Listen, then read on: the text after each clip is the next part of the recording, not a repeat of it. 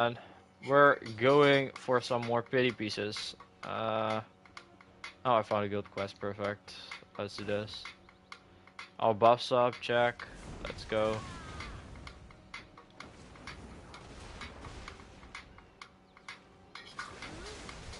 Ah, shit! I forgot.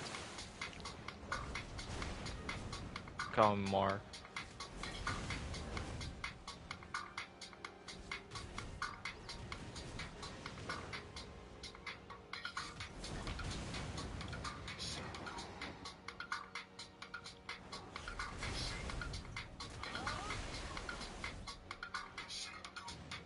Wait, does my audio even work? So let's test this out really quickly so I know for sure that my audio works. Yes, it works. Perfect. I sometimes talk to myself because the audio is just dead. So yeah, good to know that it is not that. Let's activate some loot scroll. And yeah, we're using a fucking yellow scroll here because we don't give a fuck. I have so many loot scrolls that is just stupid.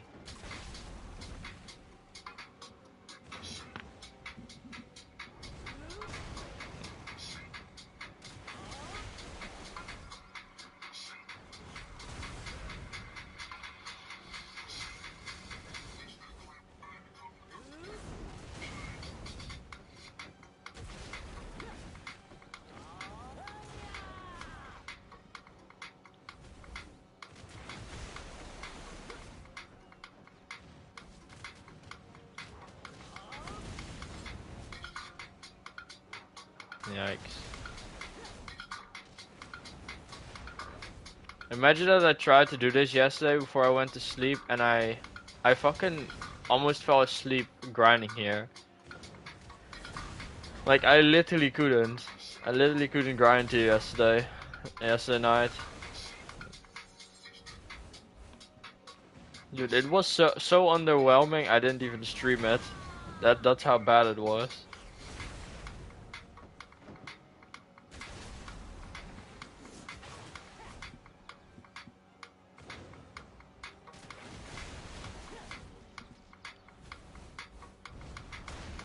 I wish you could grind all the pieces here for the HP pod though.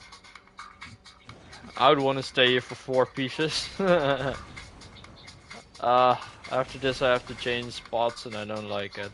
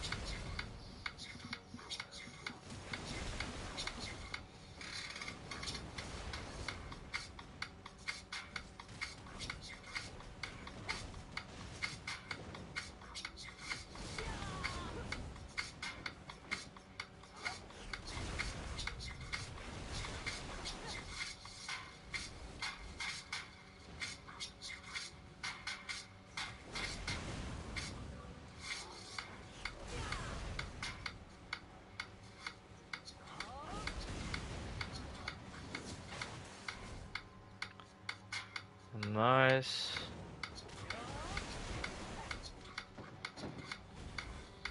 After this guild quest, I'm gonna grab something to eat really quickly and something to drink because I'm just dying. I literally woke up, go into Black Desert, and I fucking lost 10 billion silver. And that is the start of my morning before I went back to BloodWolf because I want to have the pot piece. Epic.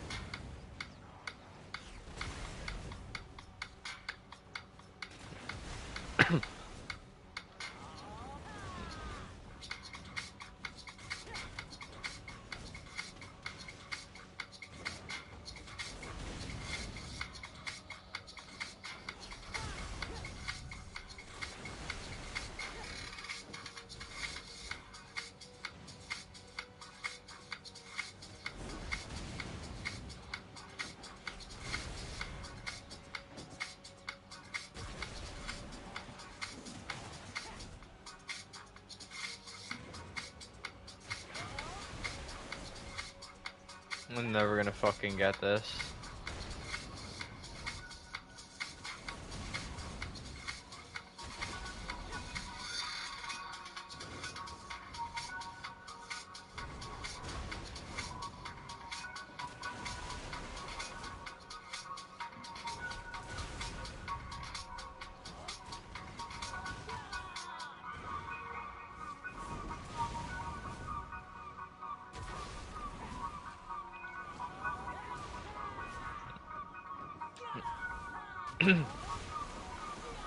Each 15 minutes I also have to do a workout, so...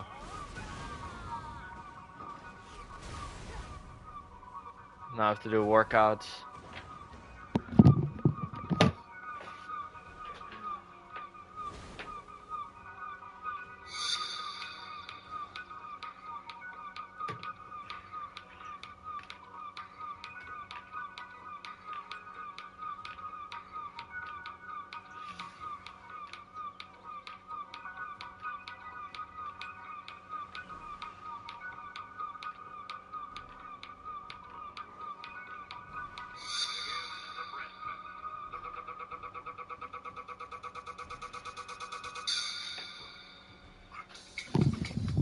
Okay, I'm back. Let's fucking do this.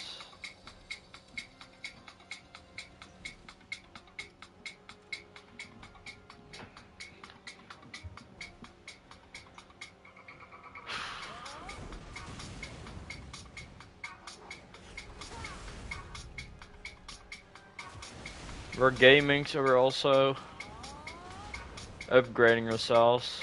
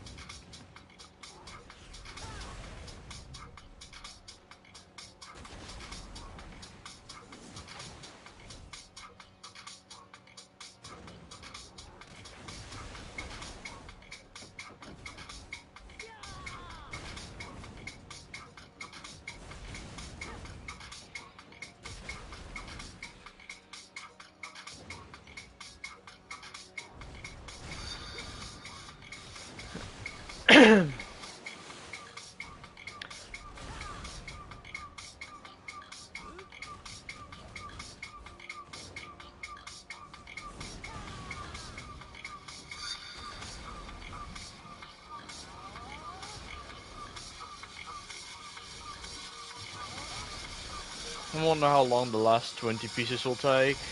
Aye.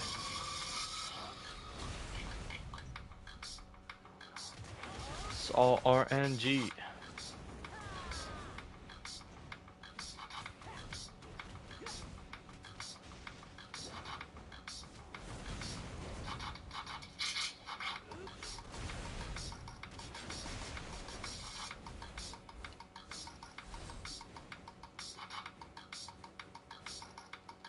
What the fuck? Screen fucking froze for a sec. Console problems.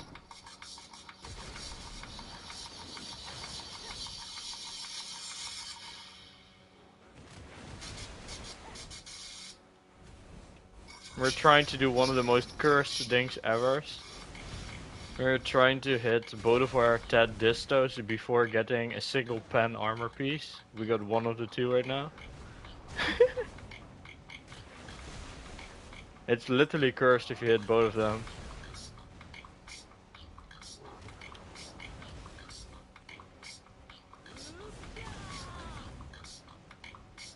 And it's a waste of money too, actually.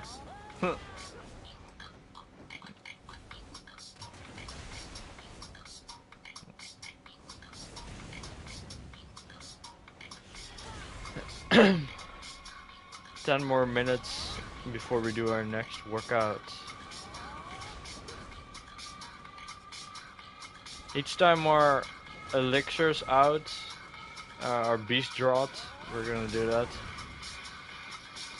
And I'm not using it for the bonus AP, I'm doing it for basically the, how the fuck is it called? The crit rate and XP.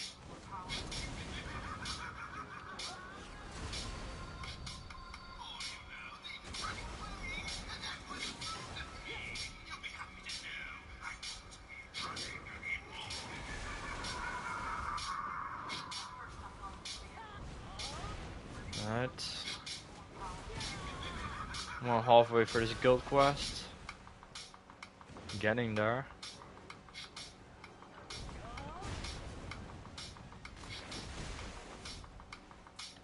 I turned off the world chat because they're pretty annoying. I just couldn't concentrate because sometimes there's like a discussion going on and I want to be part of the discussion of that, man.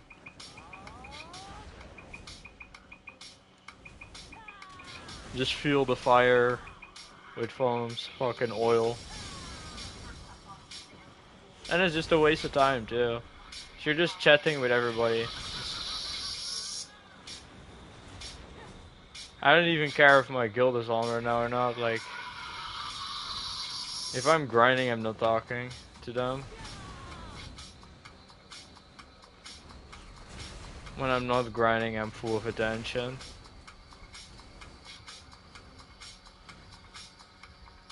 And if they really wanted to talk to me, they would DM me on Discord or just send me a PlayStation message.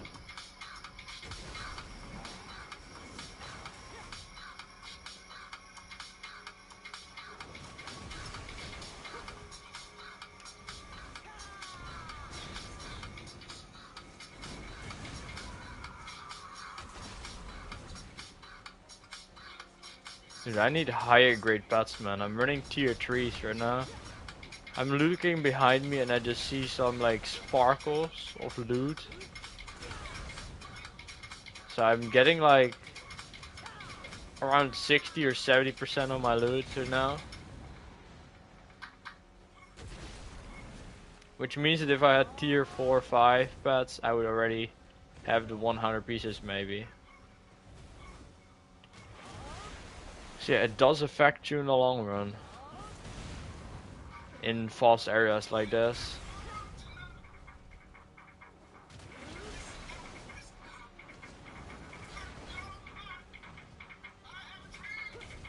And then again, you're killing pretty quickly, going through it, and it will happen eventually. I'm not choice who's getting the pot pieces, like dropping like candy whenever he grinds. I'm just not like that.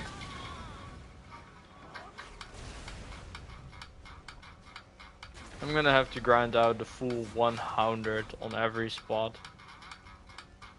And I already know it. Mancham, Ronorus, I'm gonna hit 100 there.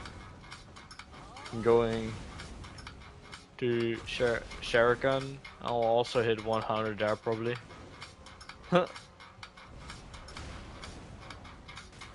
So we're basically not super far into it. Aye.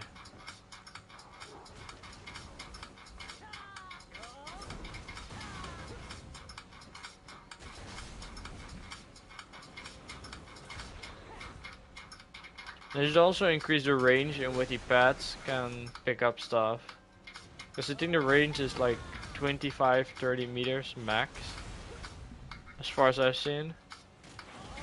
Somewhere around there.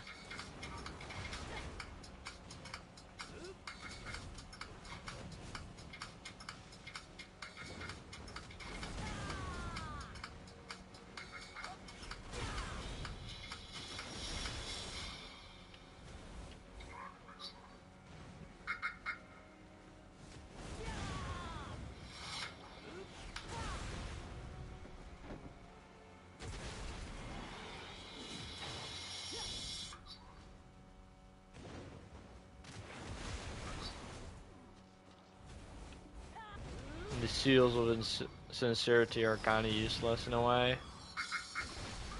But it is what it is.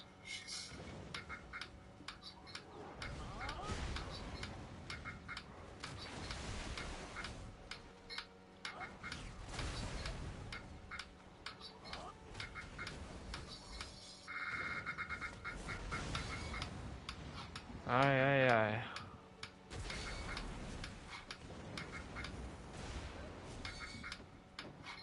The fun part is, if I get both of my Ted distos, I basically don't have to swap my earrings anymore until I reach like almost 700 plus gear score. So that shit will stay with me for like fucking half year maybe. Ooh, Eyes of the Runes ring. Clip it. Yep.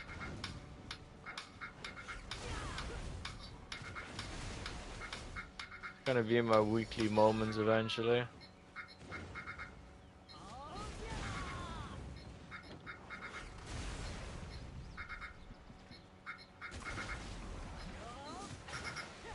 When people look at a posted video, they think it's like made in seconds, but it's actually like half an hour going through content. And if you're trying to animate it, it's gonna take between 2 and 4 hours. And that is to make like a 10-minute video.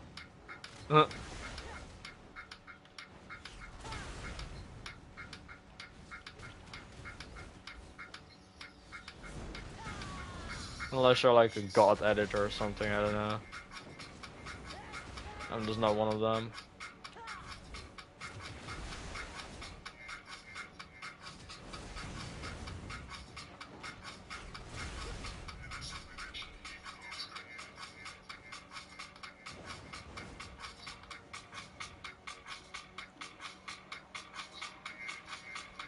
I'm literally not touching my trash loot anymore until I get it, the pot piece.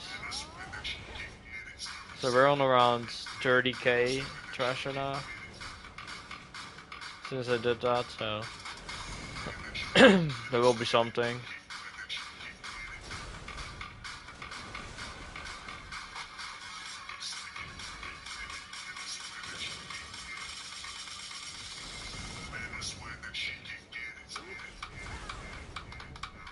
Wolves, oh, that's 90. Let's go.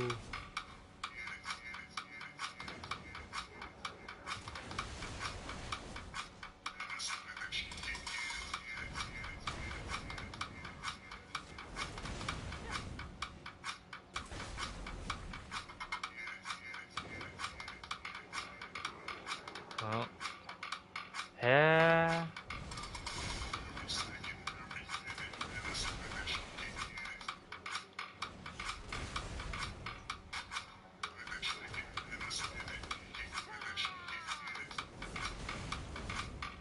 I'm also leveling up my characters while doing this because I'm tagging. Probably get one of them to 60 today.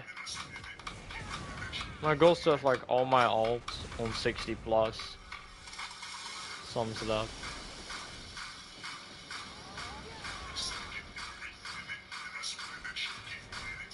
The XP in this area kinda sucks, not gonna lie.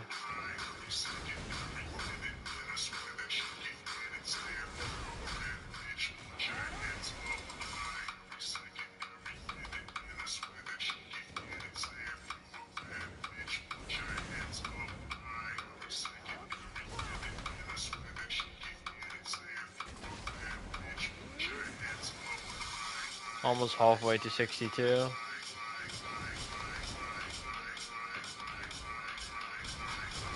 We still got like 40 more of the 530. We saved that for if we actually grind XP. So yeah. We have 6 hours worth of 600%. So we could grind at like Miramok or something, maybe, for like 6 hours.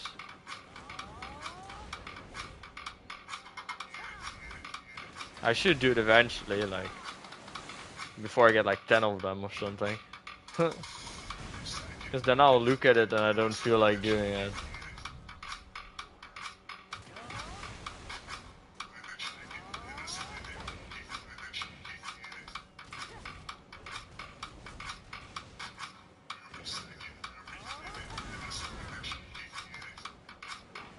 Oh, my legs run out. Almost have to do 20 push-ups again. Scheiße.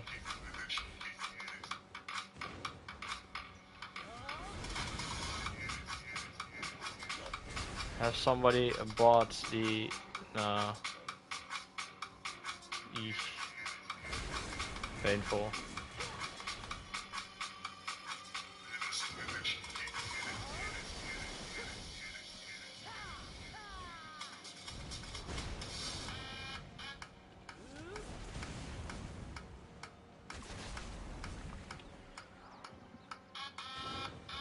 Oh.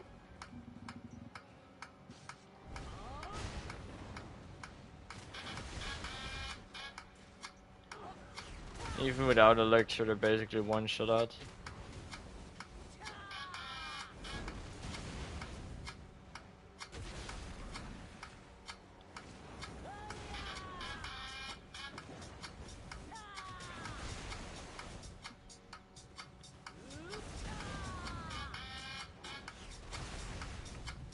Well, time to do another 20 push-ups and have this first storage really quickly.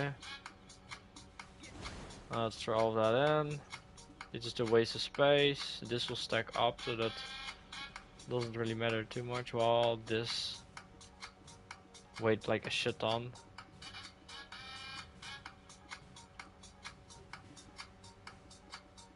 Yeah, I'll be right back.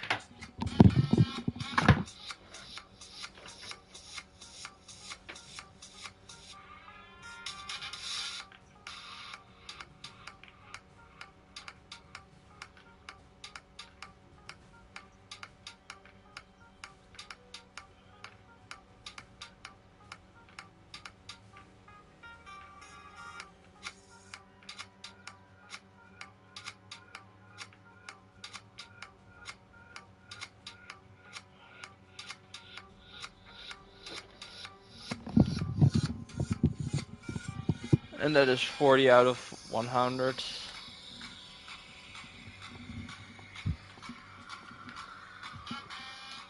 Oh.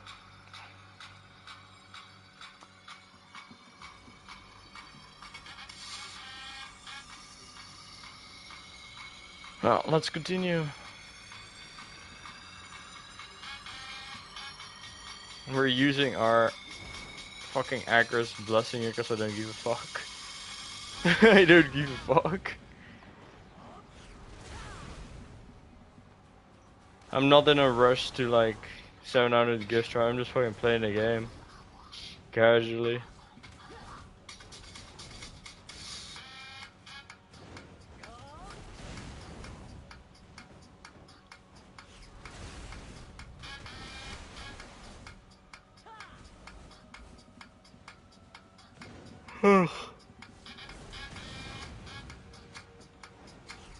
I'm also sad that the Alvia areas, you cannot get the pot pieces there.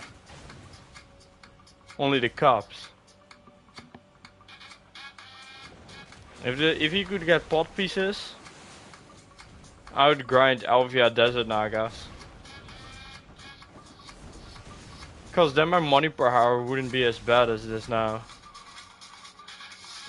Like this area, money per hour is probably like one of the worst ones of this time and age.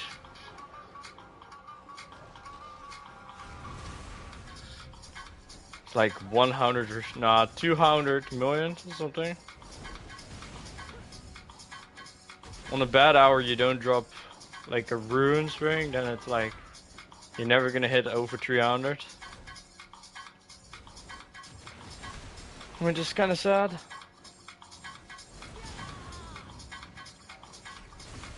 Well. Time to switch servers, trying to find some more of this shit. I doubt there's no players in here.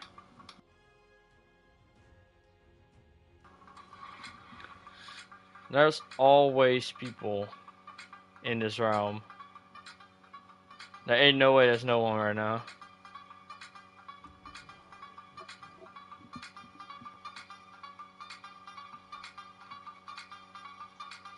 We're in the green. Is there a guild mission here? No, I don't give a fuck then. I'll just continue. Oh, let me throw this in.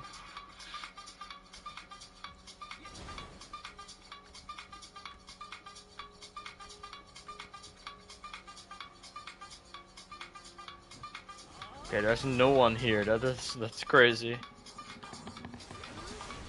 Okay, we got 50% more drop rate. Let's go. Let's make the best out of it. Until there's people again.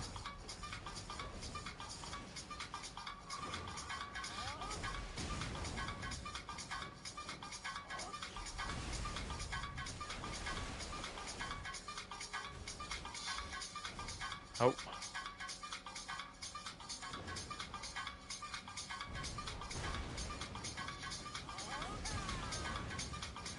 Someone asked me once, why are you doing guild quest? I'm not even doing it for the points, but I just get some side currency. There's another 27 million for that hour. Like pretty much that.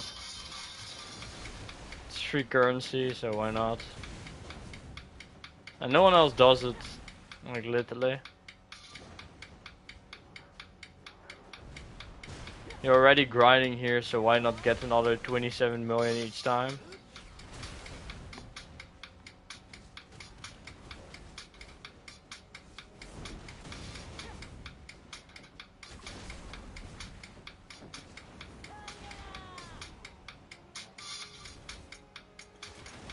Dude, is there another like base drop rate scroll that I have?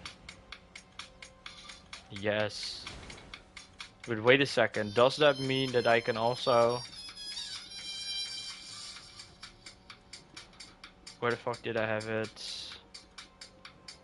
Black Spirit safe, bottom.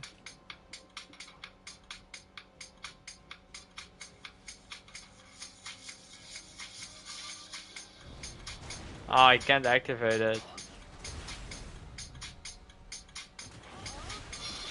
Sad. Because the other drop rate is overtaking it. Oh, this is what it is. I have basically like 200% drop rate now or something. Around there.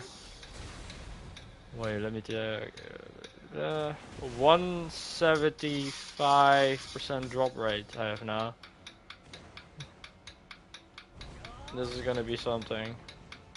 Or not, who knows. RNG is a bitch.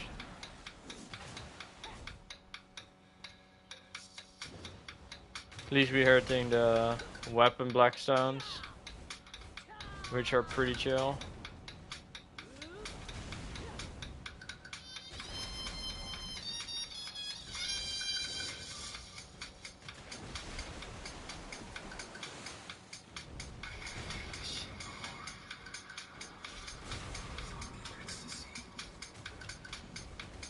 Our first named loot, Akam boots. Yikes.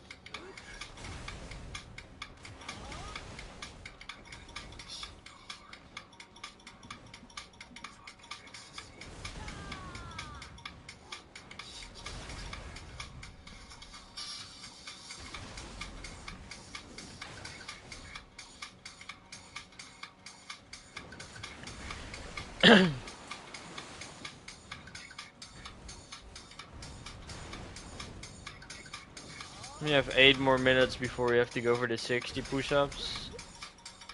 Around 40 out of 100.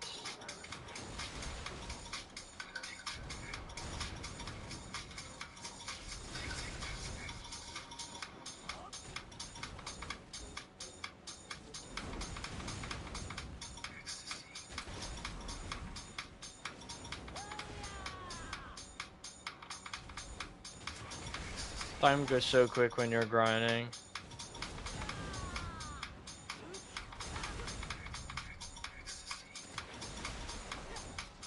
But it's calming.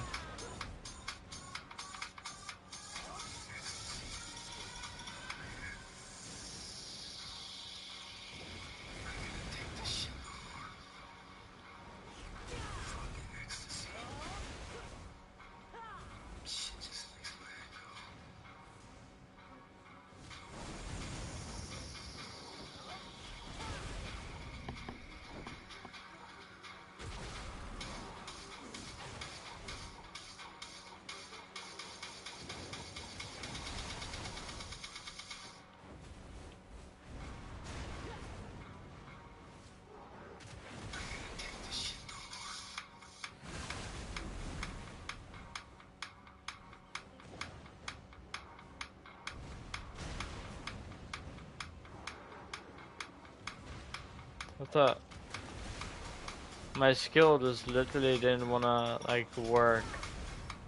It was like, bye, Chalas, have a good one. See you next generation.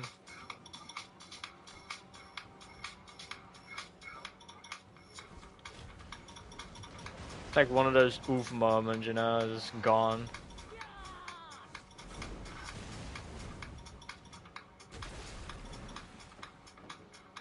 We might also want to change like our skill rota and just that pack where we just pass by. We should probably like go into that and kill it back.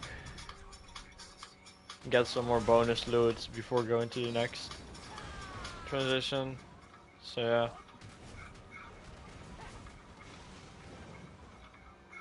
It's good if you want to speed this shit up, but if you're just grinding for the potion, eesh.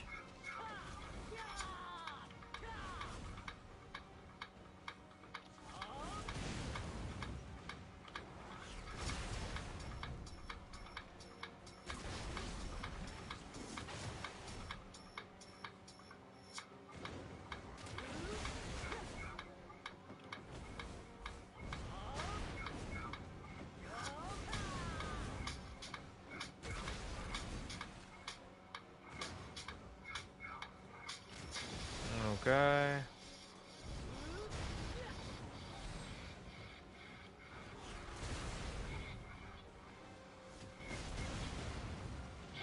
We can just run into it like that.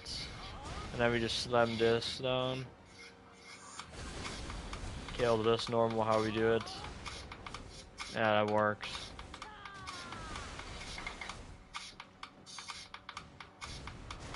Without wasting too much time.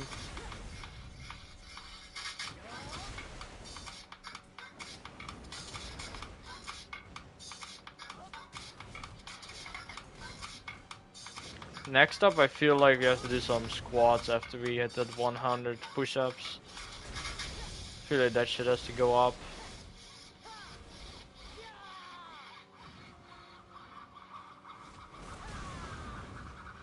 I'm probably gonna add mountain raises once I hit the 300. Wow, I just used my skill randomly there, okay. Love you, game.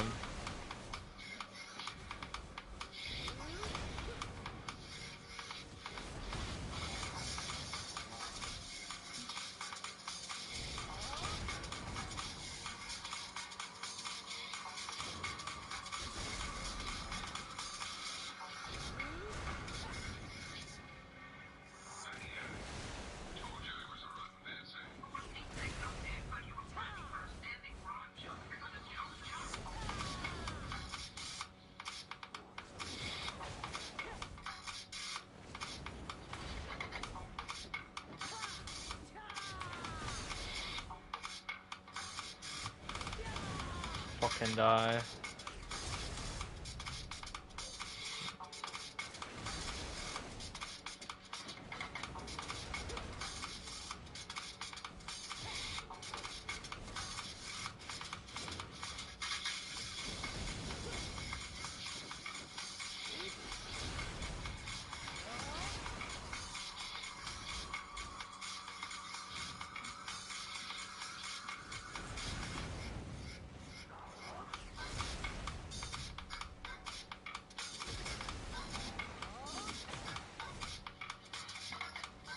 Oh my god, we're 97%.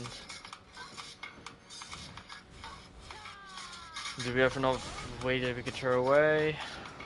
Yes. Let's throw this away.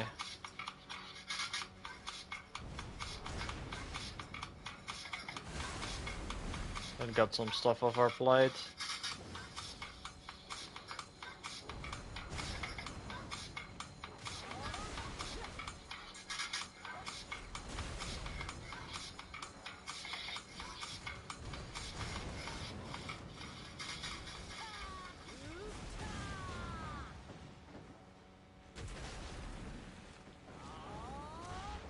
It doesn't even like really feel like the R-Sharp buff is giving me anything. Oh, I didn't see anything.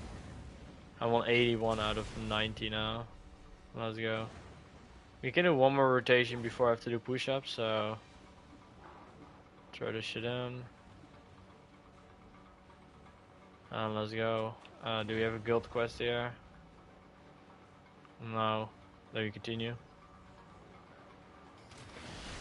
We're not gonna leave our shop because there's literally no one right now. It's just a waste of time if we like leave this area right now.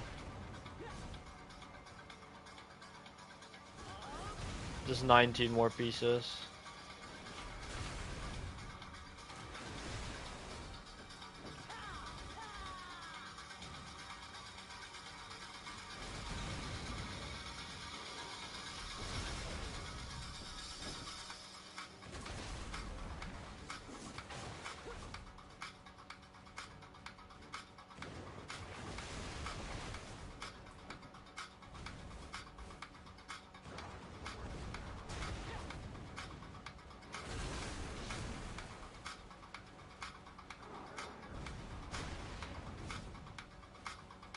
Arkham helmets, yeesh.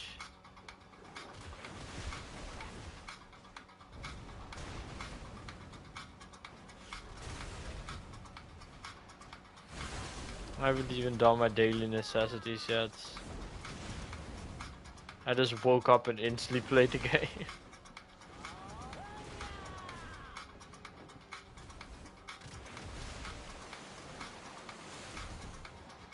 Totally not addicted, no. No, totally not.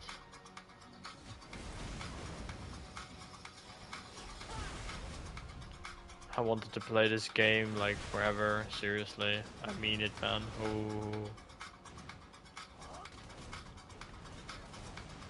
Huh.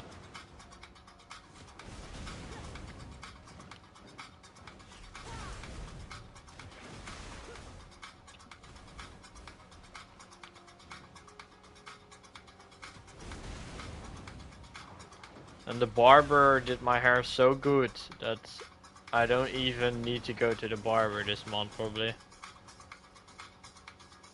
I think like that's the best barber I ever went through in my life.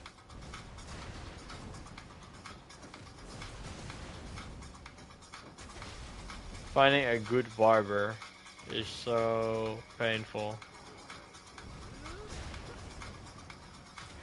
Because when I saw that barber, he looked like, I don't want to say it, he looked like a fucking hobo or something, man. I literally thought he was living in like the barber store. So I was skeptical, but I was like, fuck it, YOLO. See what he does. And he did some crazy shit with my hair.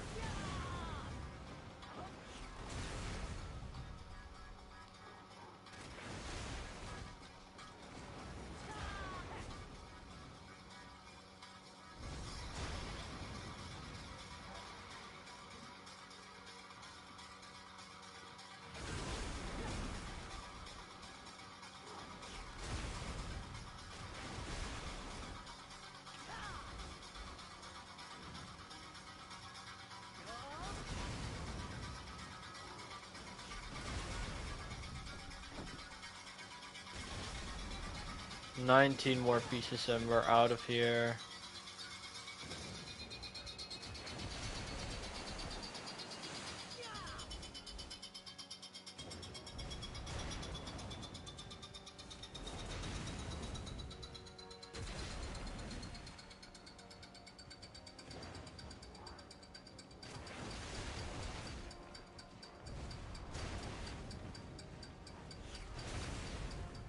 I really don't feel like going for the MP pot, man. Like, I'm probably just going for the HP pot and skip the MP pot. I'm a wizard anyway, so I could just heal my MP if I had to.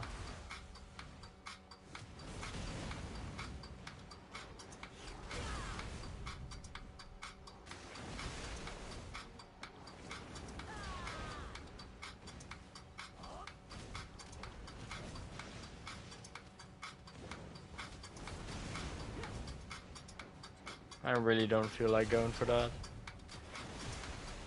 after I'm doing this, like, holy shit. I get the feels from fucking doing this shit, man. Holy shit.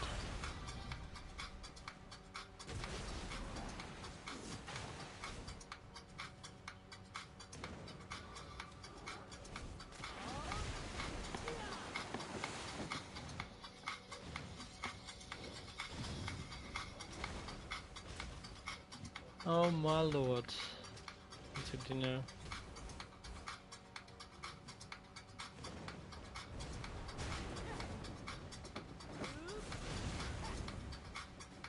My pot ran out.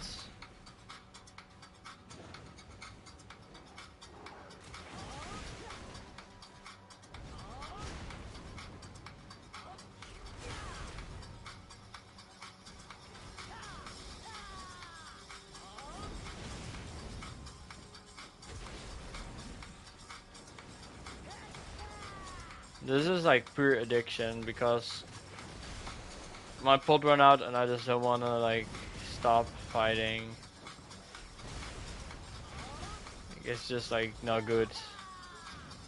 I'm gonna grab something to eat, be right back.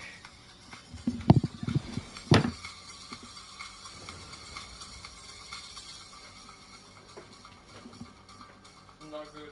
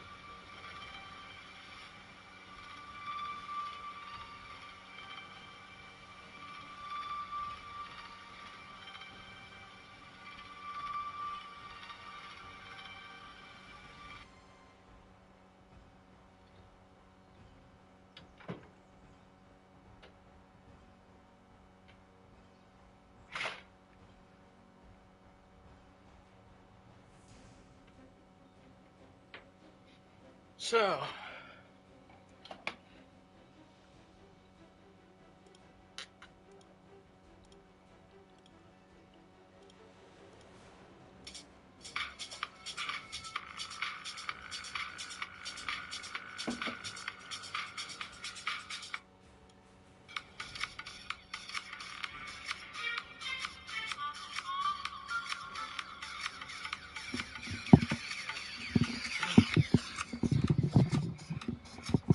I'm back. Let's see. Oh, we got a disto.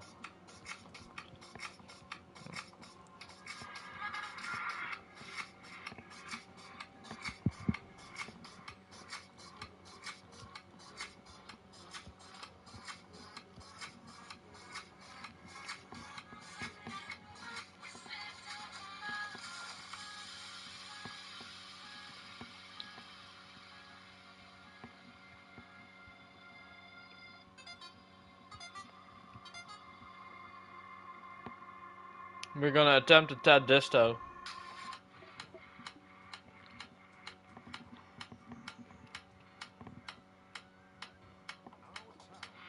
That is if I didn't forgot it in my storage. God damn it, we forgot it. It's on our other character.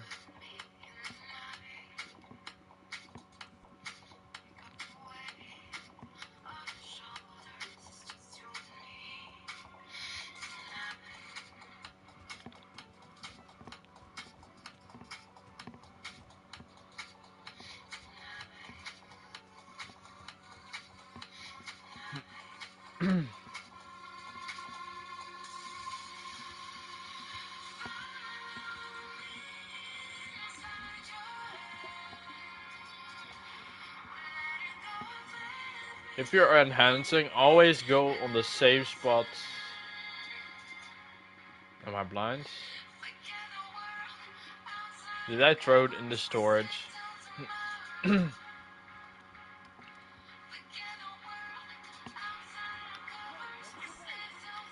Yeah, I did.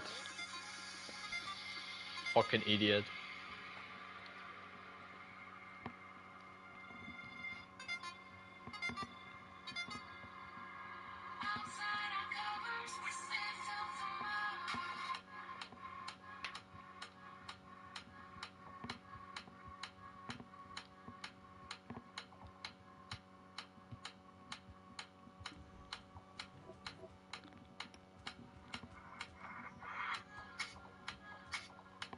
Okay.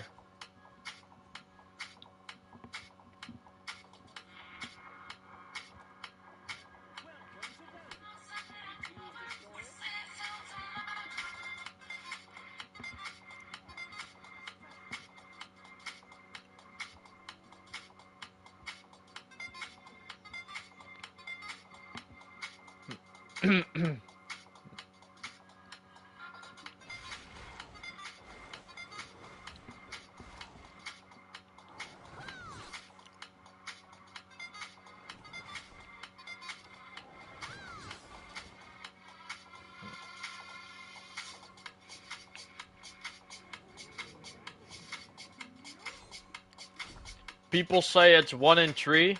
I don't believe them. I failed twice so far. I lost basically 16 billion silver. Let's fucking go. We do it raw. We're fucking EU. Ah!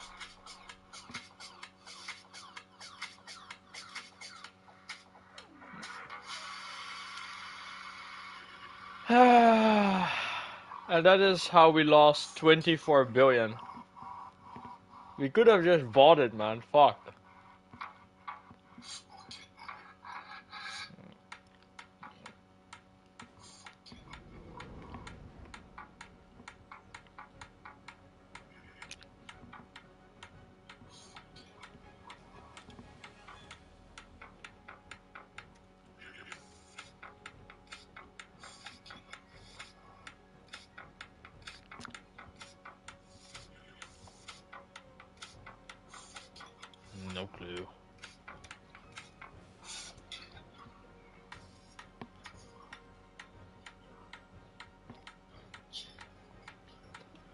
Well, what they say is back to grinding, bitch. Ah.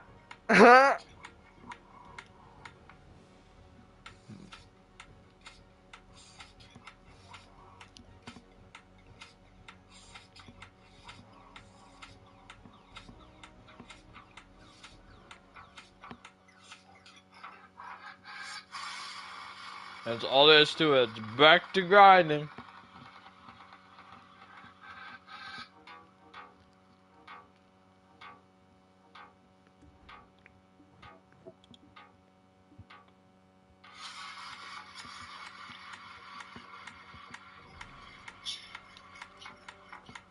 I'm gonna hit it eventually, you know.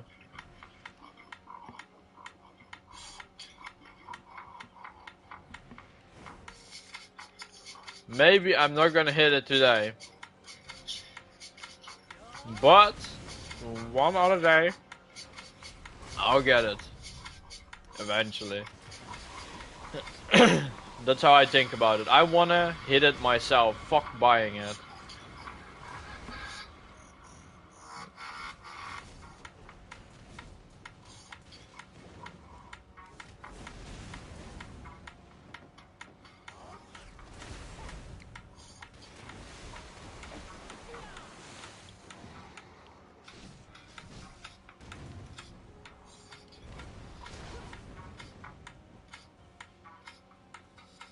Epic.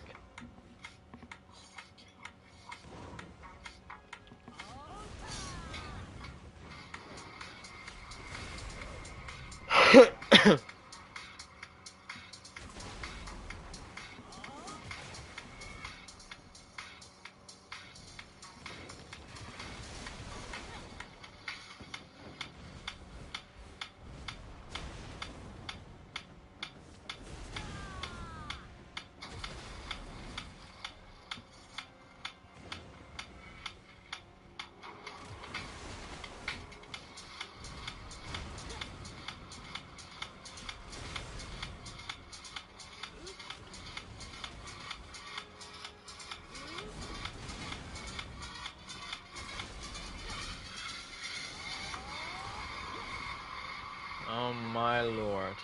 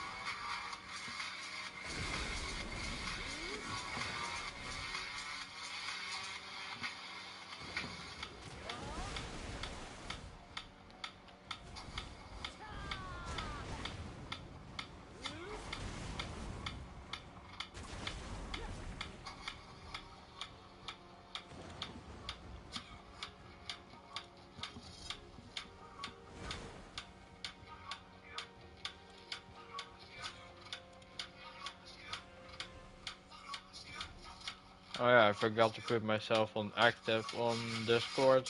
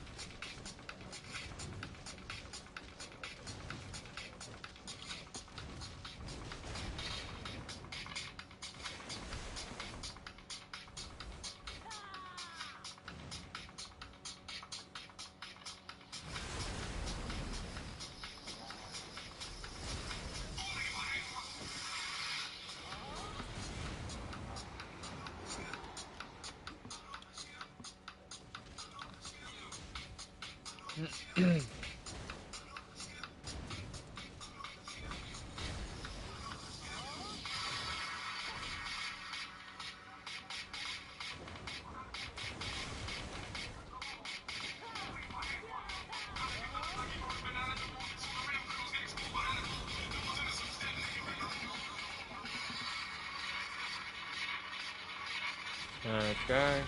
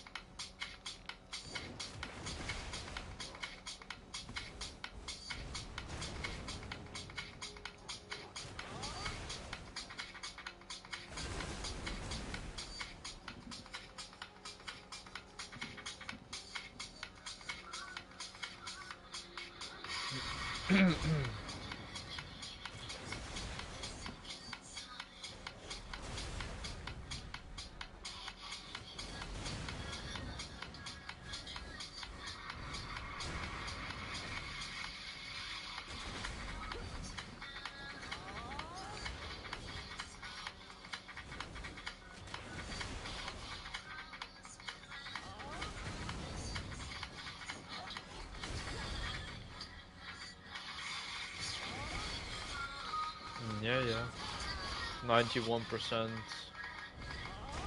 weight. We have to like get rid of that in a moment after this rotation.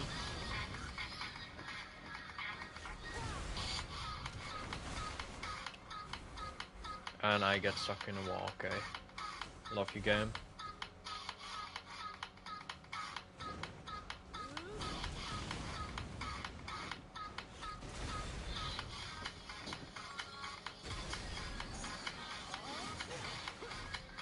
There's no one in Arsha anywhere right now, so we're 5ing.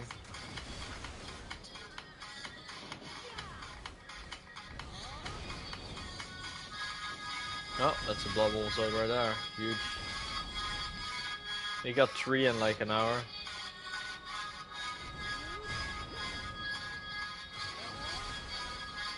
Just 18 more and then we can leave this area forever. Once I hit it, I'll never come back. Pretty much. Dude, what is this fucking music? Who the fuck came up with this shit? I cannot make this shit up, like literally. What is that? One sec. I cannot fucking hear people moan and play this game at the same time. Like it just doesn't fucking work. Like I just can't. I'm just incapable of playing the game at that point.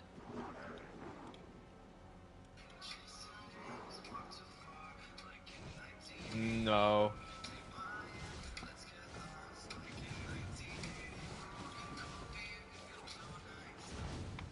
Dude, where is this fucking music that I had before? One sec.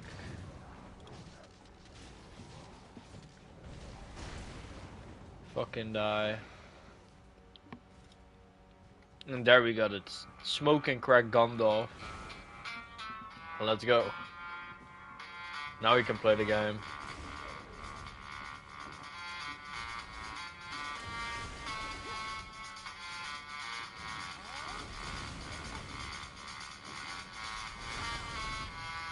While smoking crack Gandalf goes up with music. It's the moment.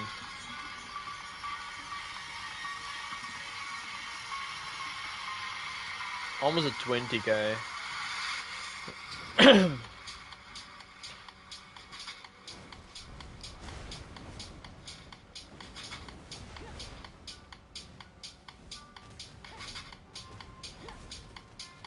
Each 100k we basically got an attempt, so cool.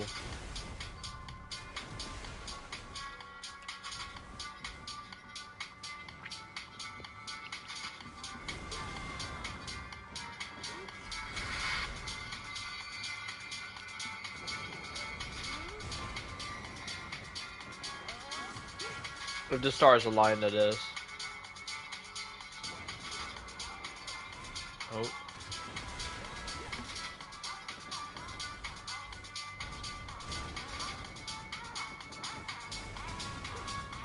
We have 4 minutes left on the pod.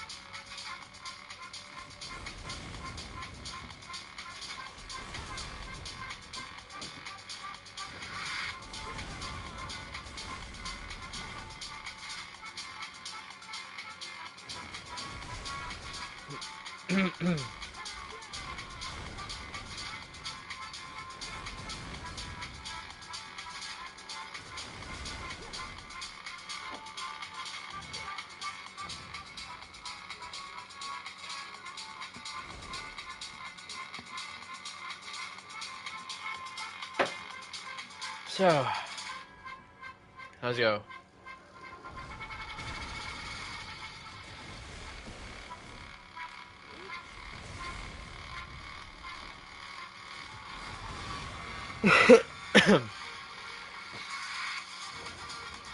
Let's go. Go, go, go, go.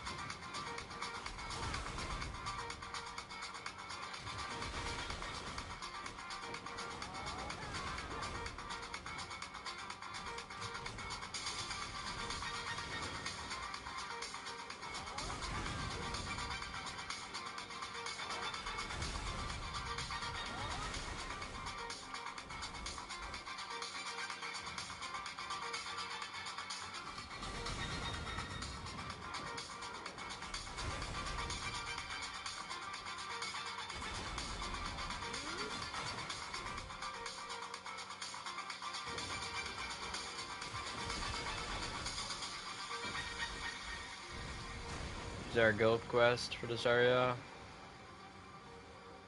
Yes.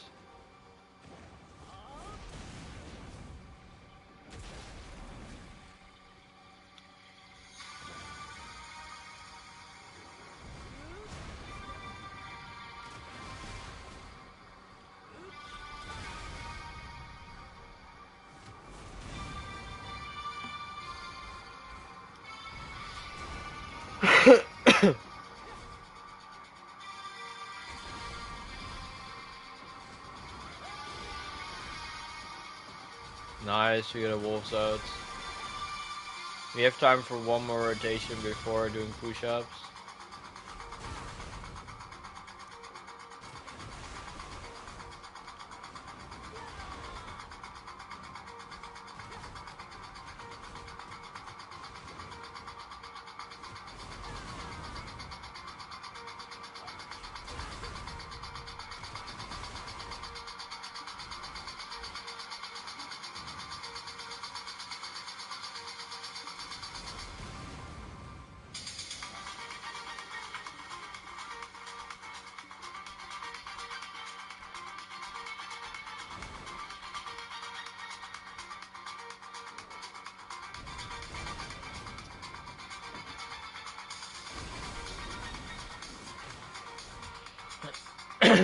If we had like more mates, it would be so cool. You need like double or triple the amount of mates.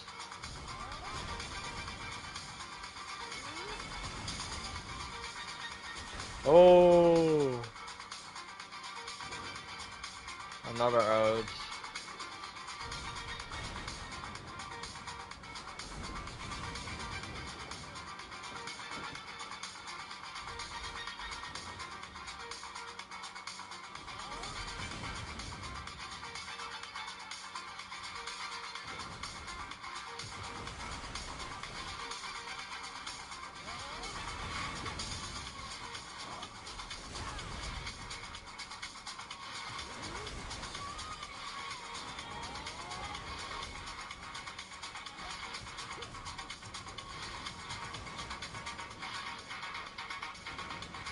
Hmm.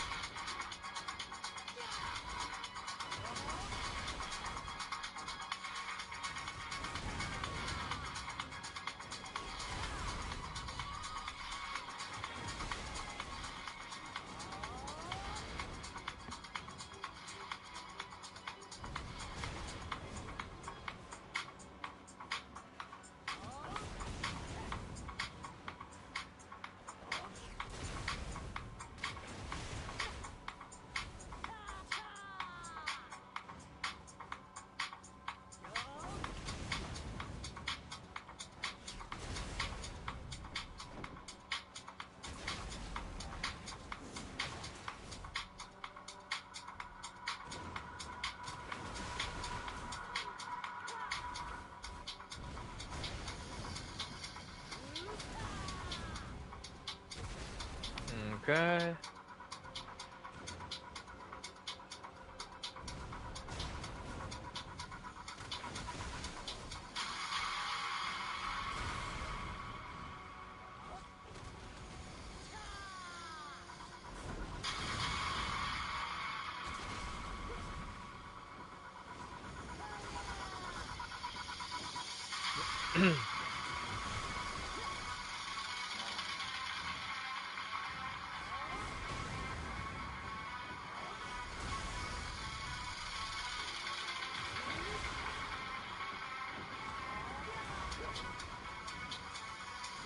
Ooh, another one.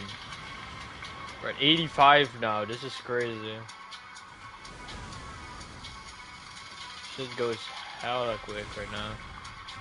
What a day, what a day. We might be able to finish it today if we continue like this.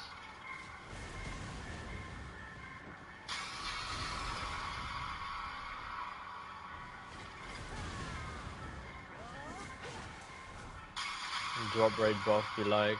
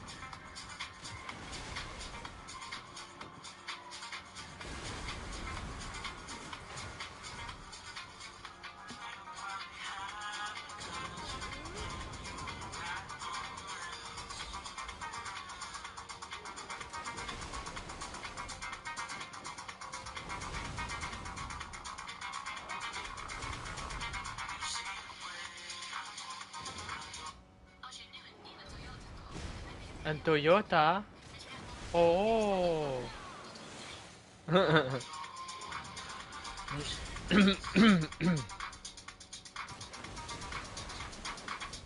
Imagine.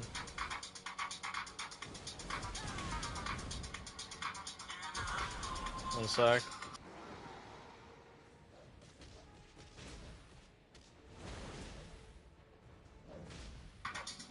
Aye, aye.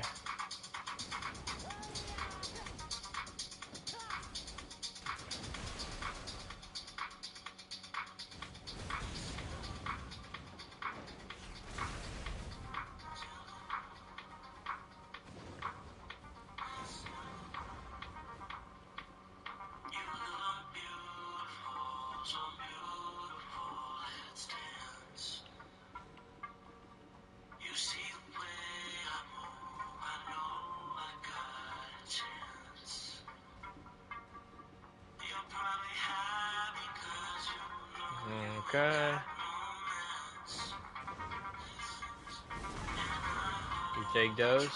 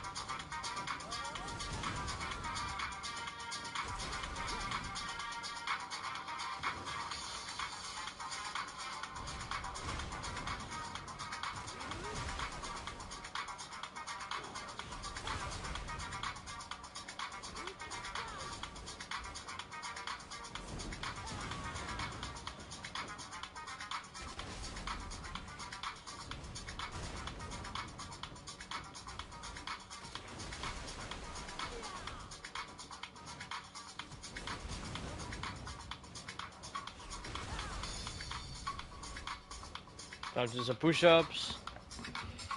This board is annoying. Let's move this.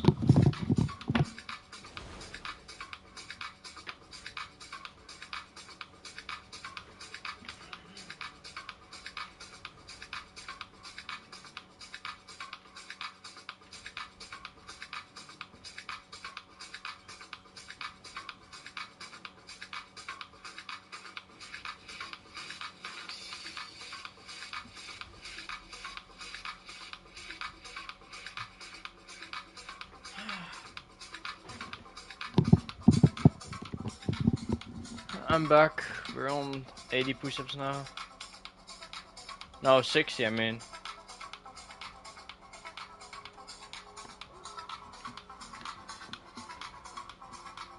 Shit goes quick.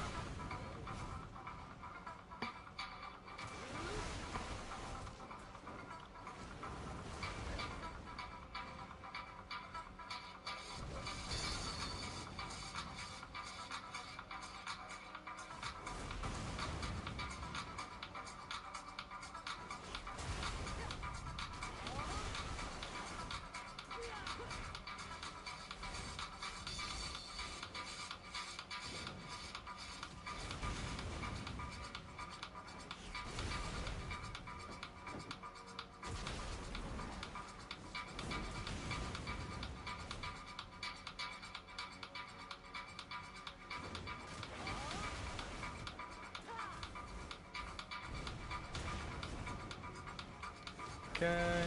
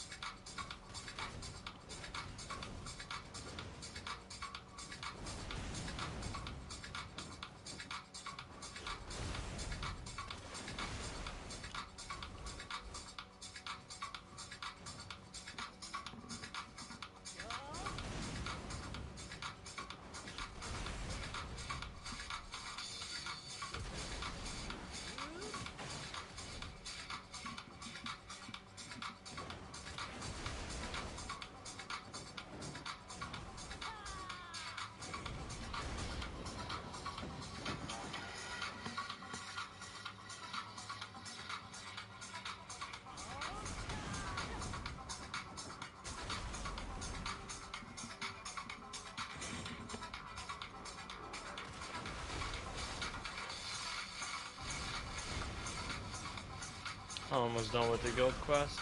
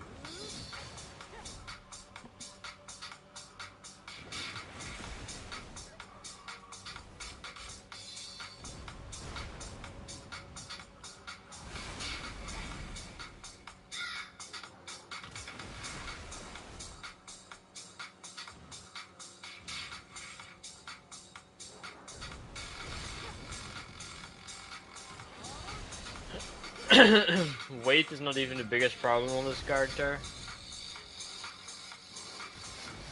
Inventory space. I have to buy inventory space when I got my money.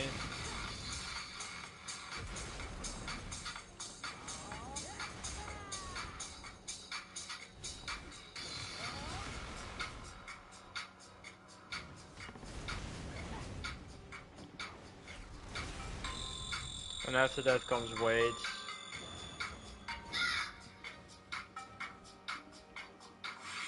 But yeah, I have to buy all the weight ups that are sold in the game.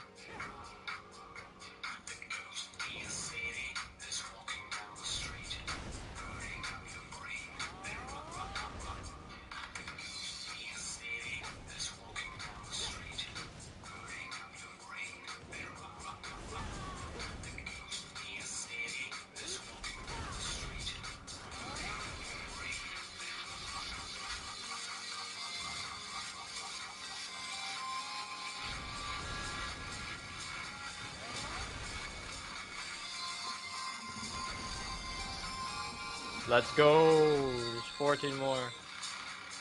Huge. My food buff is empty.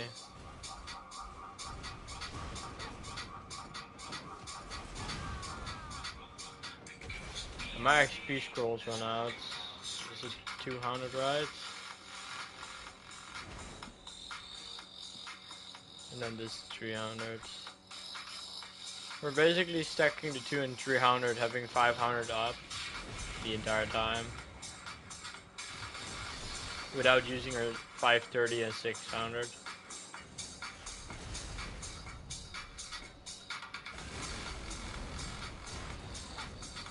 So it's pretty chill.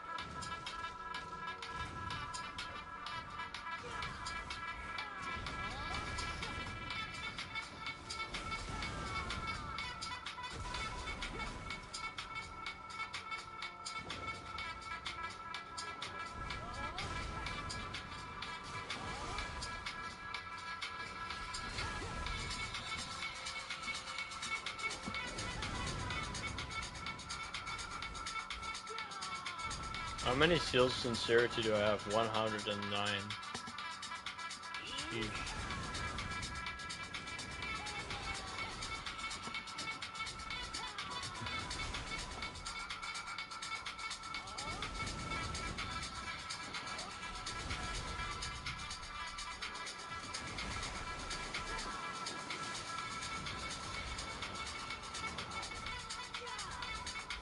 Time to do push-ups.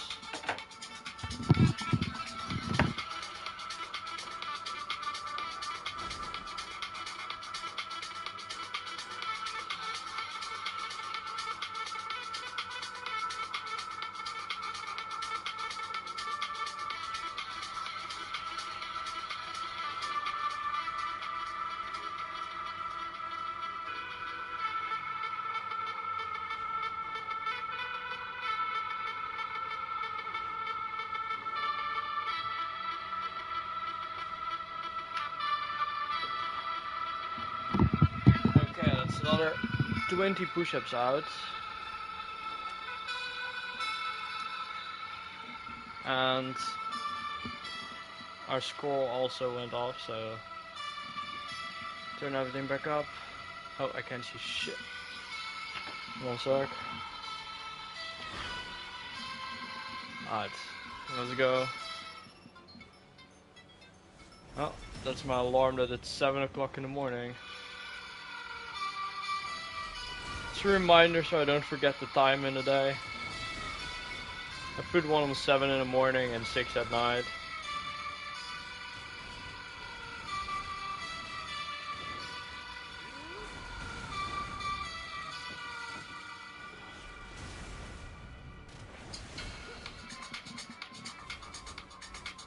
That way I know when it becomes night and when it becomes day. It's kind of funny.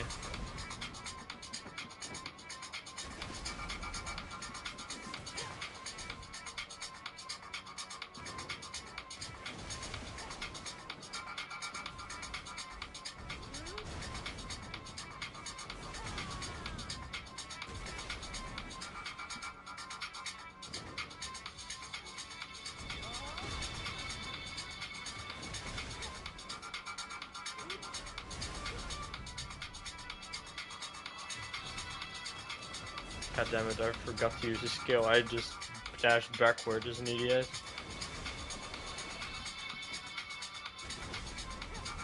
I had to dash forward for that skill. Yeesh. Happens.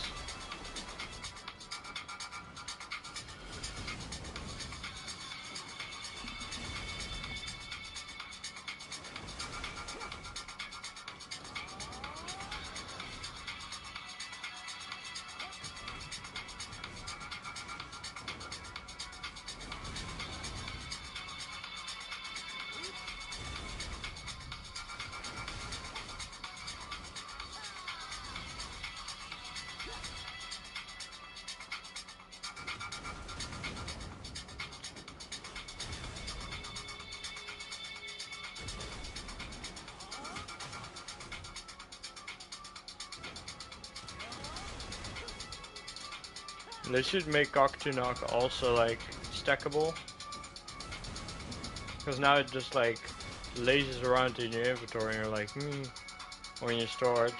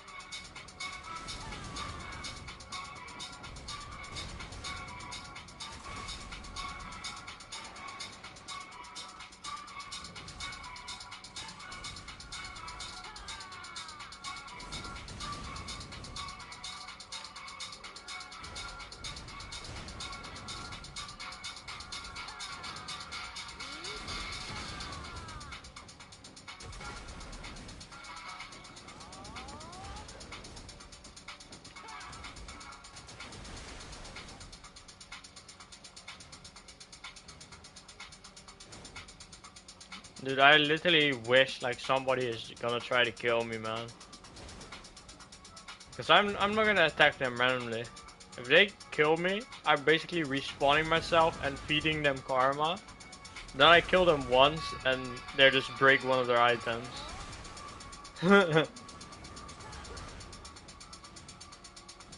Since the new karma system, you can literally downgrade equipment if you're like on high karma and die. So I wish it will hit like he's Black Star then or something.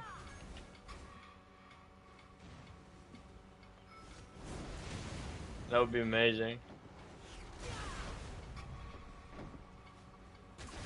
I can literally make somebody quit the game if that happens. Like, if somebody has like Pam Blackstar, because he G-hammered it, he's grinding spot piece, and then he dies and he goes back to Tat, he's literally gonna delete the game. There ain't no way. At least I would delete the game if I had that happen to me. Like, literally.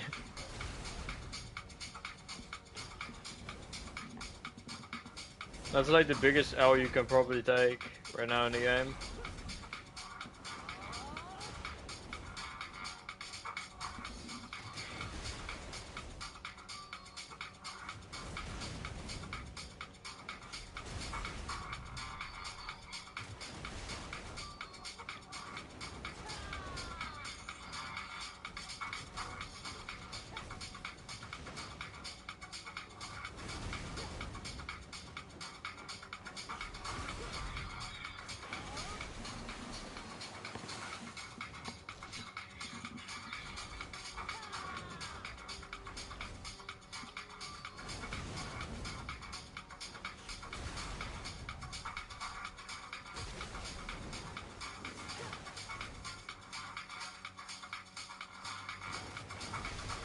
My DP is like so low on this character right now that even like wind can blows me away. The only redeeming factor is my AP right now.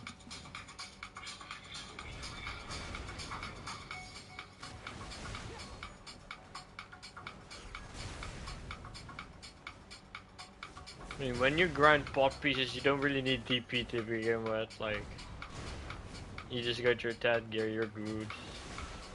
Like, there's not a single spot for like the pieces that you need more than 300 DP for.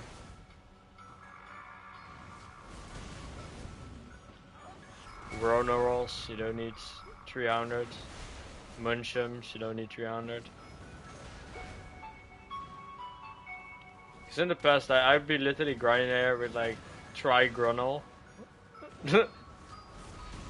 So yeah.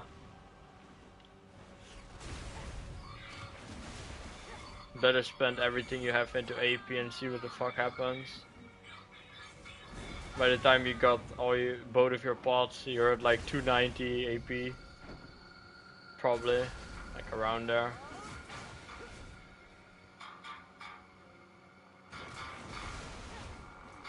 Maybe even more, to be honest.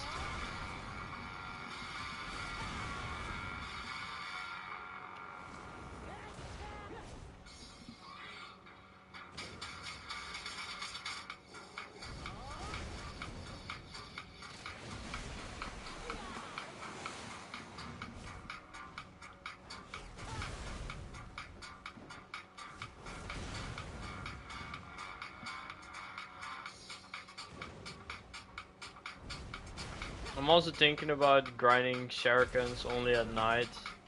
I'm literally gonna AFK next to the shuriken area, wait for the nighttime, play another game. When it's nighttime, I will grind it out. And I do that like the entire time until I get the pot piece. I think that's like, it's not the efficient way, but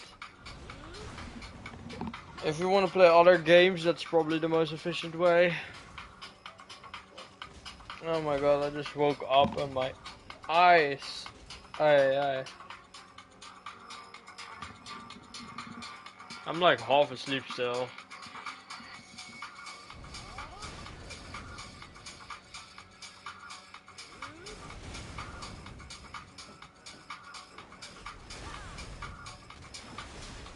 After this pod runs out in 5 minutes, we're gonna turn off the heater, do another 20 push-ups, hit the 100, swap over to squats, get that shit over. I do push-ups to the squats, and if I still have like a lot of time left in the day, I do like 2 or 3 other workouts.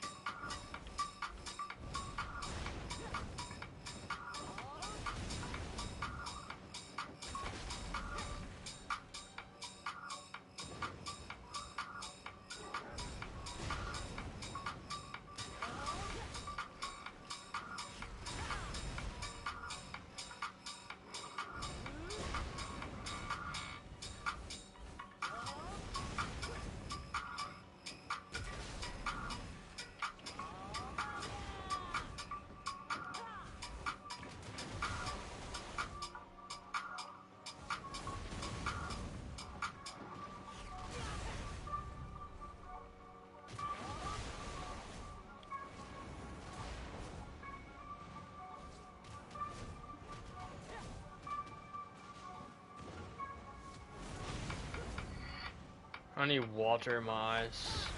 1 sec. Let me just get fucking water for my eyes, man. Holy shit.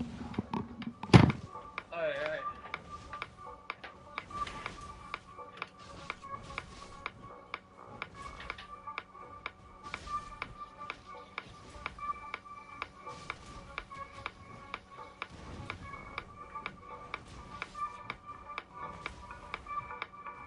Jesus Christ.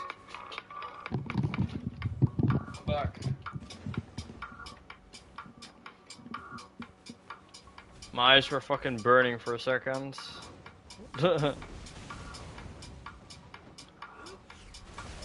Oh, let's hit this shit. We're almost at 90. We got 86 Pitty right now and still no pots.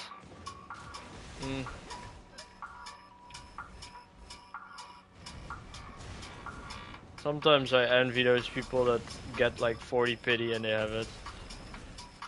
This is what it is.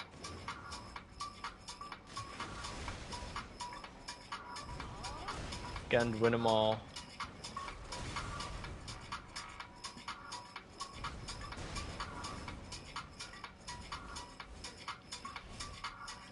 I just overextended that teleport. Rip.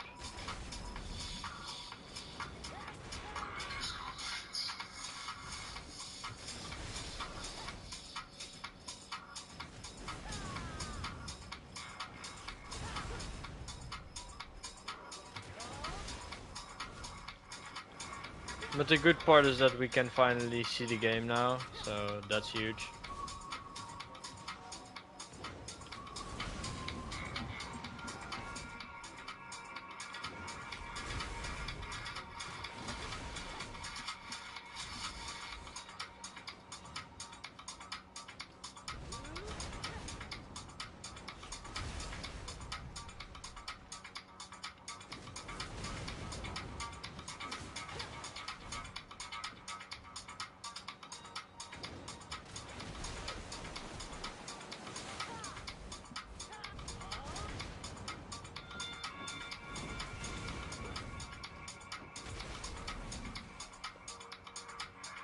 Nice.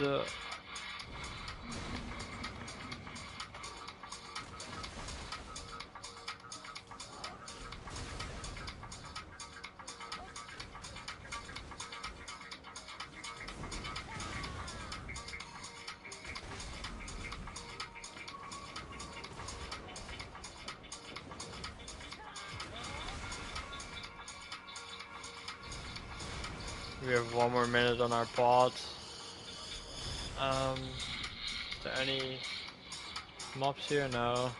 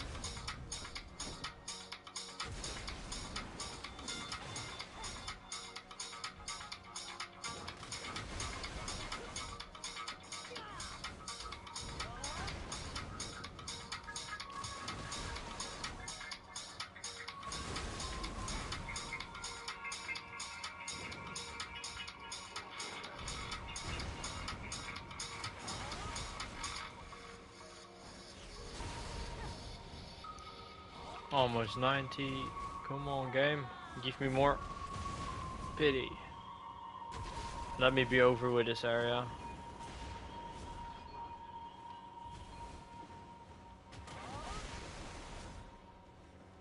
Thinking about which of the 3 parts I'll get next.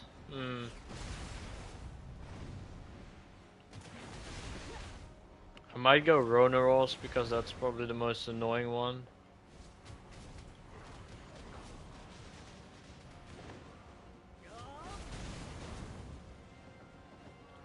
I could also grind Kadri or Desert Naga to get those. I'm like still thinking a little bit. We'll see.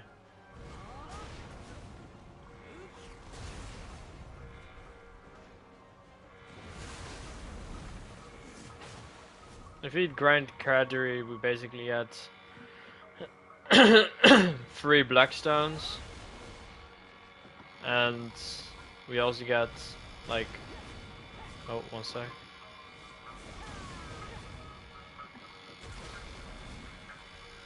Three memory fragments and Blackstones. But the loot per hour is special. I don't really want to grind there, to be honest.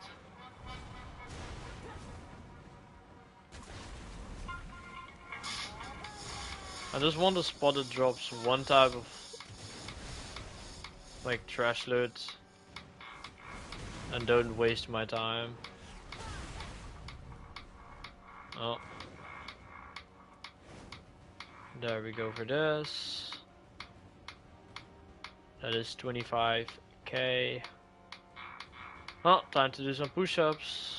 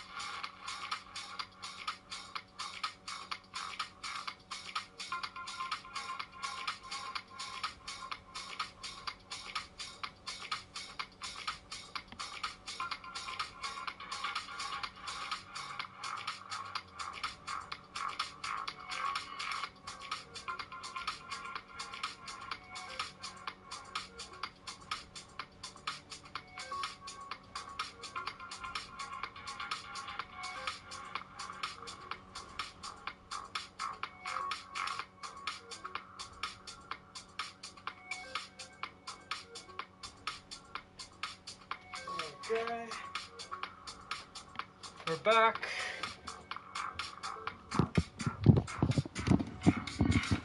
Aye. We hit the 100.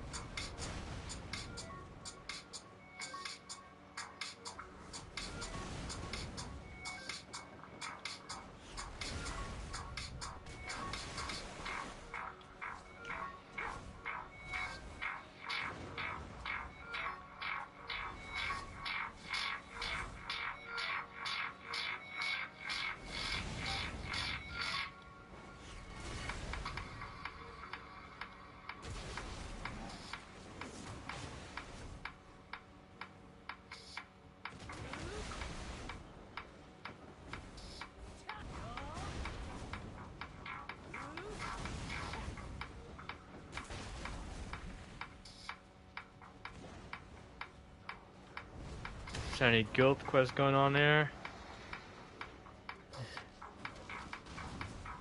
Yes, there is.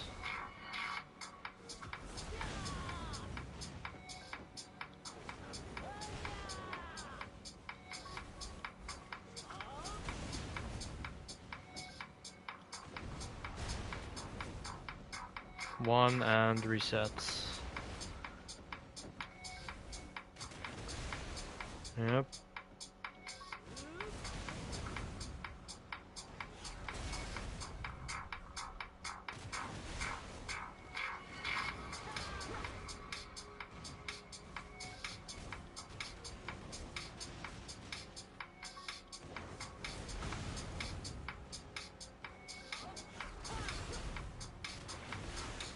Yo, Garus69, how's it going, man?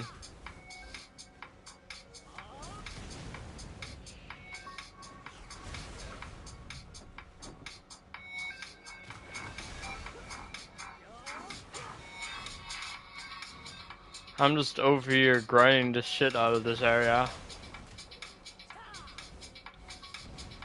And I don't even enjoy grinding here anymore at this point. Think I'm here for like 50 hours or something so far in this area. Maybe longer. It literally feels like I'm here forever. And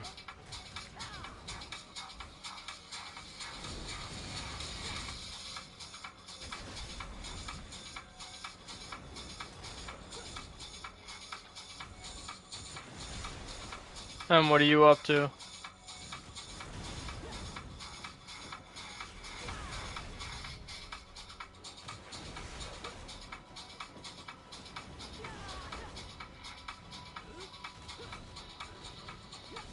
Sure, ask it.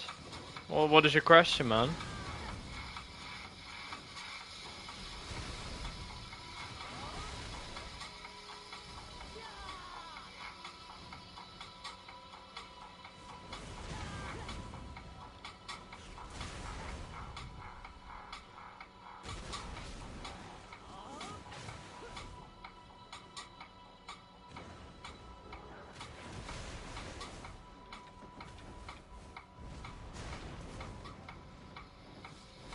And what do you want to know?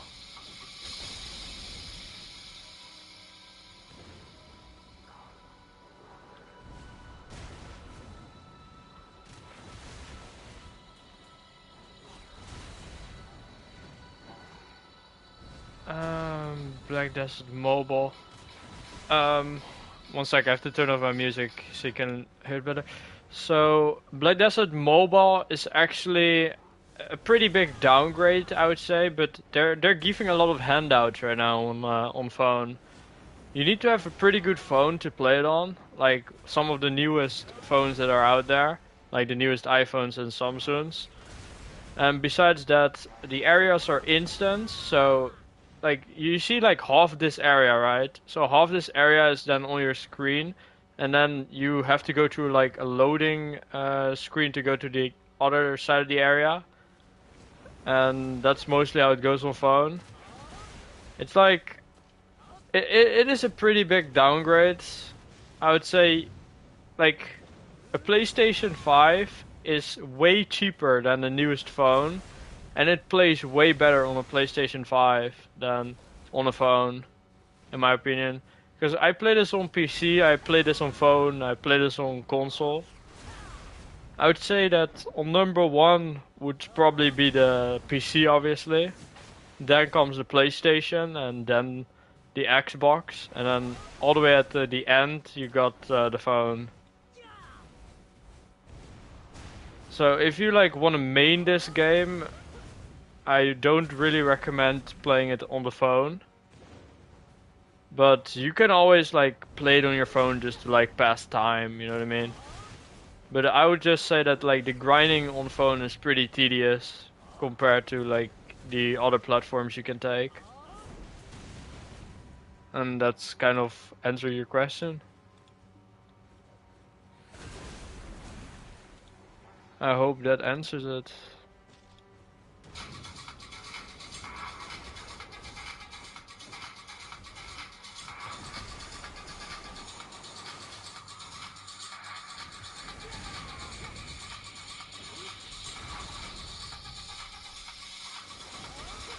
And as I think like gearing is easier on phone than on the other platforms. Because they're giving so much free stuff on phone compared to the other two. Well, on the other two they also give like a lot of stuff, but yeah.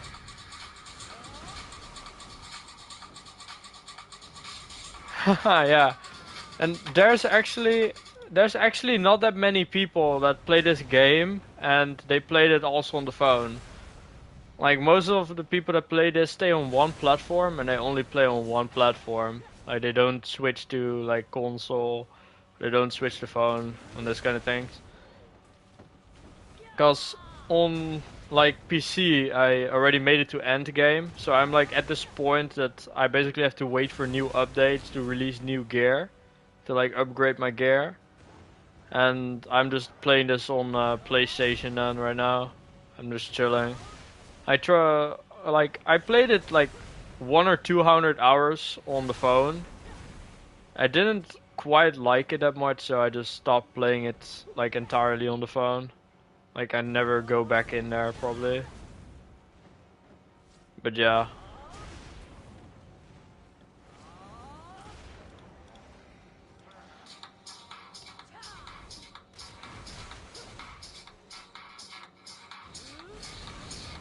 Well, let's continue with the grind.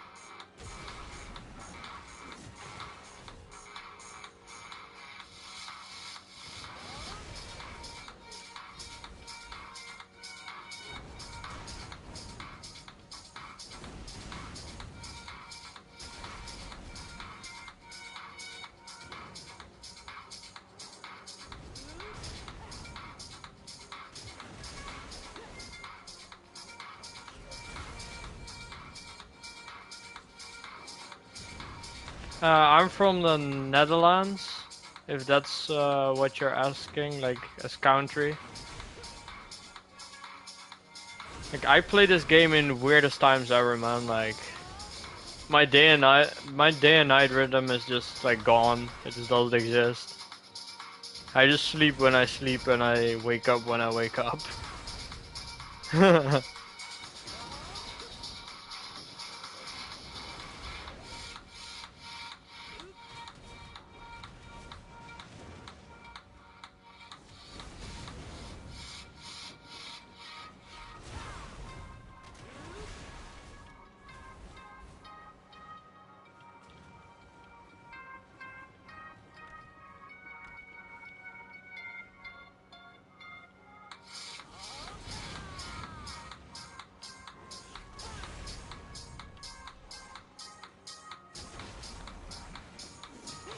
I think the most anticlimactic thing would be if I hit 99 pity and then I get the pot piece just to drop.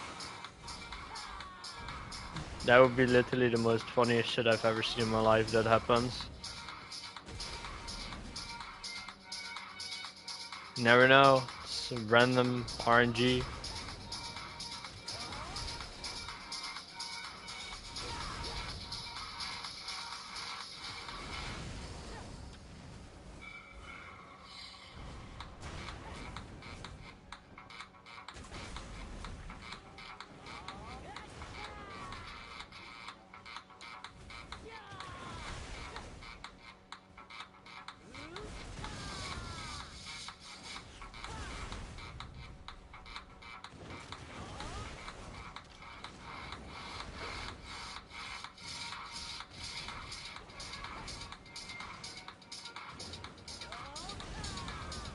I think like this game is one of the most boring things like for a viewer to watch. I don't know. Like you're literally just watching a same circle going on and then the content is basically enhancing and those kind of things. I normally play FPS games a lot. But this is like to cool down my head and just like relax and play some other game.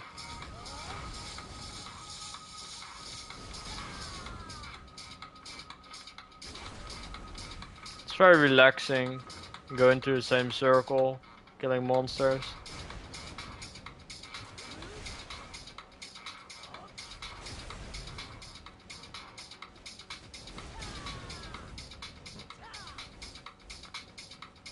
But it's like the first thing I think about when I see myself go in the circle is like, you know, people that have like those pet rats, like they have rats at home like as pets, and then they go into this wheel and then they just keep on running in that wheel and then just spinning around.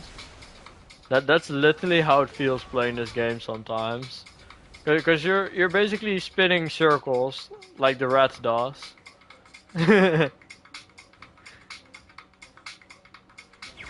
But that's like a whole different perspective of it. Most people that play it don't even think about it, they just play the game. But this game also is like, you can do so many different things. Like I could go into my other character and I can just do life skills, like instantly. But even if you do life skills, you're running in the same rotation too, unless you're doing C content. Yeah, it's the loop. Exactly.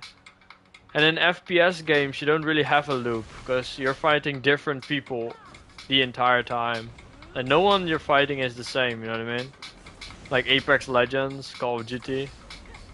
You're barely ever finding the same people every time. Like hundreds of thousands of people playing.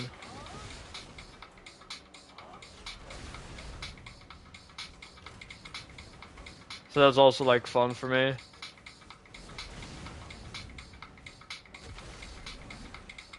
And I'm also playing this game called Path of Exile. I also played Last Epoch just recently, which was also really good. One of my friends said there's an Unreal 5 update for the, how the fuck is it called? Starblade or something. So I played that. It's pretty fun. I quitted playing like gacha games, like it's just pointless. I tried playing Genshin Impact and Honkai Star Rails, but eh.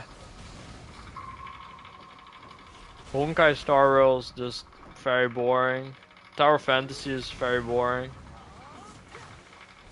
Genshin Impact, I mean I like the story of the game, so that's fun, I suppose.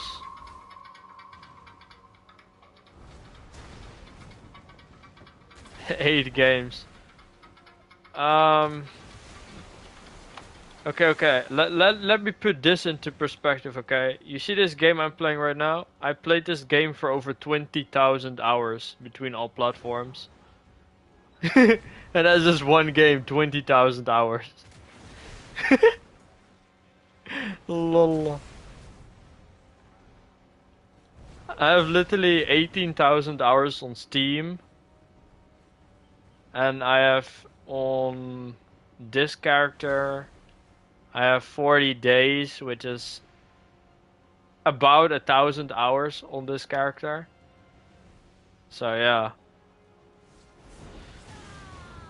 That is about 20,000 hours in one single game. And then I also played other games, like I played a lot of Call of Duty. I played a lot of Apex Legends, like mostly when I like start playing a game, I keep on like grinding the game until I'm at end game or really good at it. I mean, that's what I like doing. I don't know. But for this Black Desert game, it's just like I don't give a fuck. Like I just play and I'll see where the game brings me or something like that. Like it's the same, like I'm upgrading this, like that distortion. Like bruh.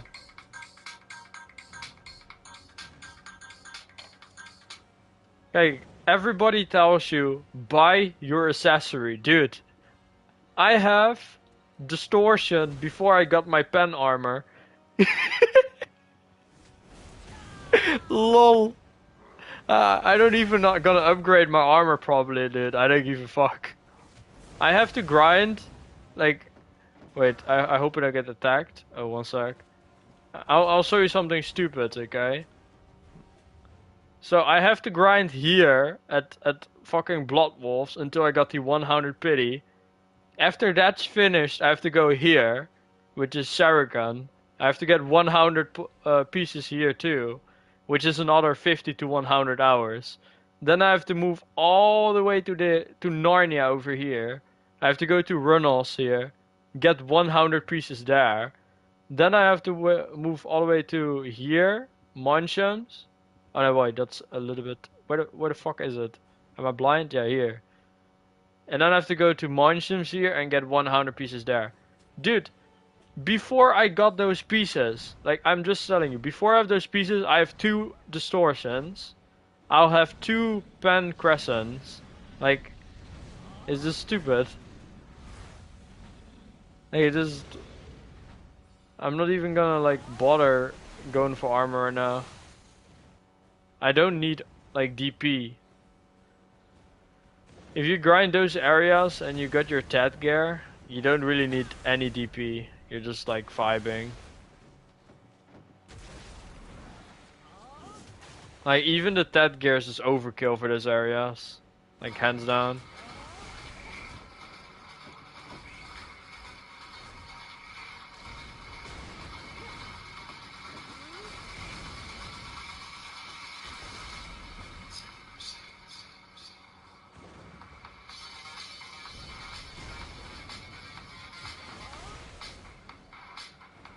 Well.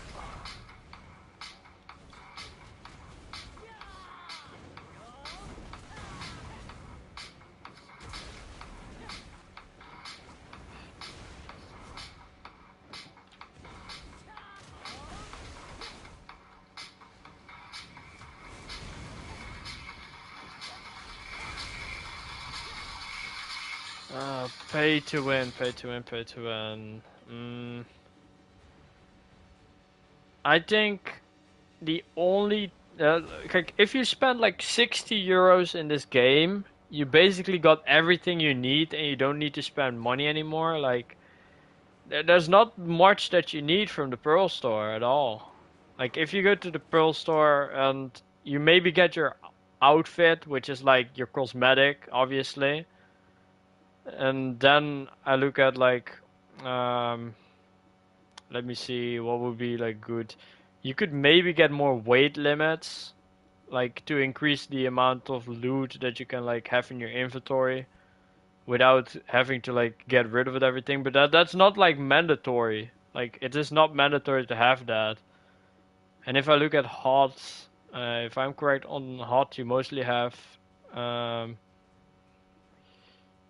like new character slots are good. All this is like kind of pointless. Like I'm just like thinking what would be like this doesn't matter, all this doesn't matter. I mean, if you're a rookie, you could get this pack, which is 95% off. This is 100% worth it.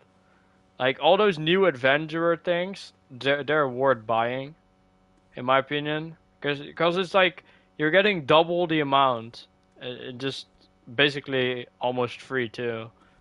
Value pack, yeah, having a value pack up every single month is pretty mandatory, I would say. Like if you're grinding this game every single day, having all those like bonuses from the value pack, it's like a subscription basically.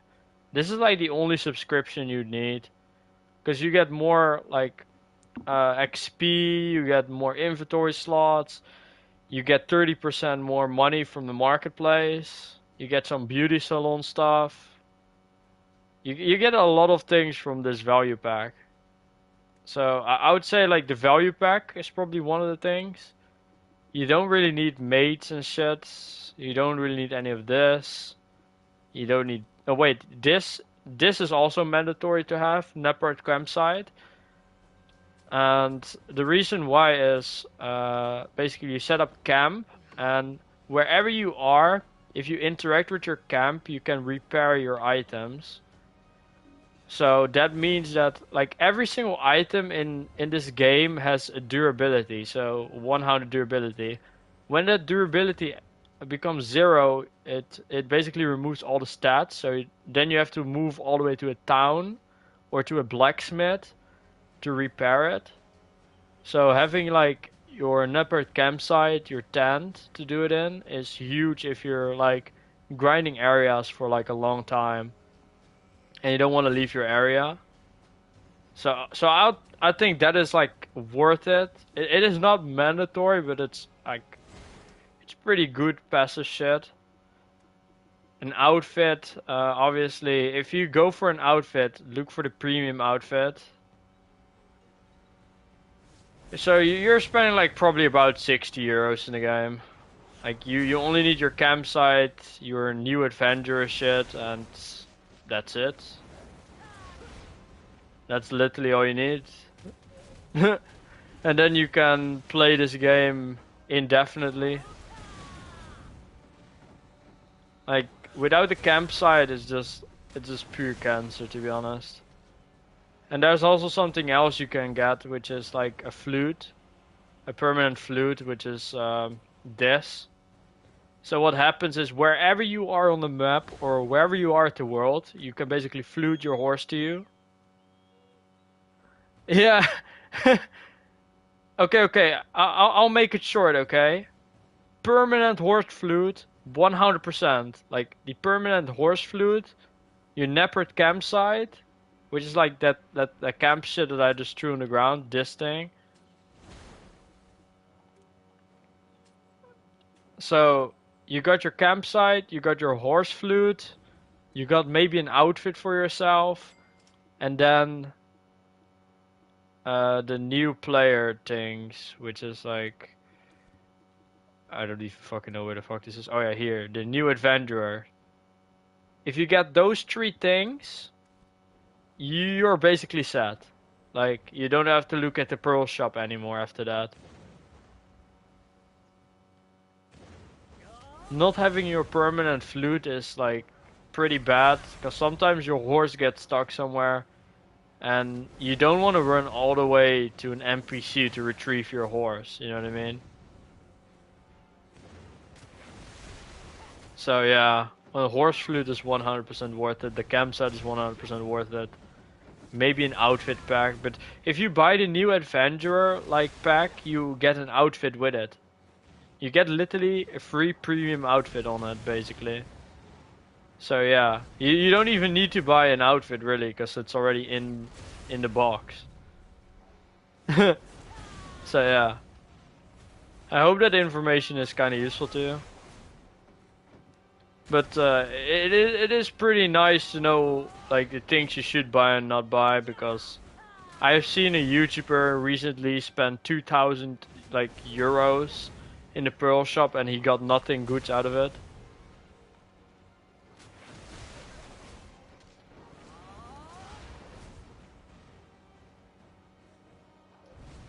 Yeah, there's this Hercules guy that was on Blue Squadron's stream the other day, and he spent over 1,000 bucks into this game and he only got dog shit. Like he literally bought the worst possible things you can buy. You totally don't need to like spend a lot of money in this game, because you cannot really pay to win in this game. You really can't. The pets that follow you around that drop items from the ground, you get those for free. Like the game just throws them for free at you. You can get a premium outfit just randomly from an event, maybe. Like I got multiple outfits just from like events. You can get value packs from events. You can get a lot of stuff from events nowadays. No, he didn't do content. He just didn't have like a lot of time to play, so he was thinking about pay to winning in this game. But it is like impossible to pay to win in this game. Like it is literally, you need to be one of the rich. You need to fucking be Elon Musk to pay to win in this game. Like literally, you need to be Elon Musk. Wait. I'll help you put this into perspective. How bad pay to win is in this game. Okay, just look at this. Okay, I type in premium. Okay, so those premium outfit boxes, yeah, you see those? Those premium outfits gives you 1.2 billion silver. And they cost like 40 euros.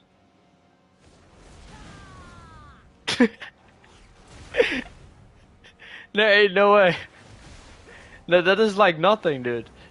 Like, you're literally making that amount of money by just grinding monsters. Way faster than you working in real life for that amount of money. Most of the times. Like, for the average player, I would say. Yeah. Because I don't believe people like make 50 euros an hour, like almost. And there's not many people that make that amount of money. So yeah, this game is not really pay to win, it's play to progress. It's a marathon, not a sprint. It's a long ride, but it's a very good ride once you get into it.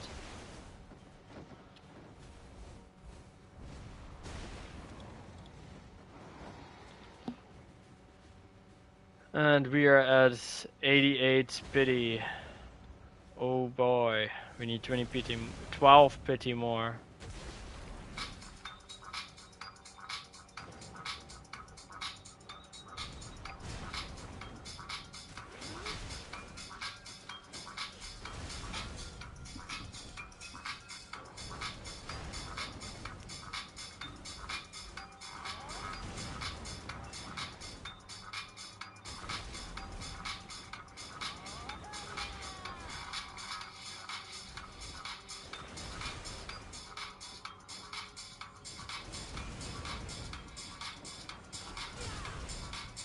I'm so tired.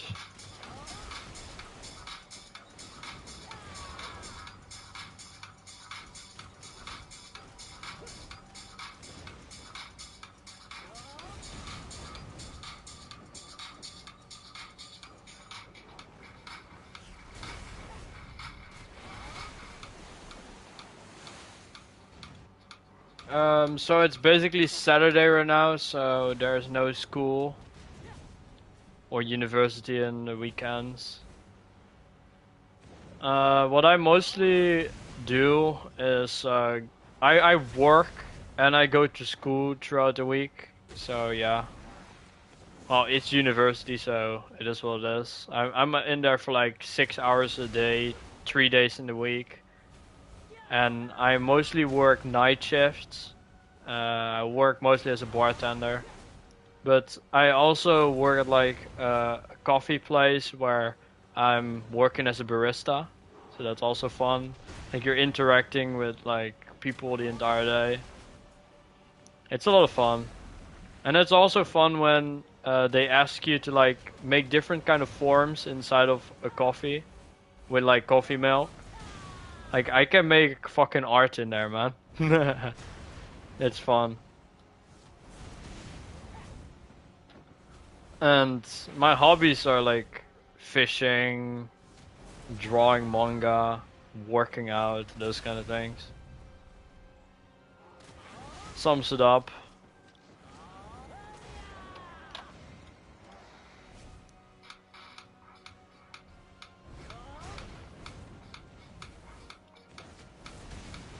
And in the weekend I do nothing. Like I just play video games. Yeah, I can draw manga.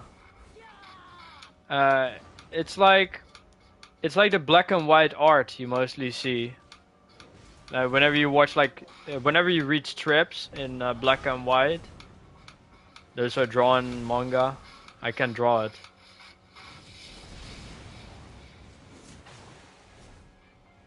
It's like from like an anime is based off drawings of manga. The old school cartoons, so let's say Superman for instance, yeah? Superman was at the beginning also kind of like a manga.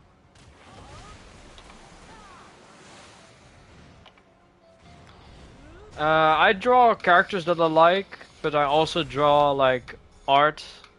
So I can also like paint. I do a lot of painting too. But what I like to draw the most is probably from animes that I watch the most. Like let's say right now it's One Piece and Solo Leveling I'm drawing a lot of. But I also like to draw like whatever comes to mind at the moment. Sometimes I'm thinking about like kind of like a story and I just like want to draw what I'm thinking about at that moment. So yeah, I have also some original art that I made, so that's fun. Yeah.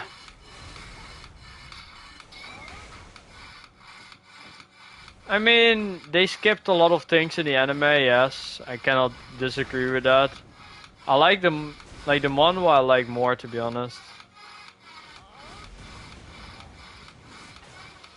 But it's still pretty good. Like, it is better than most of the other things that are out right now, so yeah.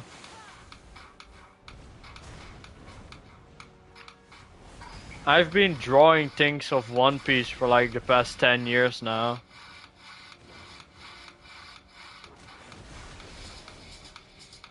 I'm also in the One Piece Discord community and I just like post drawings there pretty regularly.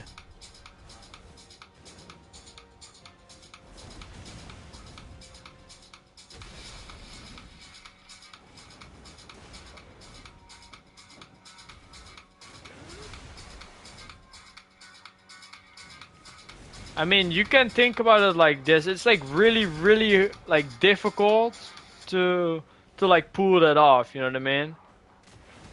Like if Studio Mappa was doing it, dude, then it would be like a lot better. Like if Studio Mappa took up solo leveling instead, we would probably have like yeah, it would come closer to the manhwa than it is now. Like the studio that's doing it right now, like I don't even know their fucking name. That's how bad they are.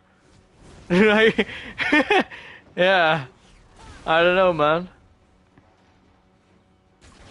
If Studio Mappa took that shit up like they did with how the fuck is that shit called? God damn it, I literally how do I forget this name, dude?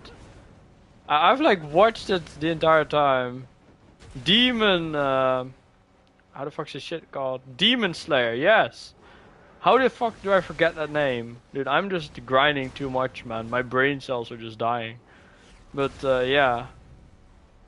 Like, what I did to Demon Slayer was also really good.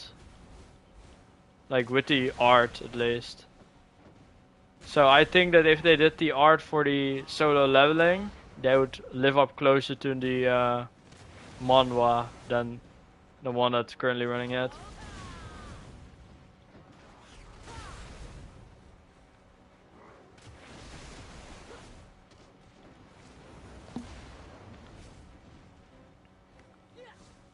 I mean, like in general, there's like a lot of confusion in the solo leveling community. Because 2 years ago, we basically thought that the author of solo leveling died, but it was actually their largest stockholder, which basically supported them all the way, that died. Which we heard it like months after we thought that he was gone, man. And then later they made this like additional pieces of the manhwa, basically to honor him. The illustrator, yes, illustrator. But the illustrator was like supporting them like a lot, lot. Like holy shit. To honor him, they basically made us extra. Yeah, they made the side stories basically to honor him. Yes.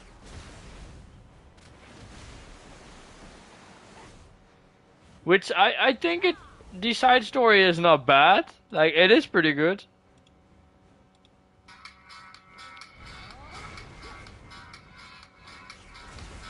We see our boy Barry cry over fighting Song Jin-woo's kid, so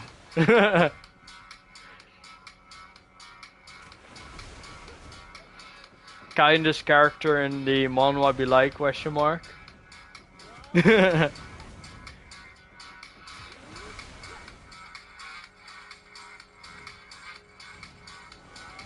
uh, I'm getting like kind of tired from reading manga and manhwa right now.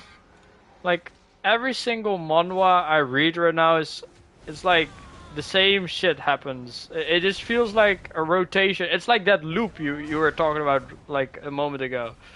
Like it's a fantasy isekai. Okay, that is one. Then you got the portals. Then you got an isekai with portals. Then you got a real time with portals.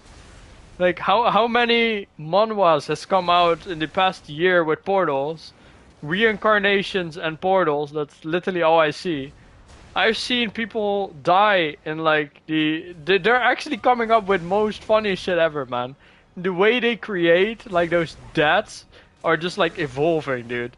First it was TrickCon, then it was a train that literally hit at somebody in the second floor, and I was like, how the fuck did the train get up there? Somebody got struck by fucking lightning. Somebody was shitting and died shitting. Wait, why is that? One sec. Yeah. Why can I not read this? Why is it restricted? Ah, I cannot unrestrict it right now for some reason. Oh, retracted. Oh, you deleted it. I thought it was like discovered or something and I couldn't read it. That should happen sometimes. But yeah, I need some new story, man. Like, there was a new manga that just came out from Resident Evil. That was also pretty good. Like, it was Dead's Island, if I'm correct, or something. Nice, man. I've been watching One Piece for like 15 years now. Like, that's a long time. Did I even... Okay. I'll tell you how much of a fan of One Piece I am. I went to Japan for the movie Red. One Piece Red. I literally went all the way to Japan for that, and I was like literally cosplaying one of the characters, holding flags. that is literally how much of a fan I am to that. It's like, it's such a good like series. Like, it's the same with Berserk. I got all the premium books of Berserk, like the special editions. I even got the big book of Berserk, which is like it is bigger than like it's like a chest of a bodybuilder, man. That's how big that fucking book is. Like that book is so huge, man. But it was collector's edition. Like, I've got the entire collector's edition too of Berserk.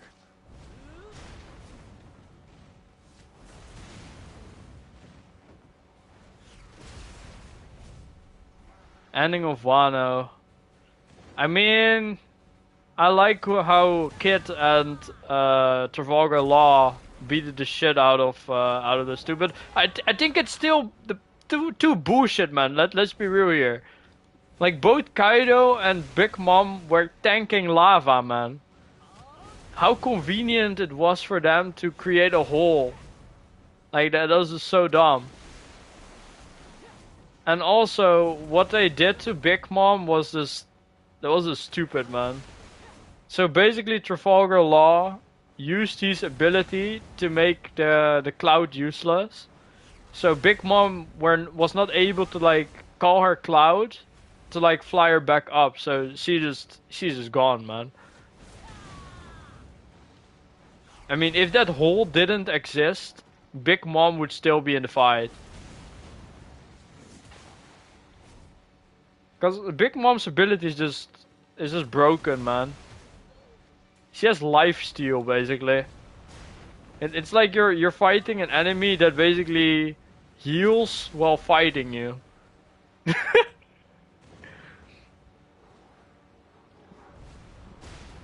It's the same with Luffy versus Kaido. It's just bullshit, man. Luffy got his ass beaten like 5 times, man. And then miraculously with Gear 5, he got back in. He's like, "Yo, I'm not playing, man. I got you." It's just those tiny things and I'm like, why am I looking at this?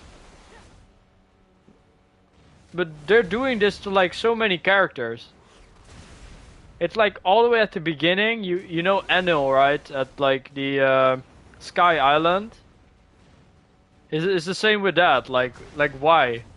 He has one of the most broken abilities in the entire series, and then he encounters Luffy, which is like the polar opposite of his ability. Like, what are the chances? What is the chances you encounter somebody that's literally immune to your ability? And then and then Luffy still got his ass beat. Like, Enel with his fucking spear just shitted on Luffy. And then with the power of friendship, they got through it. Like, I want more like, let's say Berserk, okay? Berserk doesn't have this bullshit. Berserk does not have that. They're not friendly for our friend Guts over here, man. They fucking cut him into pieces almost. His arm gone. His flesh and meat gets fucking used by his gear. Like literally, they're just eating him up from the inside while he's fighting. There's no plot armor in that shit. But yeah. It's just those tiny things that just happens throughout the entire series that's like kind of disappointing. But it's still really, really good in the overall picture.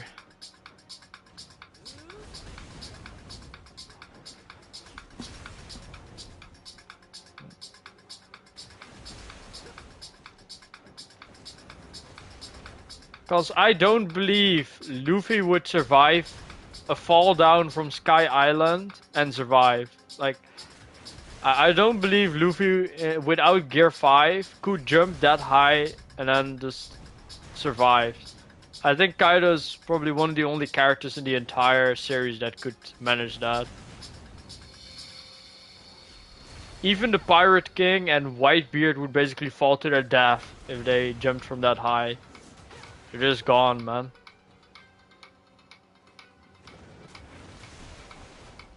Just think about a single character that could jump down and survive.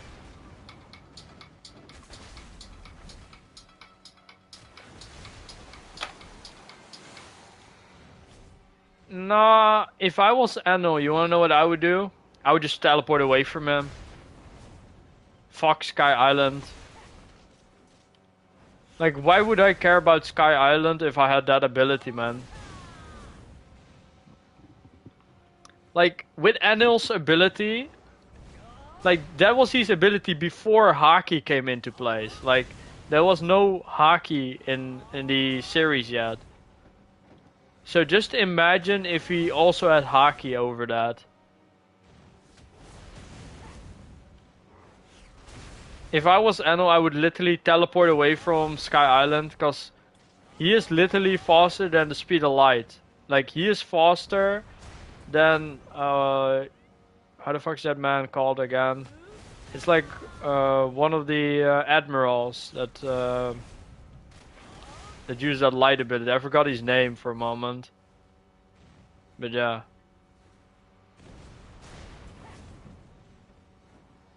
Enel can literally teleport. Okay. So remember that Luffy beat like Big Mom at Whole Cake Island, and then Kizaru, and then Big Mom was following Luffy all the way to fucking Wano. Remember that chase? Okay. And now, let's say instead of Luffy, it was Enel that ran that part, yeah? he could literally teleport. He could practically teleport from Wallcake Island to Wano with his ability. Like, he could practically teleport from one place to the other place with his ability. As long as clouds exist, he can basically just teleport.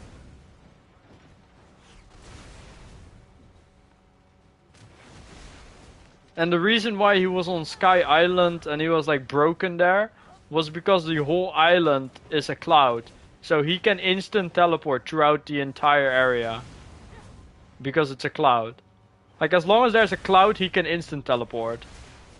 So let's say between Wano and Whole Cake Island, there were all clouds around, he could literally teleport from one place to the other. Like what is more broken than that? Like, let's be real here.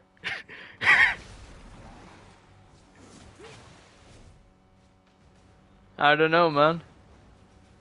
I don't know what to say about it. And somebody like that died to Luffy. Well, it's not even certain if he's dead or not.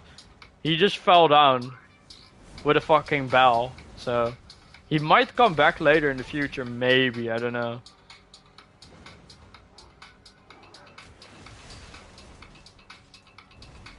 It's not 100% certain that he's dead.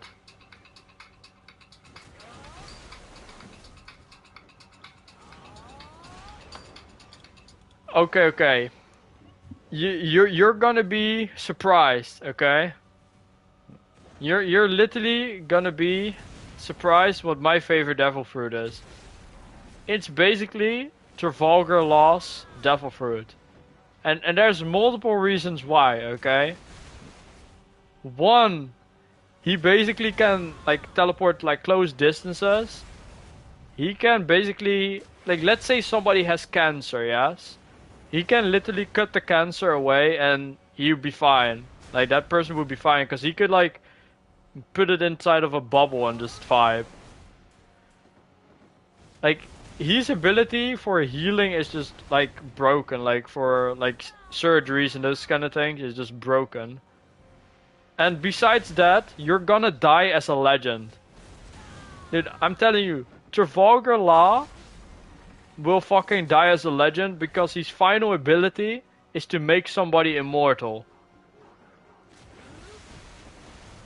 Like, he can literally make one person in the entire series immortal.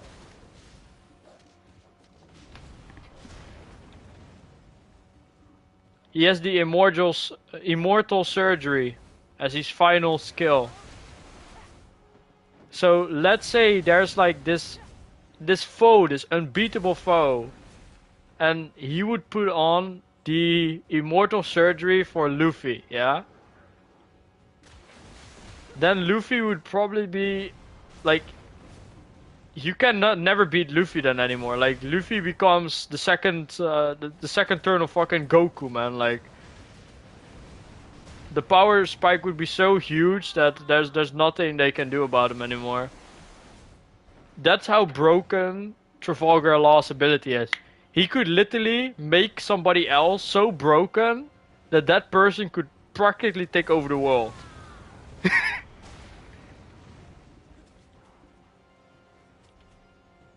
Now, I don't want Luffy to have it. Like, I really don't want Luffy to have it. You wanna know why? Because he will become Brook. Basically. So remember the story of Brook on the ship where all his like crewmates dies and he was like the only one left on the ship for those 40 years or something? And Brook felt like super lonely because he didn't have his crewmates anymore. So imagine Luffy get the immortal surgery, Zoro would be dead, like all the characters of the crew would be dead before him, and the only character who would stay with him would be Brook.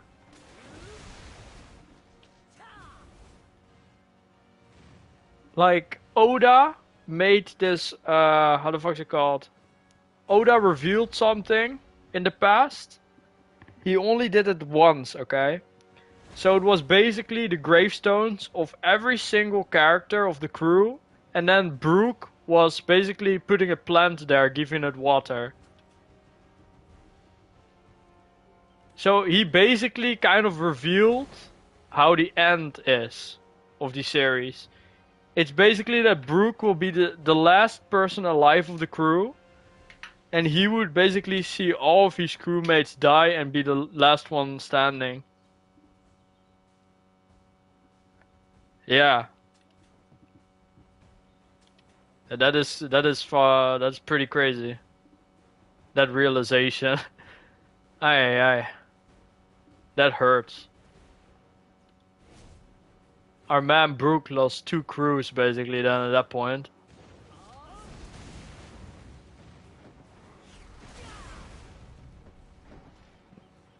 Because the only immortal in the series right now is Brooke. Like, Brooke cannot die unless somebody kills him. That is basically his fruit. Like, he literally cannot die.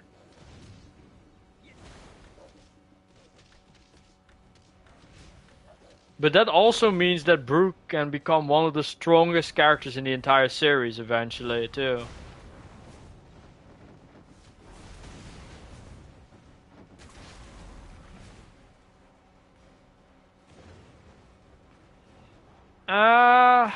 No, like, I would say, like, the only 2 characters that could get close to immortality right now would be Brooke and Big Mom, but Big Mom is gone now. Because Big Mom could basically take the lifespan of others and add it to herself. So Big Mom could effectively make herself immortal as long as she takes the lifespan from others and add it to her own. Yeah.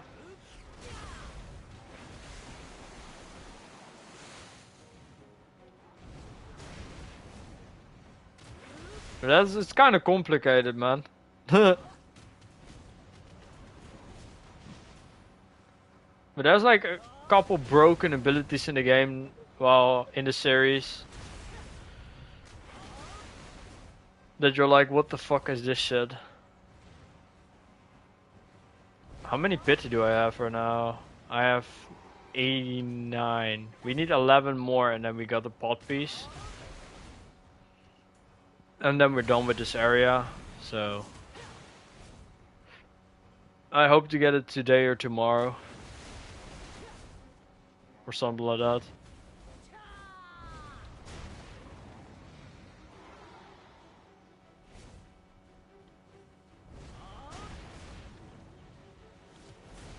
I'm just thinking about what I should like read later, man. Or watch later.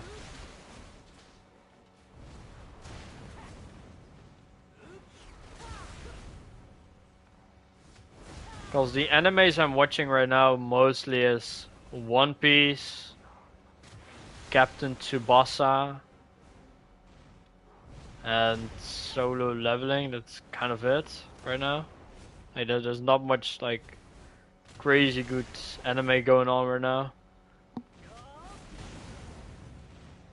I mean, I'm still watching Detective Conan. I've been following Detective Conan for 5 years. 4 years, something like that. Caught up. I mean, I like Firan, but I like the manga more. I like the manga way more than the anime because they didn't capture like that heart feeling moments. Like those heart feeling moments at the very beginning, they didn't like catch them really good in the anime, in my opinion.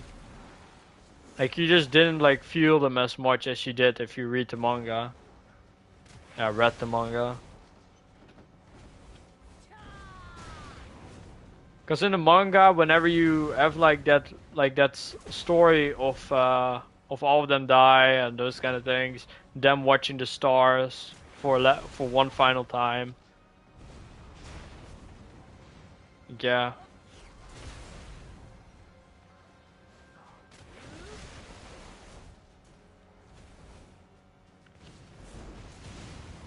I have to update my anime list. I've watched over 1,000 different animes.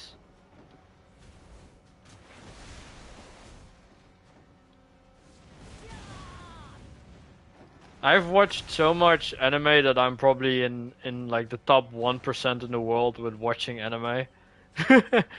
Something like that. Aye, aye.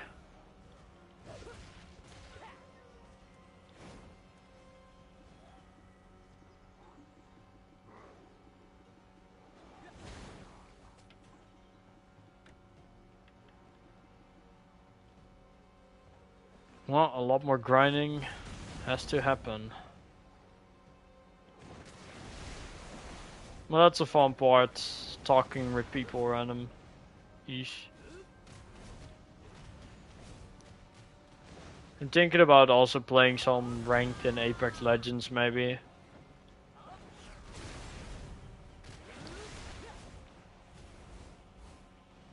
Could be good.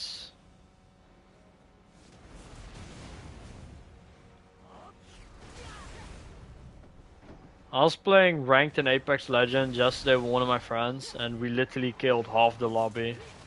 There's 60 people that spawn in a ranked match and we killed 32 of them. those yeah, something.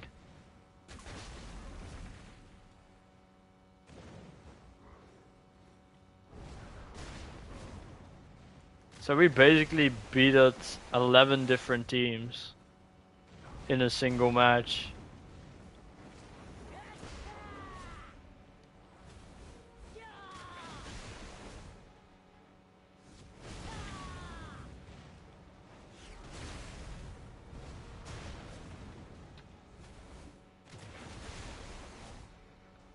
You wanna know what's also fun in this game?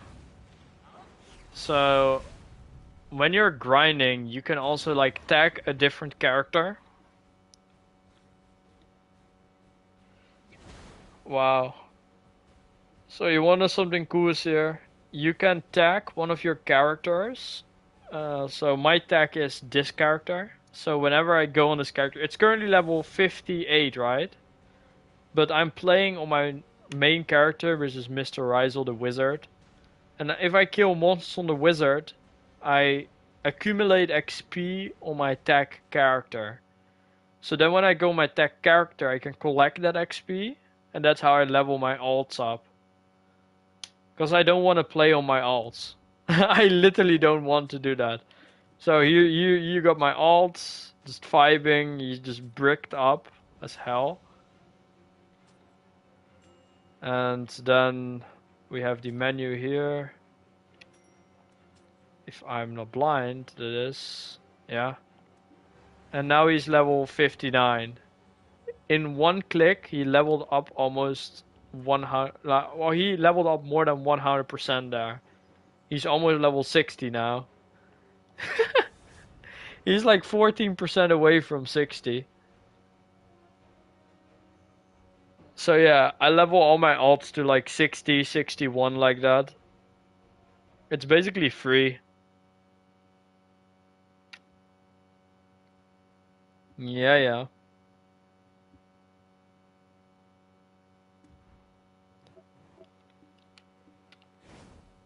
The endless grind.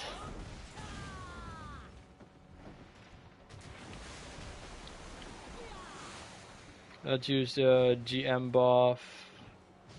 And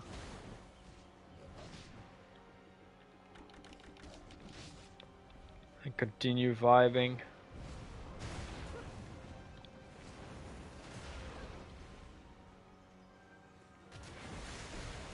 Oh, we forgot our lava.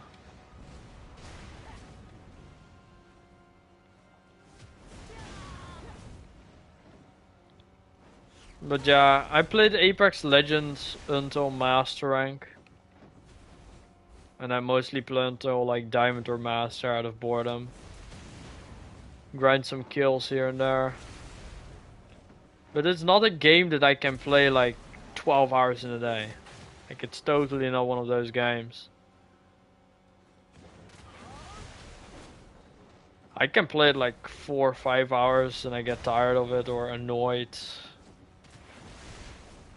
And once I get annoyed of the game, I just play worse. So then I just stop playing. Another game that I'm playing is Path of Exile, but the season is just like over for me right now. So I'm waiting for the next season, which is March 29th. And then I'll be only playing that game probably. So you're gonna see me like kill a shit ton of monsters in Path of Exile once I come out. Yeah.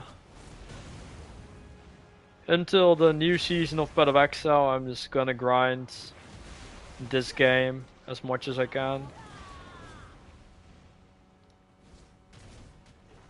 My goal is to get double that distortions before Path of Exile new season comes out.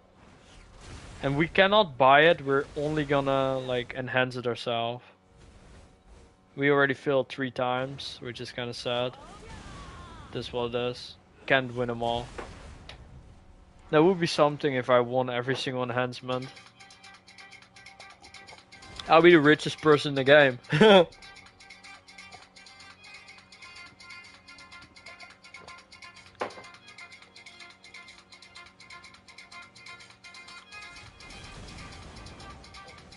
But yeah, getting like good in an FPS game takes time. That's what it is.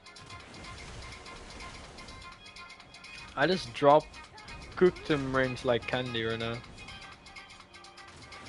World of Warcraft. I played until Warlords of Draenor. So I also played Classic WoW. Yeah, I played all the first expansions. So when the game came out, I was there. So that was a lot of fun. Well, I was playing on my grandpa's. I was playing on my grandpa's PC, man. I lived with my grandpa and grandmother back then. So I was on my grandpa's PC playing World of Warcraft, and he wanted to be on his PC because we only had one PC because we were not like the richest people in the world, you know what I mean? But I basically took over his PC, man. Now it's mine. Let me play this. So back when World of Warcraft came out, I basically played World of Warcraft and Pokemon. Like I played all the Pokemon games that came out. Like my mother's friend had like this old cube, like a GameCube or something with Pokemon Red on it, Pokemon Emerald on it. I was playing that. I was playing the first Smash Bros on the GameCube. Well, it was more like, yeah, it was basically you have different characters and you're fighting each other off a platform. So that was pretty crazy. So I have played games since I was like 3 years old. And now I'm 23, so I've been playing games for 20 years now. Yeah.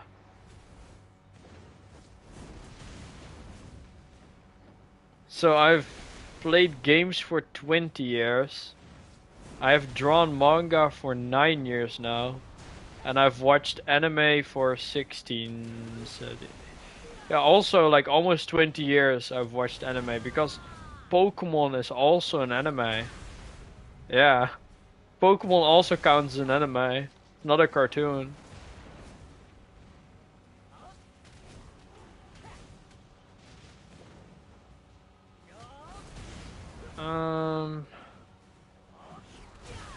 If I have to like think of one of the most fun bosses for me to kill in World of Warcraft is ICC.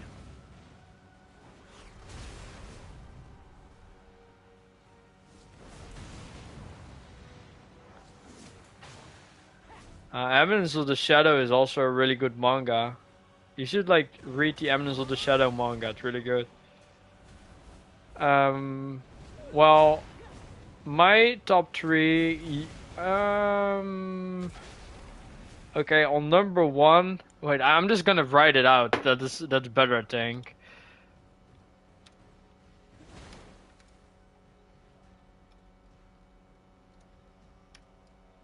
And then 3. What was 3? 3, 3.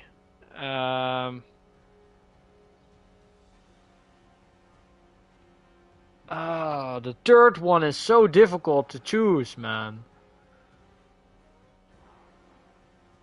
Because we're talking about anime. If we're talking about anime,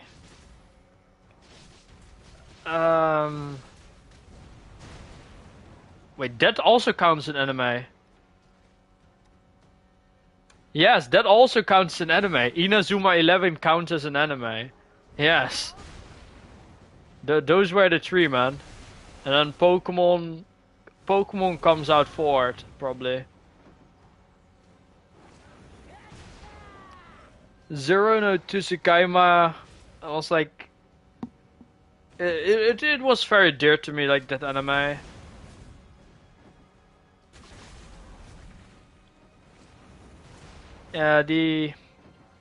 Basically the author of Zero no Tsukaima died after completing the series.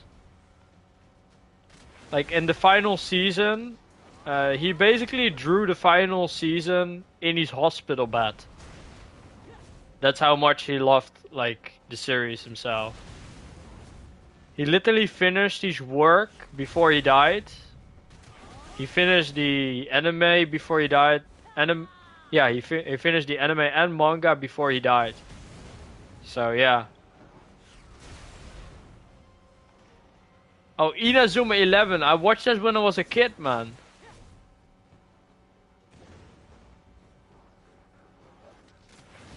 That was like a football series. Like back when I was like a kid, I was like watching a lot of things about football, and then the 2 main ones I was looking at was Inazuma 11 and Captain Tsubasa. Those were the 2, man. Captain Tsubasa and that. I'm 23.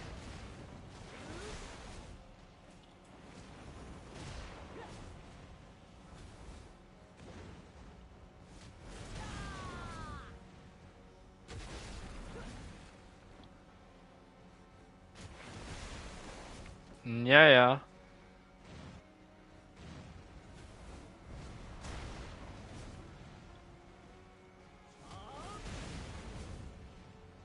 Dude, I was literally like 5 or 6 years old when I played World of Warcraft. Yeah,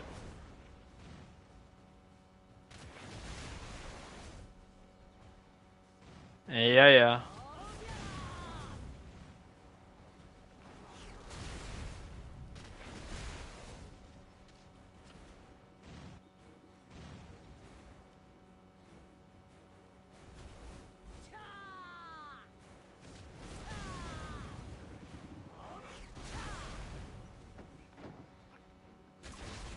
It was so much fun at the beginning, man. Like, the titles that I was getting in World of Warcraft at the beginning, like, the first Gladiator mount that ever came out, I had it. Call to Immortal. Oh, those were the days, man. Those were the days. Dude, I didn't even have a fucking microphone, man. They didn't even know how old I was, man. They had no clue. They had no fucking idea how old I was. They thought I was like older, man. That was some fun.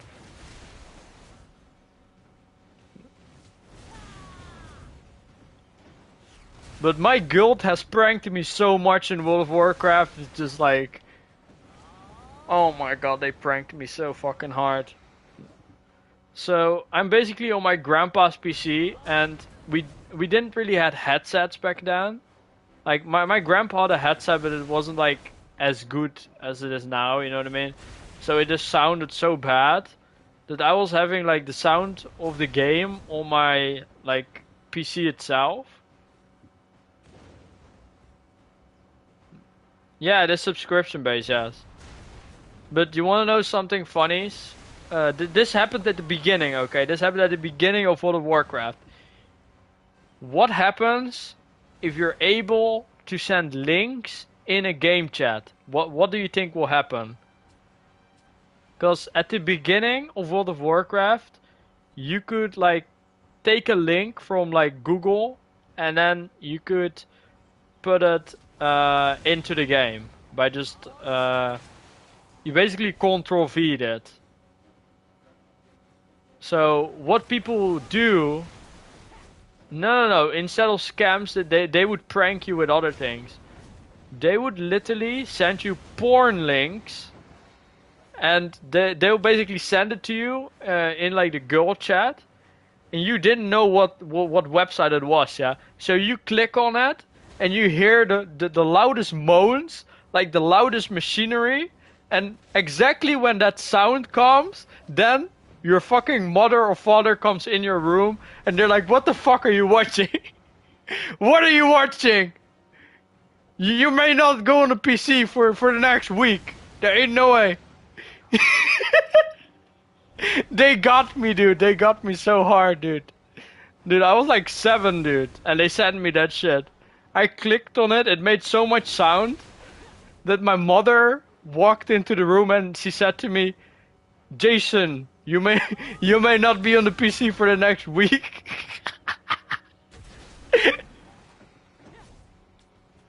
Oh, this is fucking funny. Well, I didn't laugh back then, but now I can think about it as funny. Back then I was fucking crying, dude. Because I couldn't play the game for a week.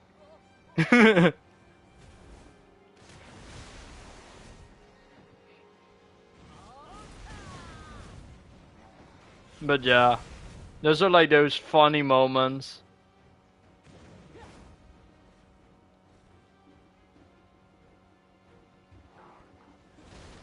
But it's like so many different memes are back then than now. You got the Amaya he, Amaya haha. You got the Leroy Jenkins. And all those kind of things.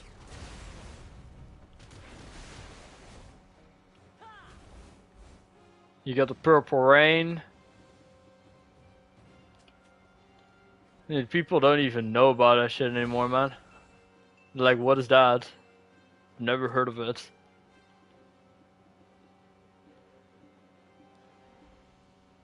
Different time.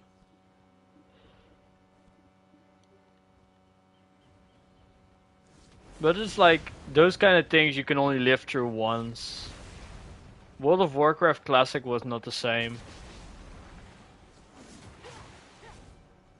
Like, World of Warcraft Classic was basically people that come back to the game.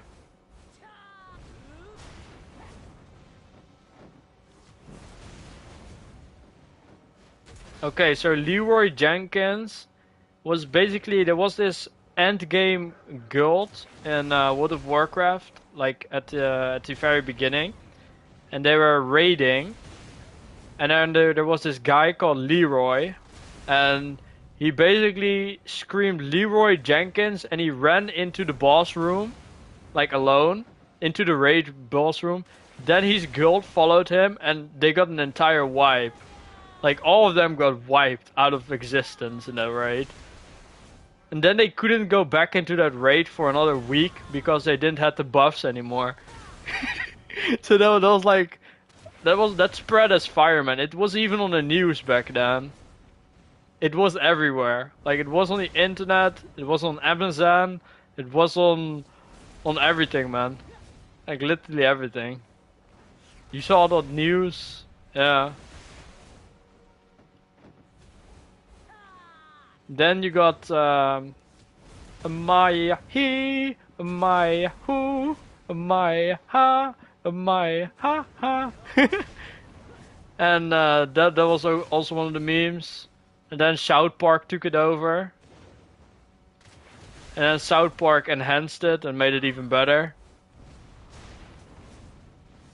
Then you got the Purple Rain guy, which was basically also everywhere almost.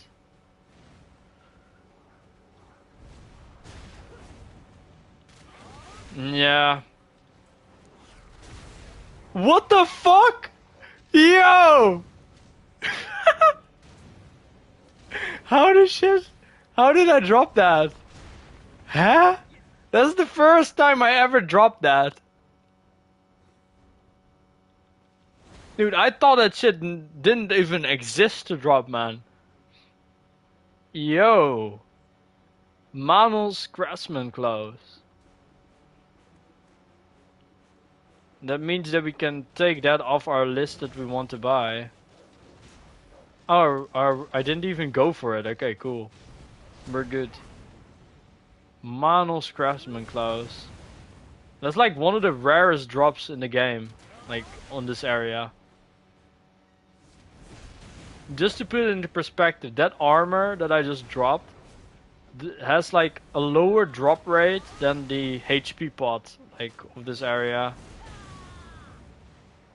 Okay, cool.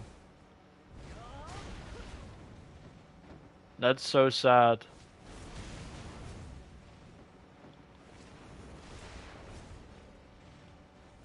I could have basically dropped the HP pot part from that.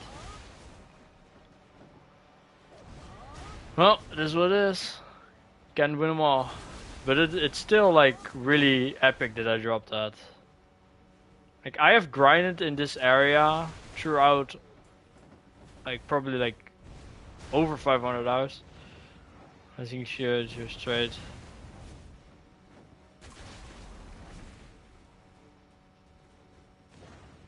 Oh. I'm also watching Asmongold a lot, man. Yeah. I watched Asmongold for years, man. From back when he was like no life in World of Warcraft. He was back then one of the big ones, dude. He was really good at the game.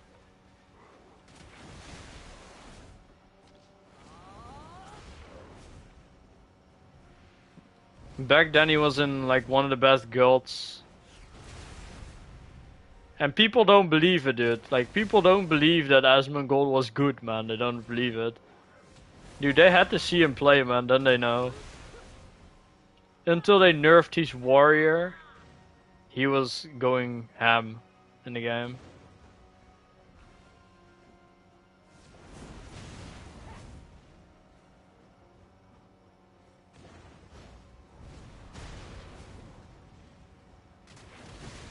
And with a lot of things he was right too. At the very beginning, when they first came out with the Storm Mount, he literally like wrote it down online on the site. On Battle.net he literally wrote down that it would be bad for the game. He got shitted on by the entire community.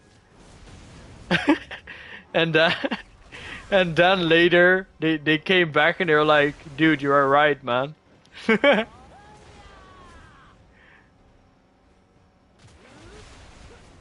This is so dumb.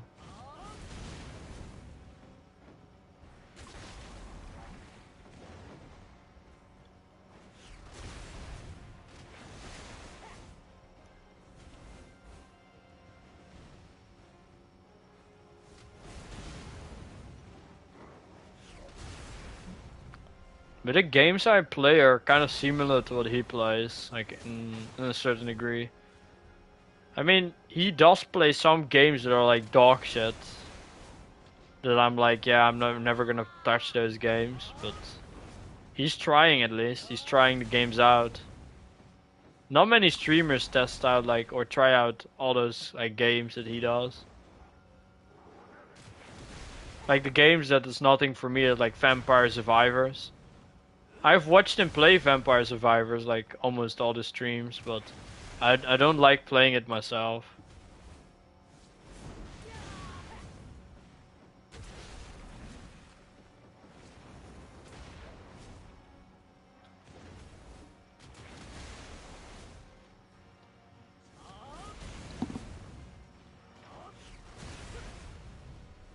What was also funny was back in the day, Asmongold was so against anime and so against manga, and he was against the Uru girls, no, those kind of things. And then later, he fucking cross dresses with cat ears.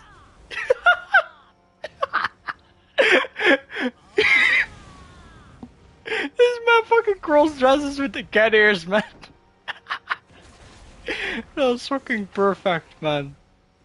I was like, this is where you end, man. If you make fun of anime.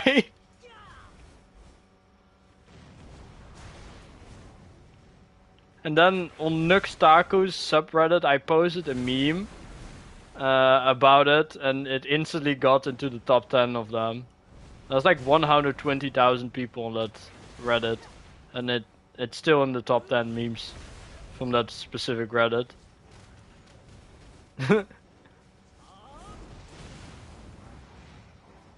Oh my god, Manus Craftsman clothes.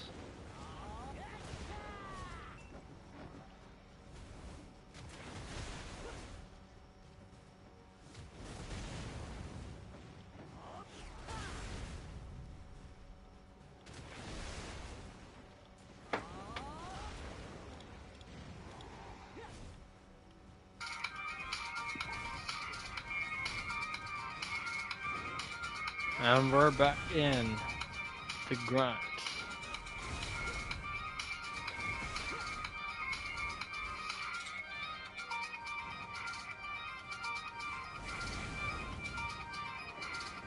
We just need 11 more, and then we're out.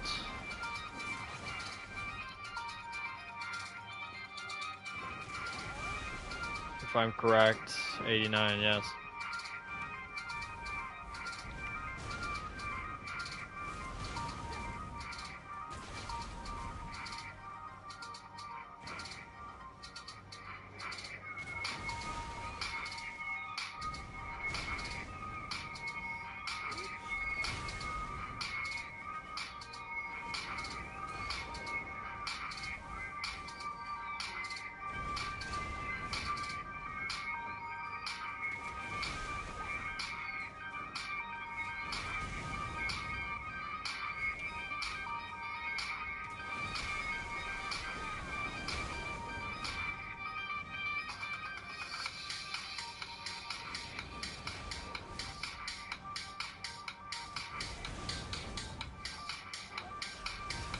I cannot wait until I got those 11 pieces.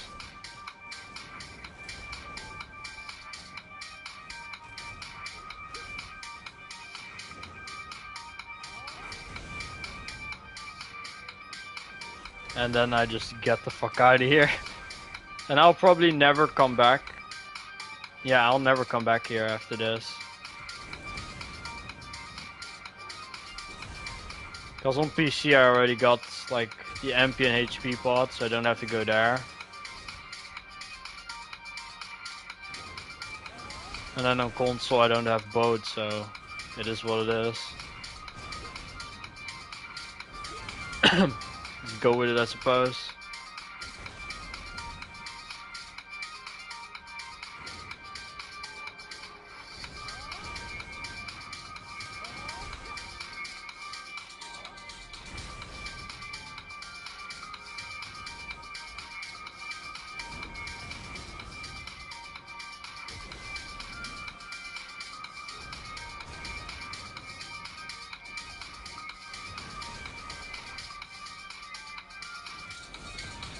In the future I might upgrade to like a camera, but eh, we'll see.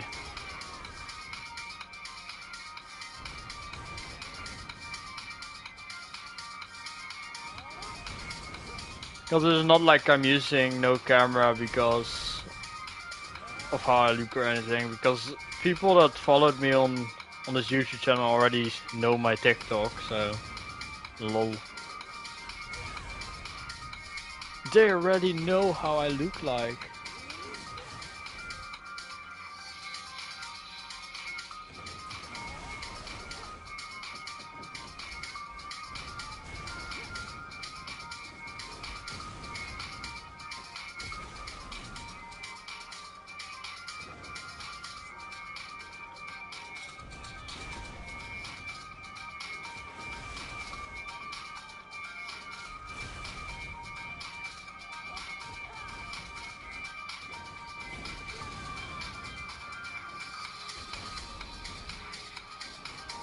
And they're gone, die.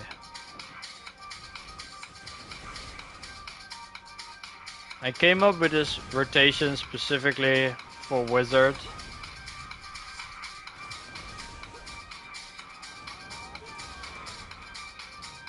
It's one of the very few classes that can do that jump down.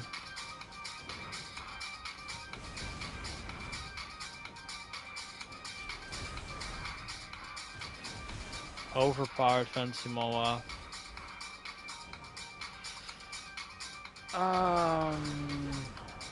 Let me think about some good ones.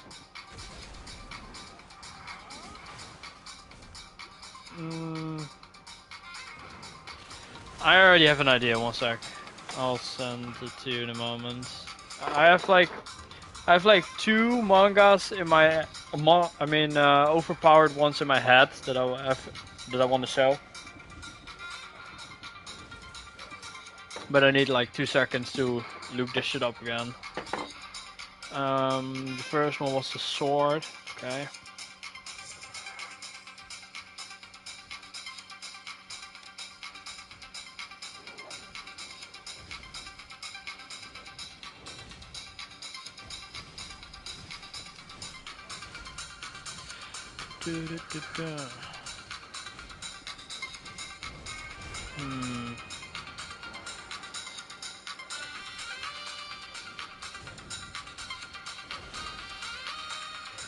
No, it's not this.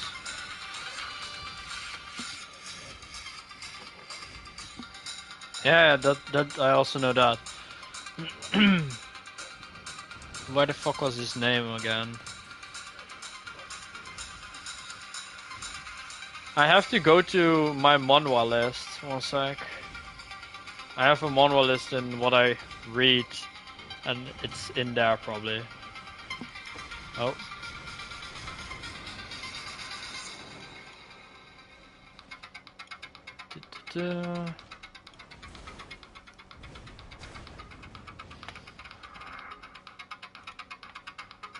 Okay. The first one.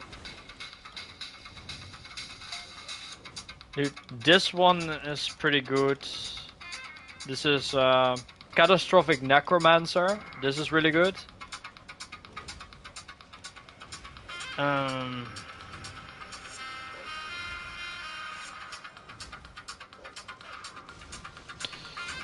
I hate it that some monster just attack me, just die. Leave me alone.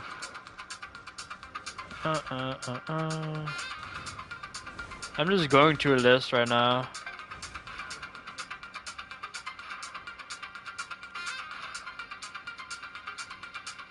Because I've read so much that sometimes I just forget names. Just for this.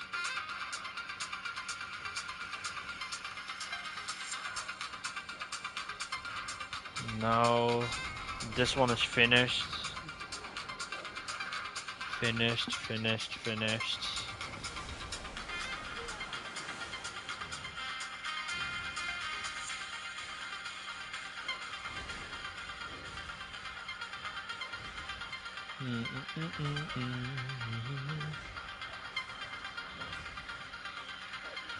Dude, I've watched way too many manhwas.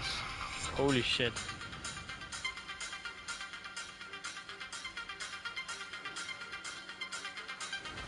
But a lot of things are like not what you're looking for. Because I read also a lot of like romance manhwas. Which is like, people don't seem to like it.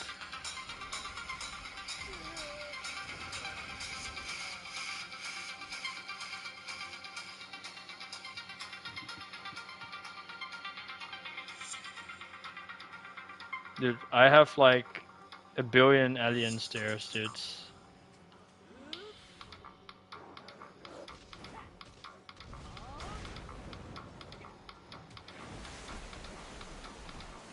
I don't even know how I died.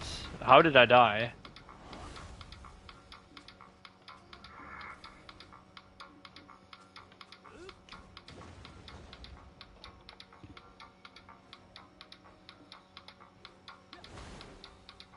Weird. think somebody killed me or something, I don't know. I have this fucking manhwa in my head, but it's not on that website. But I forgot the fucking name. God damn it, man.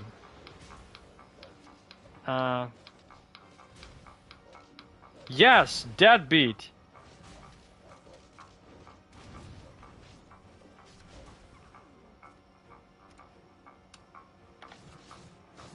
Yes! Now I got it.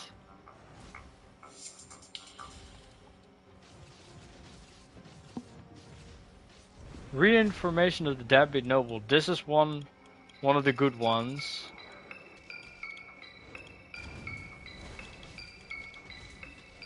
This is the second one I recommend you to check out. That's the second one that is like really...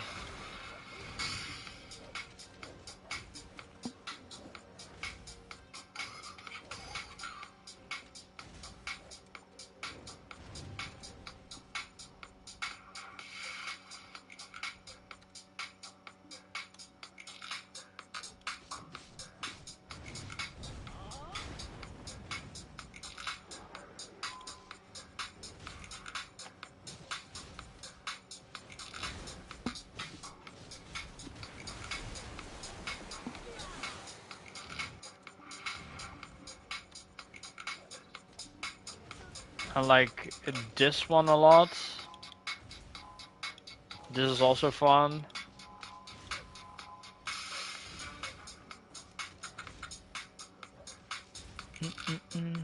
But a lot of things I'm reading is in like black and white, man. Because I'm just that man. You know what I mean? I'm just like... I'm one of those people, man, that's just like... read shit in black and white.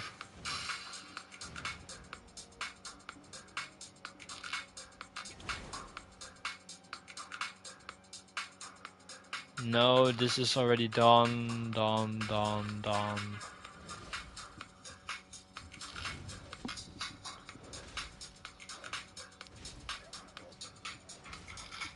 I'm like only telling you things to read that are like above an 8 out, like that are at least an 8 out of 10. Like, I don't want you to read dog shit, you know what I mean? I mean, if you're dried up, then you'd read them, but...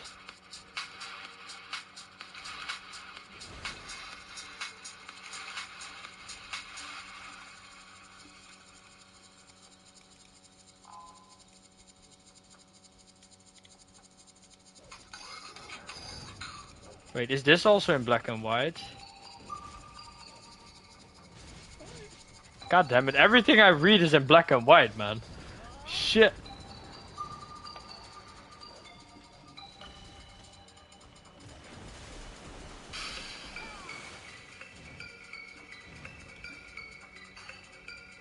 I just realized it, dude, that everything I read is in black and white almost.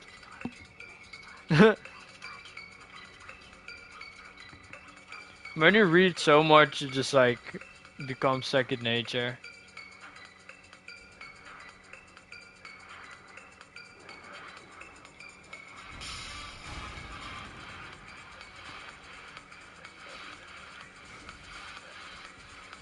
Is this also black and white?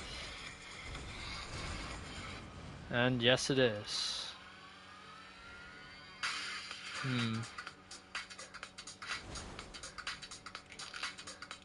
Existence is really good.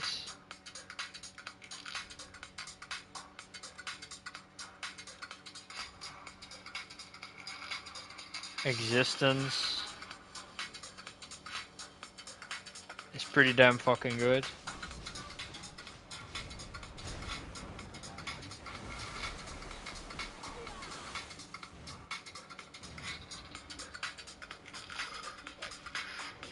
Understandable.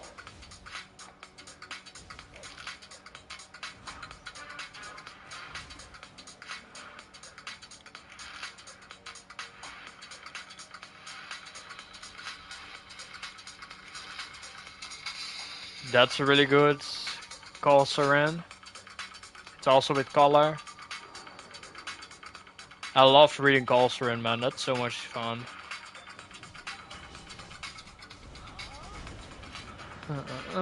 Which more can I recommend that are with color? Overgeared by Team Agro.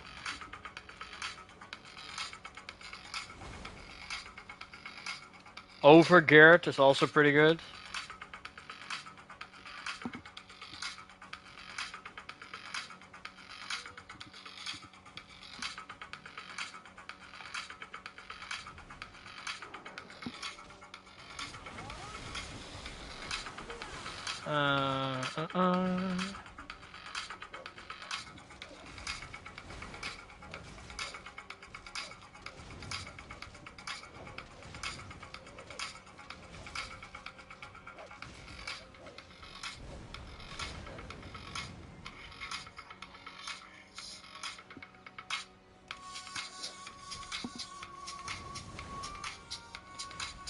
Basically, he's a blacksmith, and he really likes to like upgrade his gear as much as possible by completing difficult missions and challenges. The premise of the manhwa is basically that he's part of a guild, and he's basically strengthening that specific guild while also getting the best possible gear in the entire series. And he's just mining and having fun, killing bosses, and those kind of things. Like, it is pretty fun to watch. Like, it's pretty good.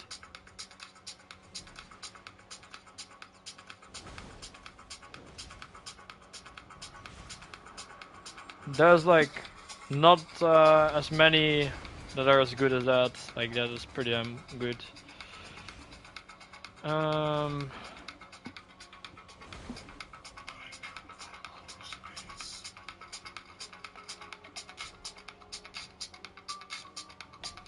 Let me think.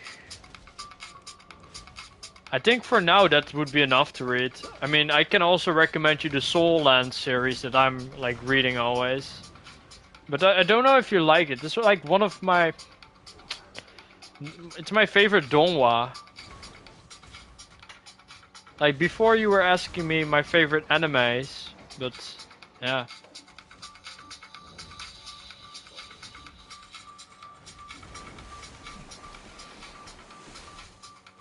Okay, so with Catastrophic Necromancer, what's fun about it is that he's basically beating up boss with his power, and he becomes stronger like almost every single chapter. So for me that is like fun to like read and see him overpower like dungeon solo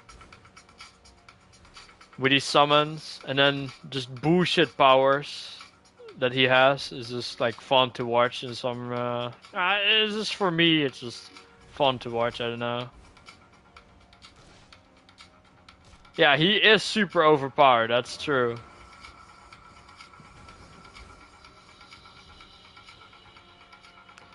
But it's like getting to a point where very soon he is like entering a tournament arc, and after that tournament arc he'll be fighting like way stronger opponents which he summons probably cannot like help him with, you know what I mean?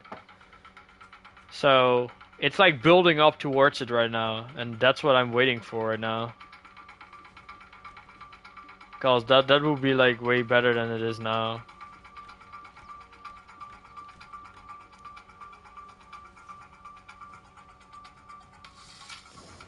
It's heading towards the good direction. That's all I can say about it.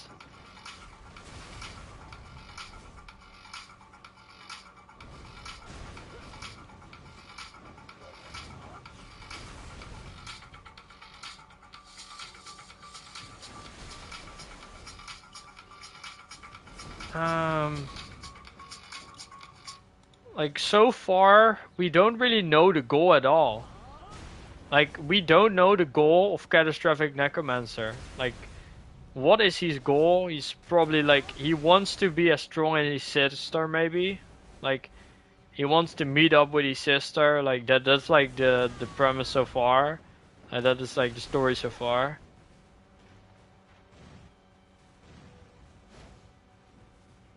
I know that they showed her, but he didn't saw his sister yet.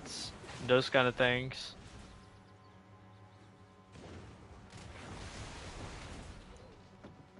And he wants to be as strong, but there's no like end thing. But did you know at the beginning of oh, he met his sister already. Oh, I didn't read it then, I suppose. I think I didn't read it then. The last one. Because I was just playing games the entire time. Ah, in the latest chapter. Okay. But as you read Catastrophic Necromancer, so you know at the very beginning he was using his summons to beat like this dragon, and he had like he was fully geared and shit. Remember? So basically, that was basically a capture of the future from him. But we don't know what his opponent was, or what he was fighting for, or where he's fighting. Like, we have no fucking clue. So it's like, it's a huge question mark what his end goal is, or what his goal is. We have no fucking clue. I have no clue. Like, from the Deadmeat Noble, I know that he has a purpose, which is becoming as strong as possible, erasing demons.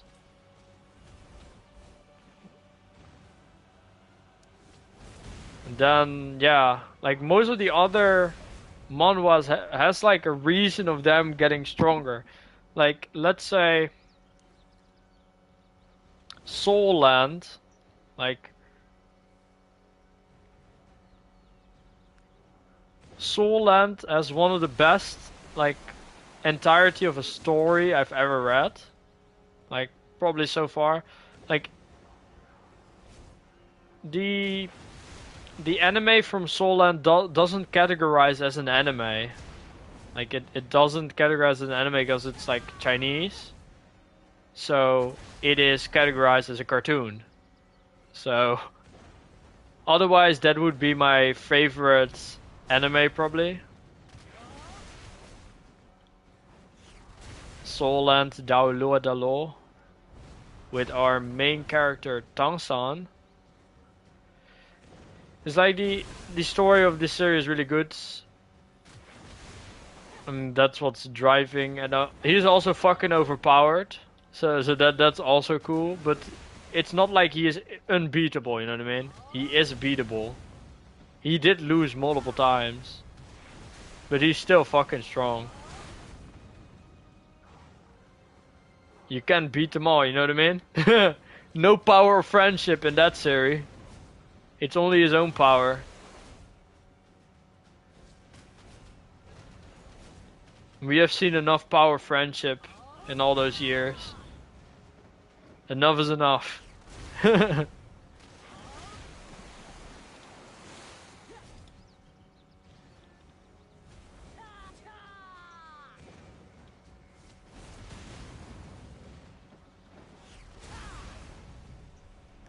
Yep.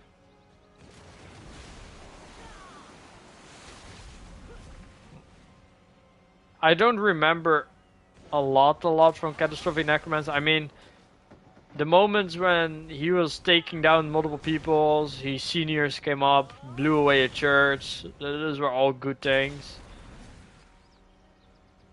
But yeah.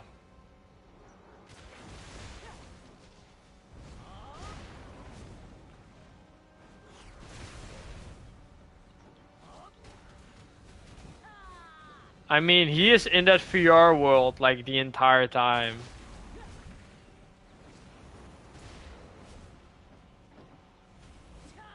He barely ever leaves it, dude. He only leaves it when he wants to sell something or something. And wants to meet up with guild members or those kind of things. But besides that, you'll just see him in the game.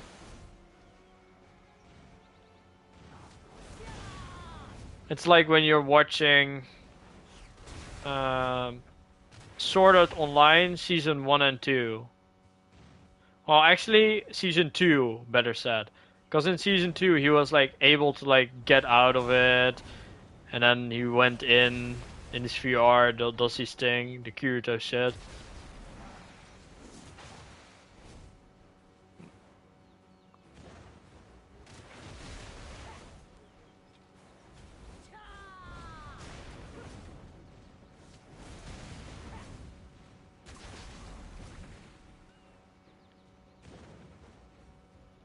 Wait, you made me like remember another one, but I forgot the name again. I just remembered something. So basically with SEO Season 2, was that Kirito came out of that world, obviously, and then Asuna was still in, like, Aincrad. Well, she wasn't in Aincrad specifically, but it was like this Alfheim. So Asuna was stuck in Alfheim, and Kirito basically had to save her, which was very dramatic. Kirito's sister fell in love with him twice, which was kind of sad to watch. That kind of like that hurts, man. That hurts. That hurts to watch. But I would say that the worst.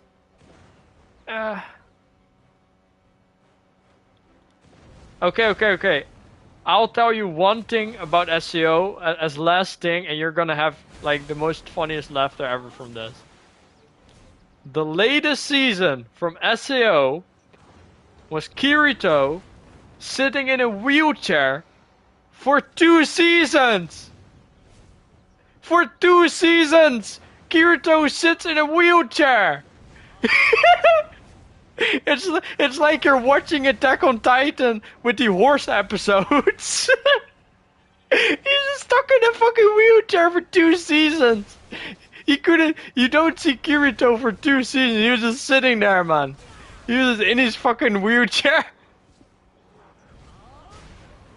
He's in there. He's like, where's the dual wielding, man? Where is it? I want to see it. I mean, it wasn't bad, but I wanted to see more of Kirito. Like, the reason why I watch SAO is not to watch the side characters. It's not to watch, like, that woman. I want to see Kirito, dude. I want to see Kirito go up there and fucking beat the hell out of all those people with his dual wielding. That's literally the only reason why I watch, like, SAO.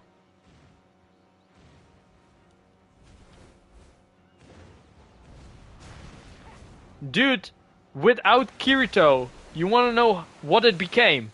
Okay, I'll tell you something.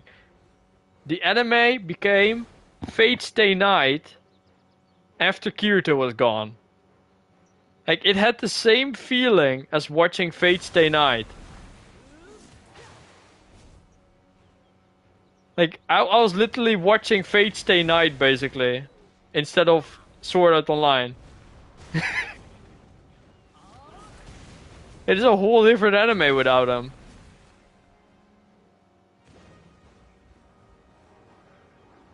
Oh, let's not begin over the Fate series, man. There's like 200 of them or something. There's like 200 different Fates.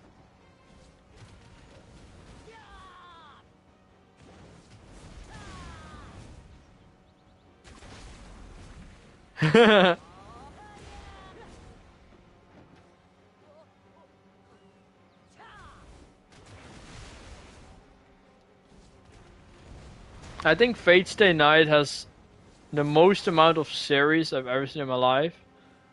Like there's like 100 plus different Fates, I think. And every year there's like a new one.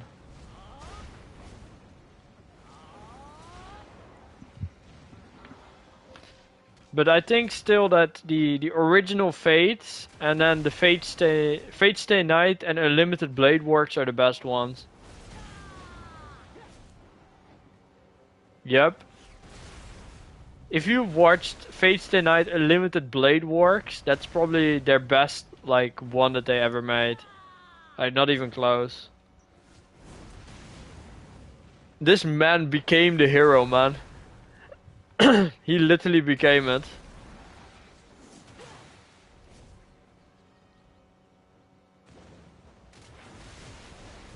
He became Archer. He drops unlimited blade works on Archer. He's like, yo, this is my space now. And then you were seeing unlimited blade works against unlimited blade works. Two archers fighting each other. And that was fucking amazing.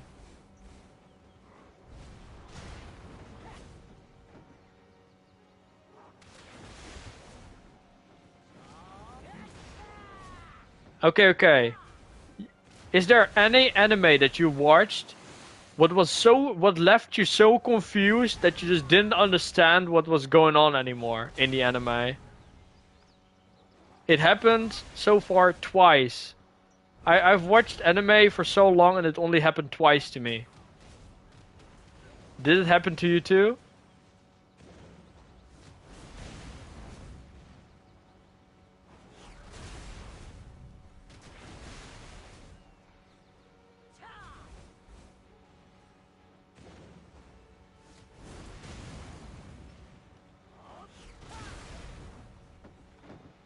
Because there's always like this moment in an anime and you're like, what the fuck is this?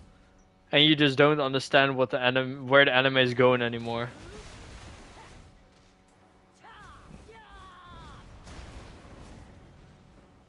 For me, it was in Akame ga Kill. Like, Akame ga Kill, they just killed all the main cast. Like, all of them died except Akame in the end. Which was very confusing. Like, I just didn't understand it anymore. I was literally lost. And then the second one is 02, probably.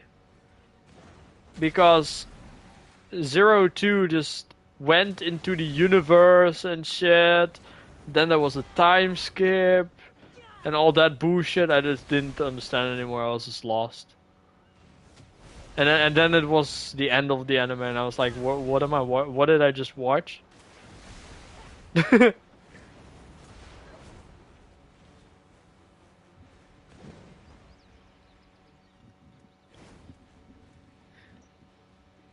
Yeah, but the funny part about like Fate series is that every single Fate series is happening in a different timeline. So they literally made like, you know that there's like a big like whiteboard and then people write down timelines on a whiteboard. If you were to like write all the timelines on a whiteboard, you basically got the entire human civilization history on that whiteboard. With the timeline from the primates to now. Yeah, it's all different timelines. Some shit happens 4,000 years later than what happened to the past. And then something happens before Christ. And they're like, where am I? But yeah. Wait, there was like a perfect video about it, wait. One sec. That was like... That was the most funniest video I've ever watched, man. Let me send this to you. Dude, you have to watch this video, man. It's so fucking funny. He tries to explain the timelines. He literally tries to explain it. This man, he tries to explain Fate series in 30 minutes. It's fucking perfection. That was probably one of his like best videos I've ever seen, dude. That was amazing. Him explaining the timeline from Fate series. And he did it within 30 minutes. So that was just crazy. Yeah, Gigak, man. Aye, aye. Gigguk is good, man. He's good. He makes it very funny to watch.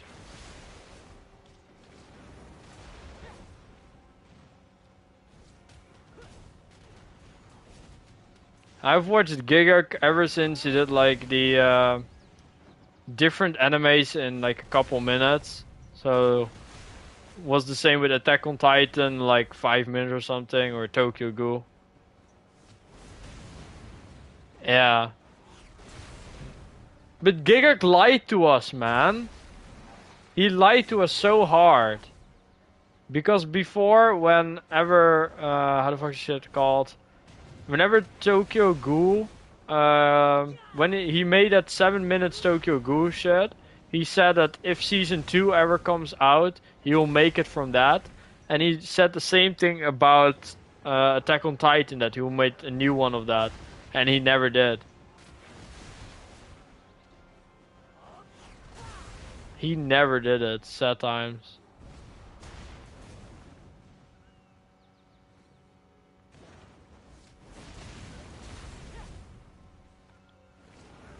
I mean, it's funny as hell.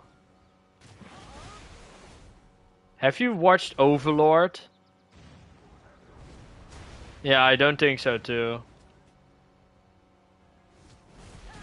If I'm correct, you have watched Overlord, right?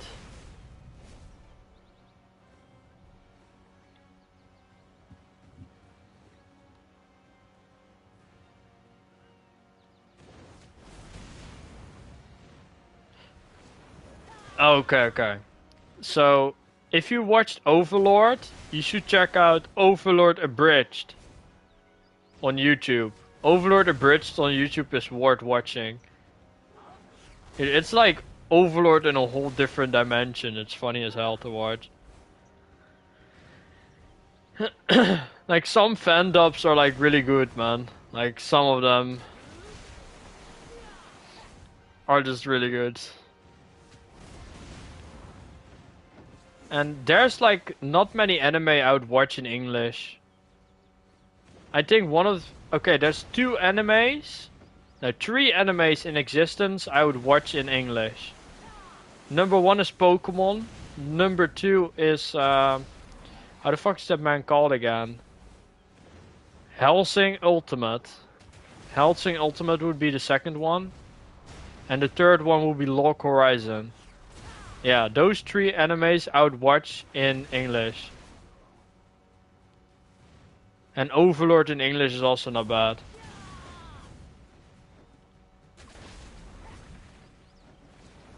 But yeah, Log Horizon is probably the best together with Hellsing Ultimate in English.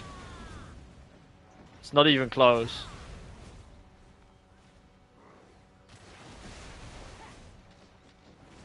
Yeah, exactly. Exactly, dude. You get it. You get it. Dude, Hellsing Ultimate in dub is so good, man. Like, it's not even close. It's just so good in the dub. Because it picks up, like, the wording way better. Because you got the German and the British.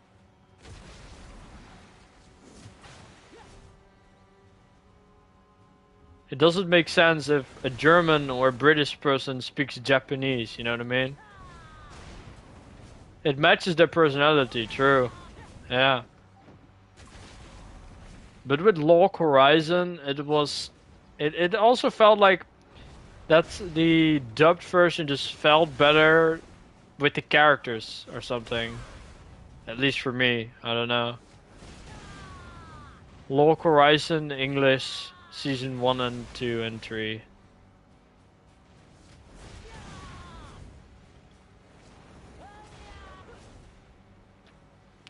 Dude, imagine that I'm almost done with this area. I just need 9 more pieces.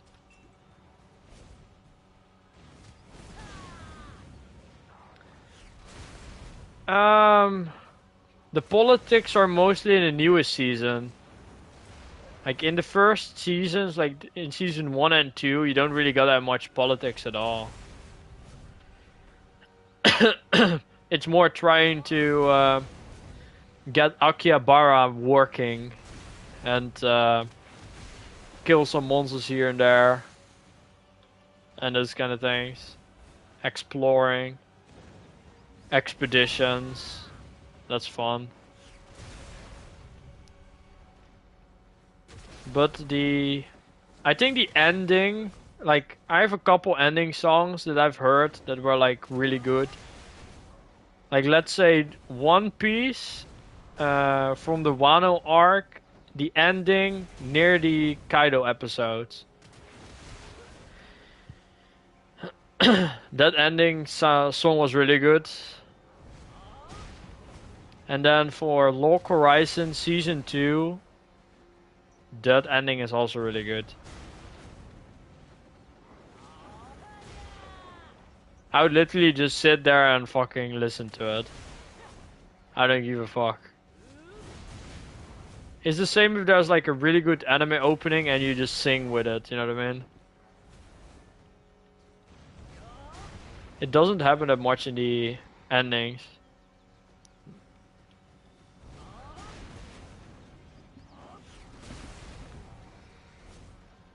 Dude, sometimes they're really good, man.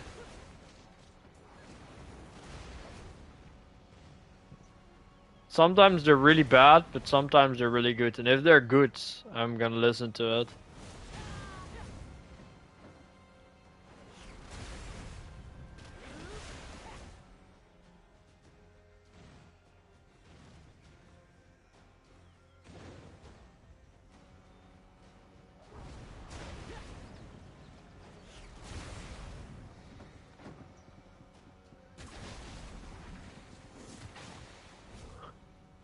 But there's a lot of things in anime that are really good. Also a lot of things that are really bad.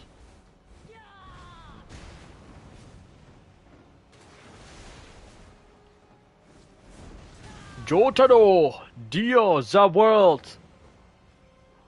Yes. Love it. That Dio scene on the fucking staircase. Fucking perfection. That was amazing.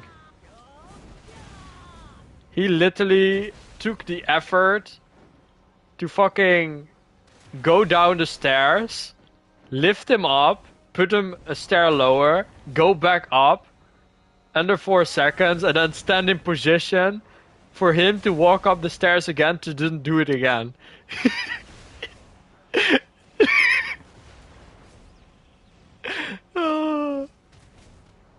Oh, this is crazy. He literally freaked this man out so much. He basically placed him down the stairs.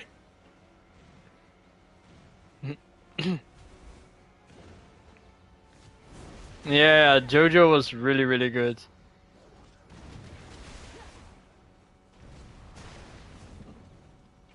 I can think of one cartoon that's really good and you have never heard of it before.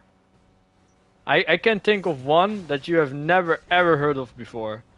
And it's called Huntic.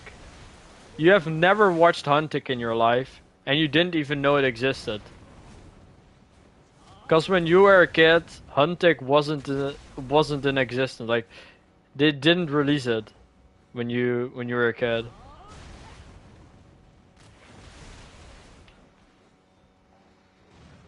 Huntic.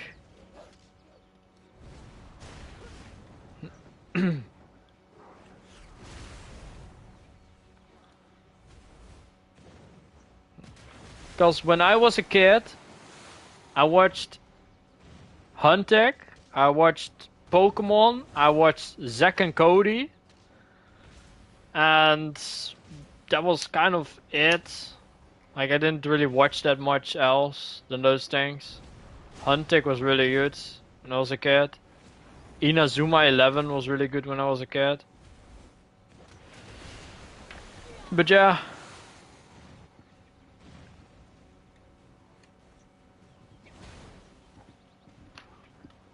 I just love the exploring and those kind of things they did in Huntic, man. It's like treasure hunting. It's a lot of fun to watch. And then the random battles.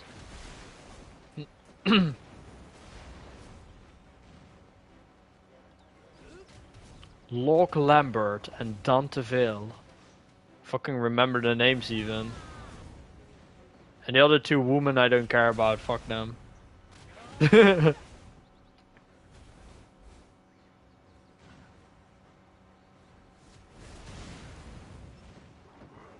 And that's called based. That's a based answer right there.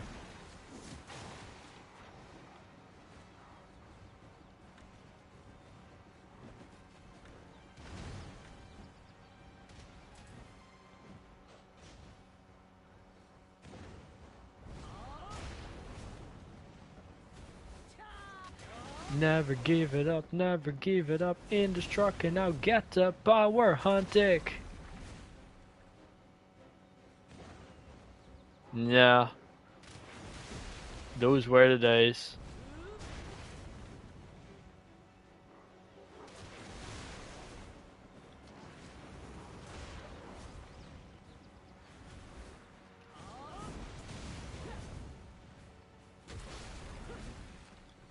And then you also got Panty and Stocking, which is also a cartoon series in the time, which is also really good. And then when somebody thinks about a Panty and a Stocking, they think about whole different things. It's so funny when you say to somebody else, have you already watched Panty and Stockings? And they're like, what are you, a pervert? But yeah, that was also a really good series.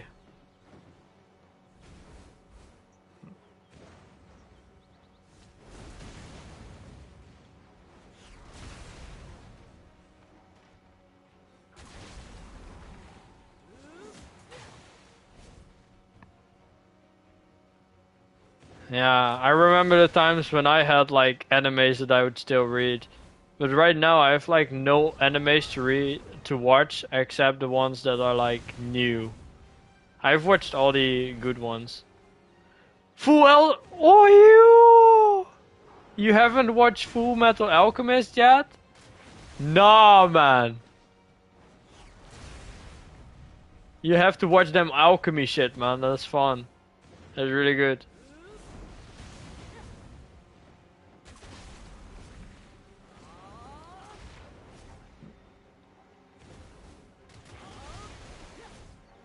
My condolence to his parents, dude. Holy shit.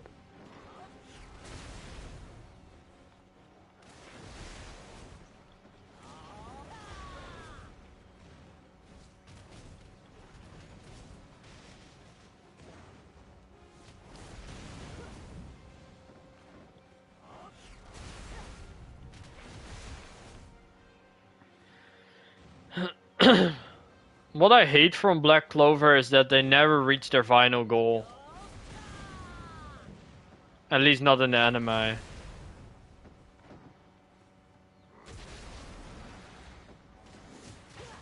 Yeah. What I wanted to see from Black Clover was Asta being the Wizard King. That's what I wanted to see in the anime. Or Yuno and Asta being the Wizard King. But in the anime it never happened yet, so we'll see it once in the future, probably.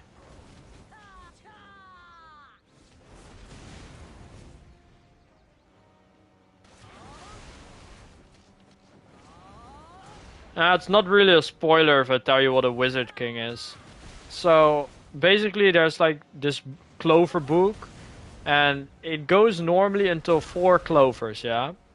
The Wizard King has 4 clovers. Yuno has 4 clovers. And then, how do I call it? Asta has this like weird 1 clover book. So basically, what happens is that the strongest wizard in that world can take the title as Wizard King after beating the current Wizard King. So they would literally have to win against the current Wizard King to become the Wizard King.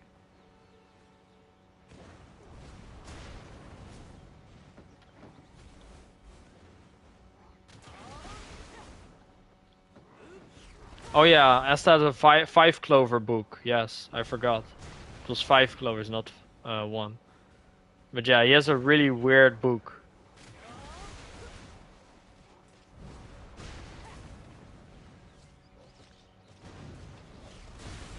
I mean, in my opinion, about the Black Clover anime without spoilers, is the only thing I hated from it was Asta screaming the entire time.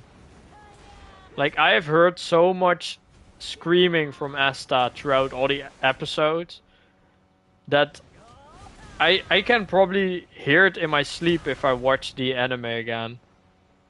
Like, I can probably just hear him waking me up in the morning with his scream, man. And I will be wide awake.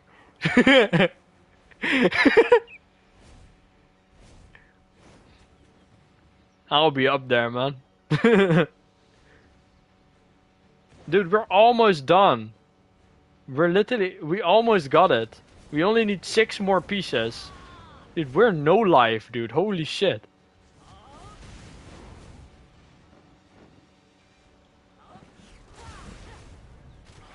Yeah, you have a lot more to catch up to. Have you ever watched Soul Land or read about it?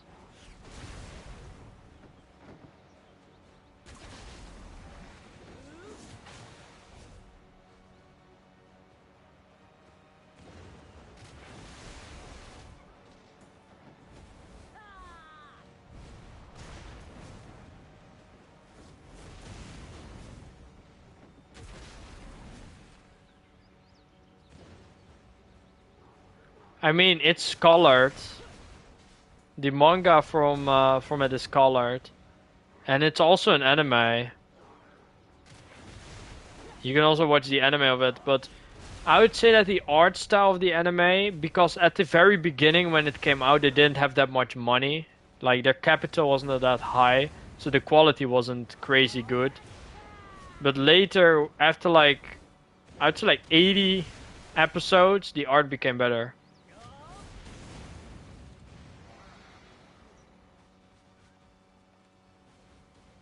Soul and Dalo. Yes.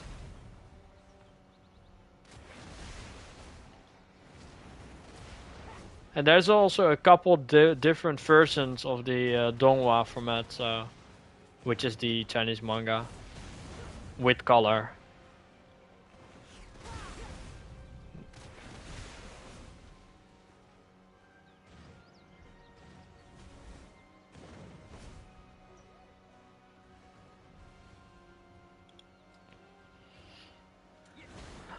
I'm gonna show you something. 1 second.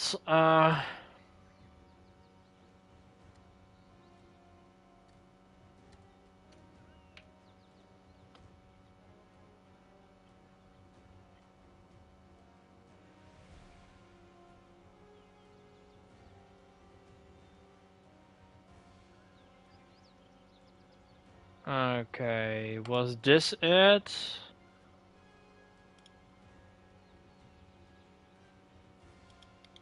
Oh yeah, this. Watch this.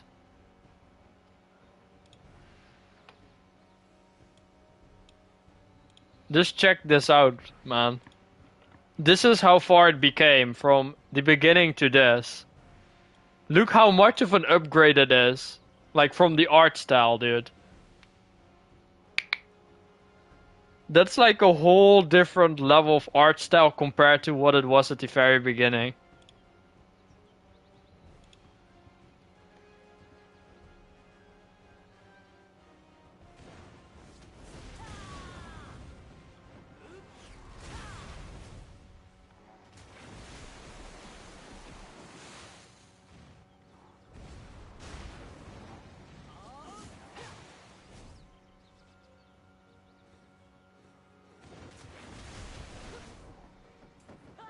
So that's basically because their capital, like the amount of money they had, increased over the years. So they managed to like put all that money into the quality of the anime, which made it like better than it was before. It's still not crazy or anything, but it's passable. It's not like Mappa Studio, okay? Like that's a whole different level. Like that's a whole different universe. But for a tiny studio, they did pretty well over the years.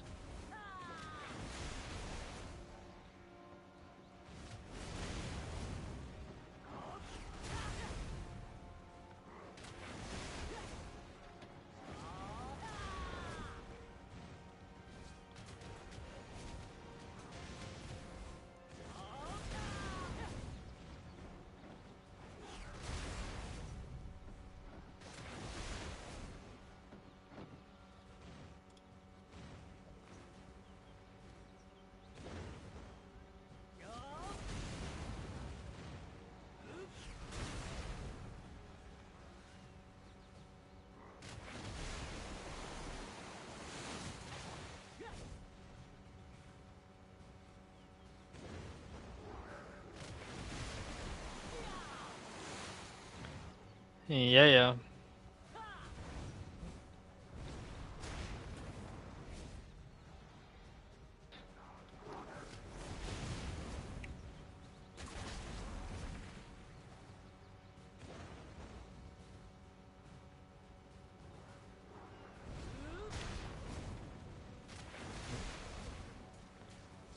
I mean, art-wise, they're probably not gonna get close to like the greatest mangas and the greatest like animes.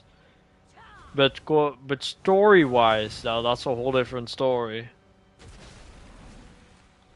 There's not like that many different animes and mangas that can compare story-wise to Soul Land, but I'd say like Full Metal Alchemist, like the story of Full Metal Alchemist, is like really good.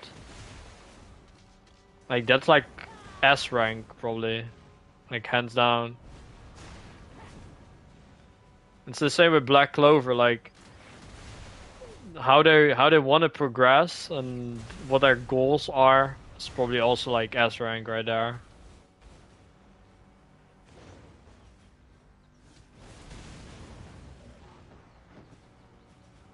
Luffy want to get to One Piece S tier. Overlords. Ain's trying to find his companions and or take over the world is S tier 2. That's fun.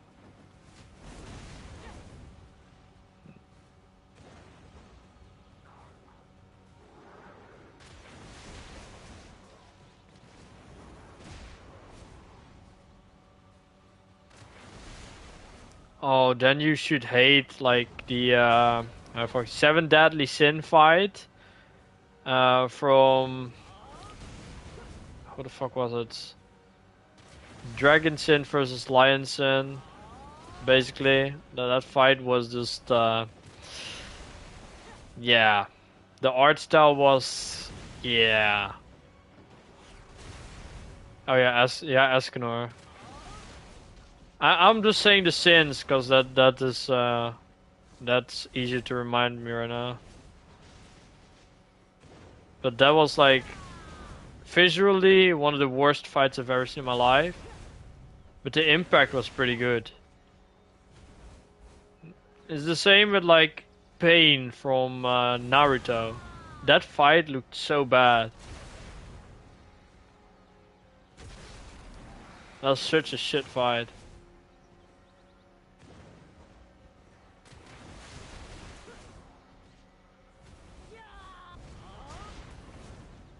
Yeah, it's just like sometimes the idea is really good, but the implementation of the idea is like really bad.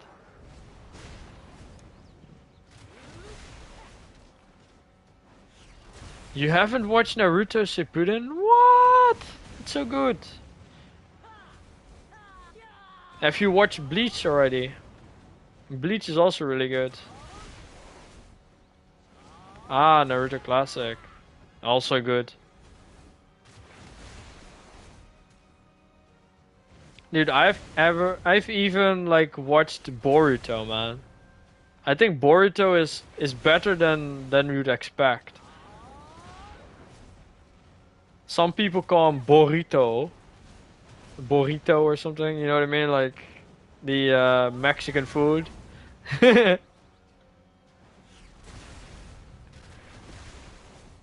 But yeah, it's not bad.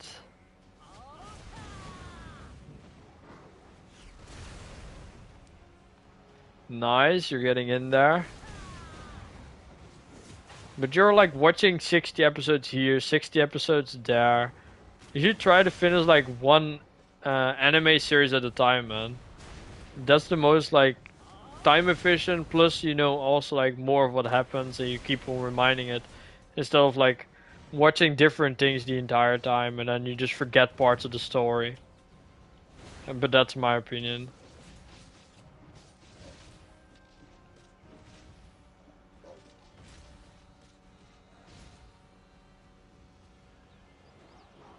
Oof.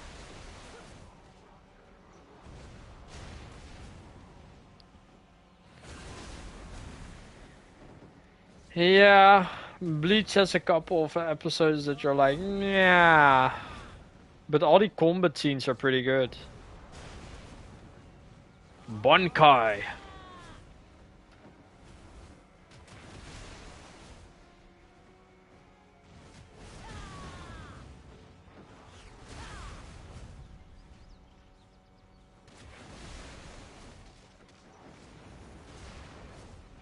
Eh. That's the same like somebody would say like an anime is mid. And then I'm like, dude, what do you mean with mid? How is it mid? Explain it to me why it's mid. And then they can never explain it. They just say that it's mid without knowing the meaning of it.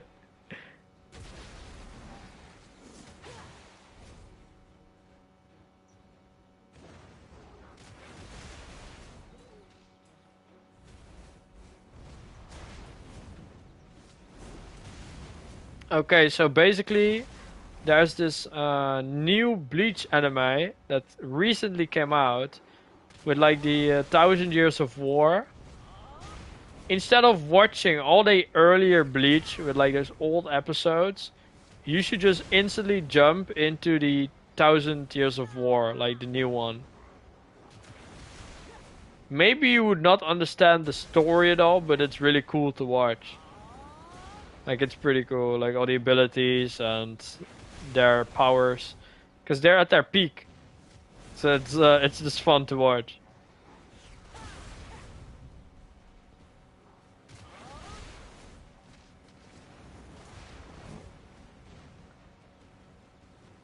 Yeah, but you want to know what I would do? One sec.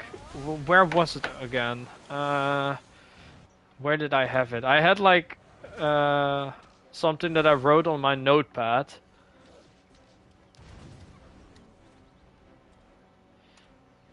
Oh yeah, okay.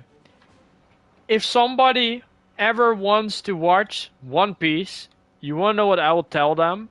Because they would tell me, Jason, there's way too many episodes in One Piece. There's no way I'm ever gonna watch that. I tell them, skip every single episode until 517.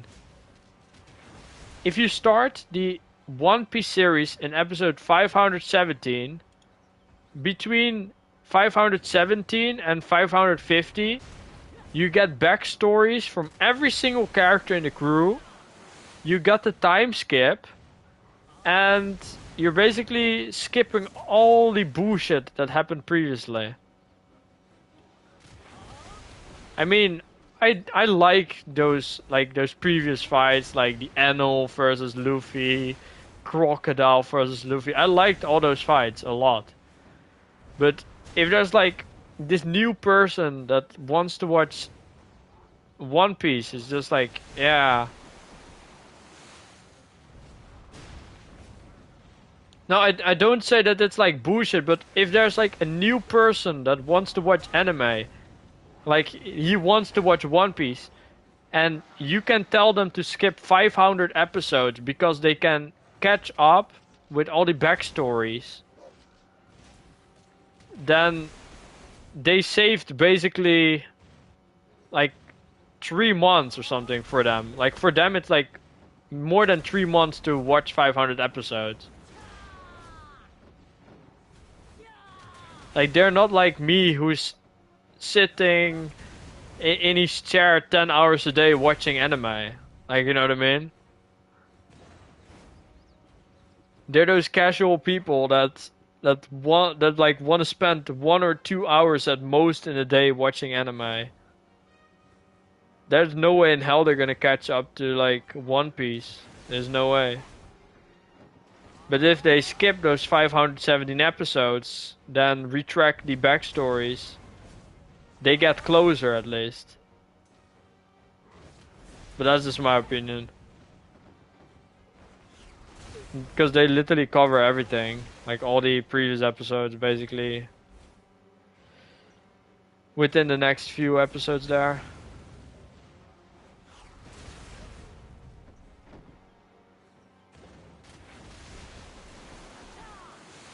Yeah.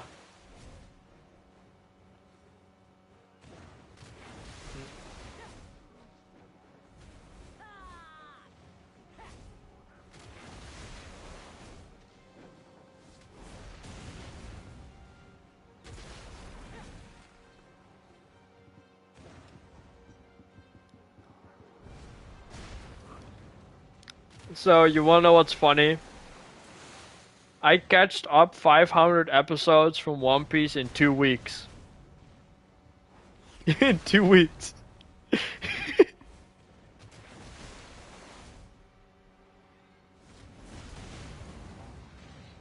I would only watch like the interesting parts of the episodes, and I would watch the how the fuck is it called? The backstories whenever they're talking about it. I would like watch certain stories, but I would skip the intro, outro, and I would skip all the pointless riding on a boat. That's basically saved a lot of like time. Like sometimes there's this boat episode where they're just sitting on the sunny and they're just talking to each other for an entire episode. And then you see a couple cutscenes from other parts in the world of other pirates doing some other shit. Like the buggy pirate, for instance. And you don't really care about the buggy pirates, so you just like skip that like part of it. And that's how I just skipped like certain parts of the beginning of the anime. But I've watched like all the big moments. Like Zoro getting saved, Usopp getting into the crew with all that backlash and all those lies. Like, and then I've literally watched like everything, like really, from that. Like those interesting things. But the things that are like kind of boring, I skipped. And now I just watch the whole episode because I catched up.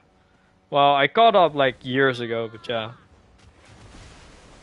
I've watched like 500 episodes in 2 weeks. Yeah. And I was watching like 15 hours a day for 2 weeks back then. Because I just finished Naruto back then when I started One Piece. Like the original Naruto. And then I was like, I already caught up to Detective Conan, so I was like, fuck it, YOLO, I'm gonna do it. And I just sat there in my room for 2 weeks straight. The only moment I left my room was to eat, to drink, to shit, and to shower, and that's it. That's just literally that's literally the only reason I left my room back then. And that was glorious. But I did it.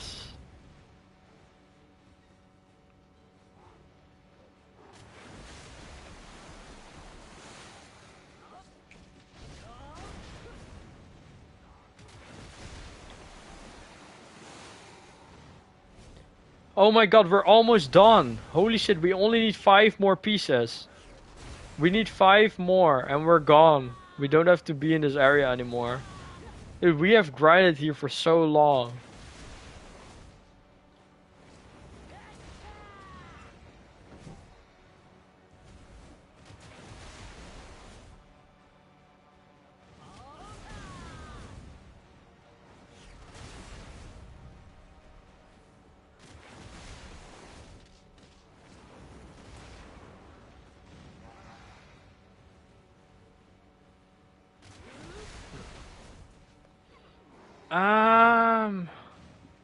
There were 2 different arcs of the Fisherman.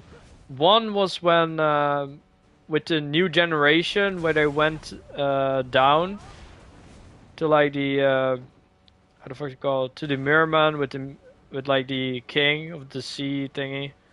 I fucking forget the name of that person because he's so irrelevant.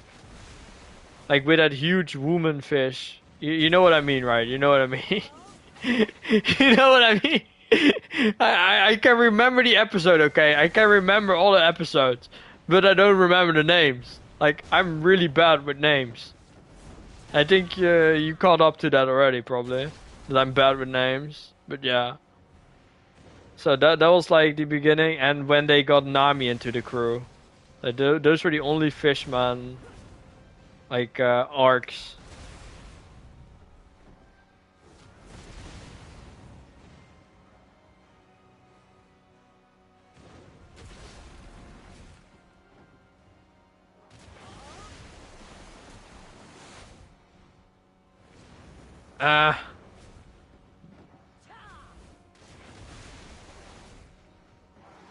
Fair.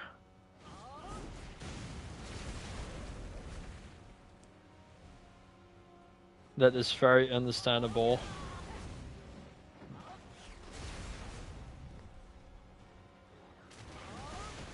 I don't think there's like any story like that I've skipped. No. The only thing I skipped were like filler episodes.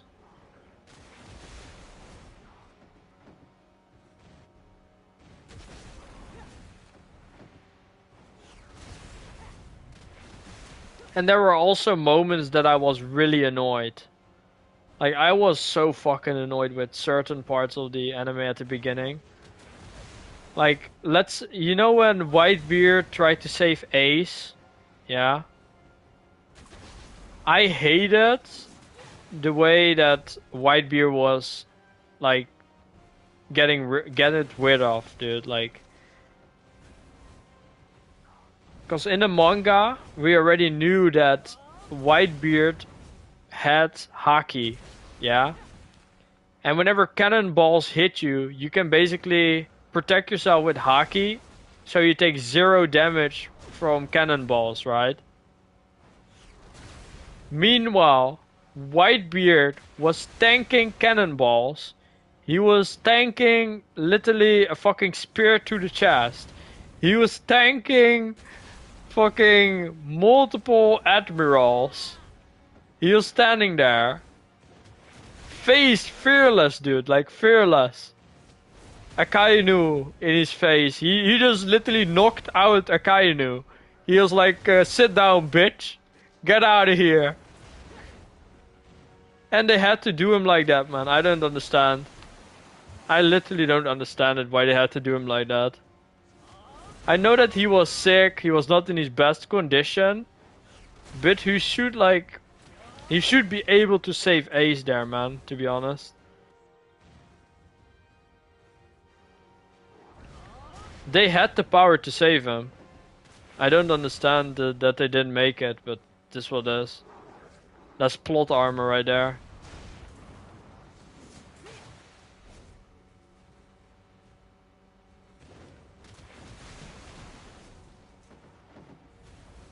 Because Whitebeard has one of the strongest, like, devil fruits. His Quake abilities basically also goes against all those Logia users and shit. Aye.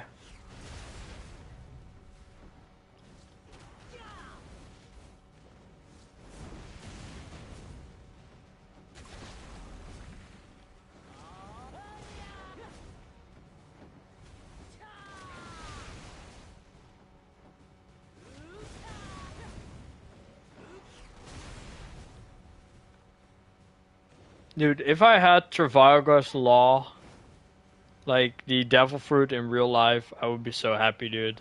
But not possible. Yeah.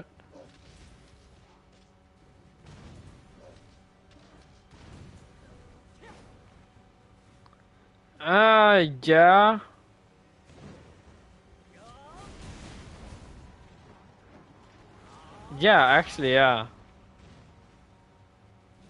But I still think that Shanks has something to do with Celestial Dragons because he was able to walk in that room with all those like Celestials.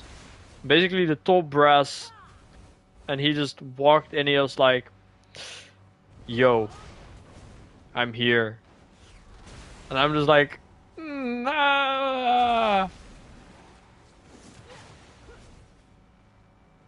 Yeah. He is a special unit, man, like Shanks.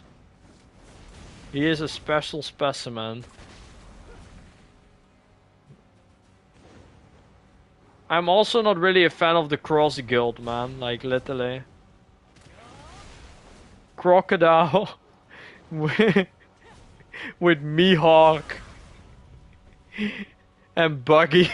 What is that? What is that combination, dude? What is the combination? Like, what is that?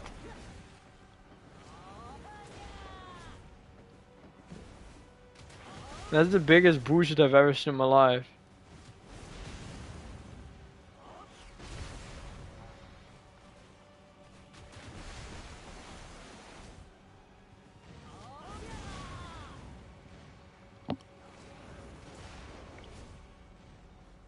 We have to see more of Draco Mihawk, man.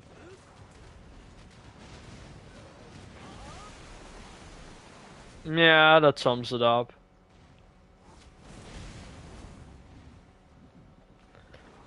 Dude, what I want to see is Mihawk going full out versus Shanks, man. That's what I want to see.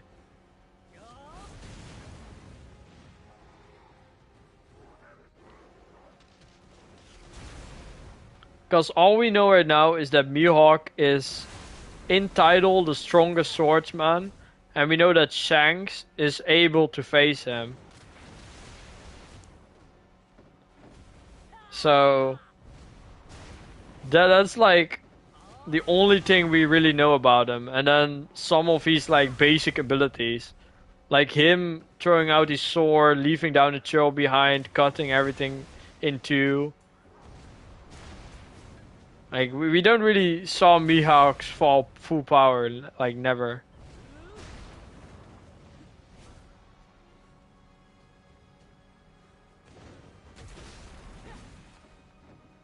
I mean, Mihawk can easily take down like Blackbeard in a 1v1, like not even close.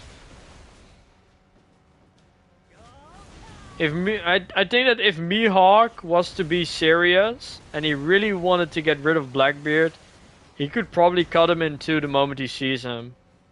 Like so quick that there's nothing you can do about it.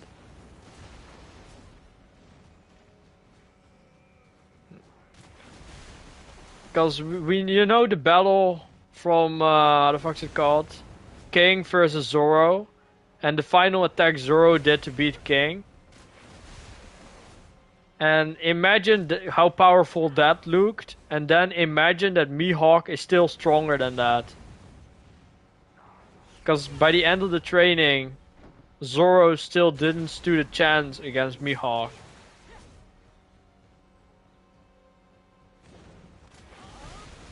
Yeah.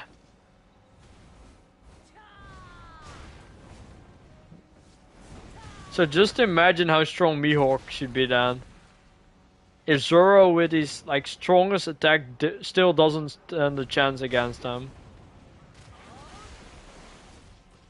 Zoro was even strong enough to cut open fucking out of a Kaido.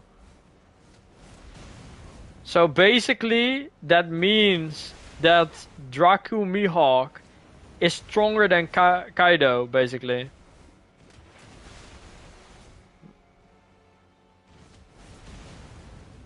Because the final, like that attack that Zoro did on Kaido was a little bit weaker than what Odin did to him. So then we know basically that Odin was stronger than that Zoro currently is, but Odin was weaker than the Pirate King and weaker than Whitebeard.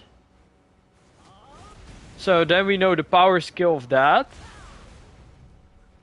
And then we come across like Mihawk, Draku Mihawk, and Draku Mihawk would be able to slice Kaido in two probably.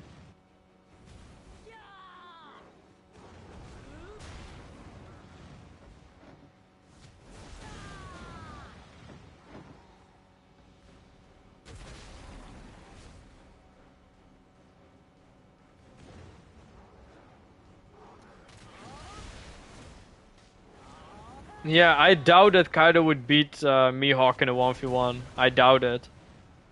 There's no way in hell. Yo, we're almost done with this area, dudes. We only need 4 more. And then we're gone, dude. Then we're gone of this area. Holy shit. We have been here forever.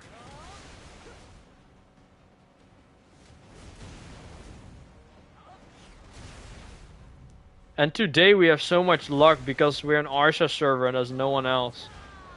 This is a PvP server, by the way, so the cost to be in this PvP server is that there's people that can kill you, but we get a 50% drop rate increase.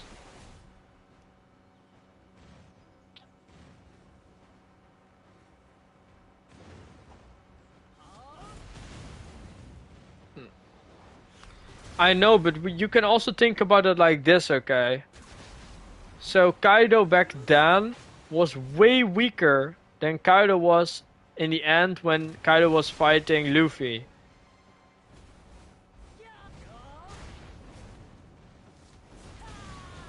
Because Kaido, in the time between that he lost against the Pirate King to where he is now, he awakened Conqueror's Haki. He basically made it to like the pinnacle, almost the pinnacle of his current Devil Fruit. So yeah.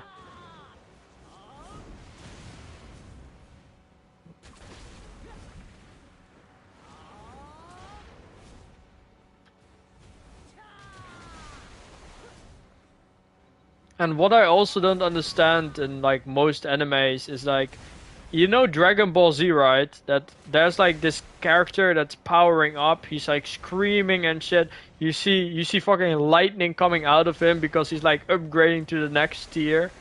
And then you got this opponent just like looking at you and he is like waiting for you to be ready, like finish your power up before attacking you, and then he loses it.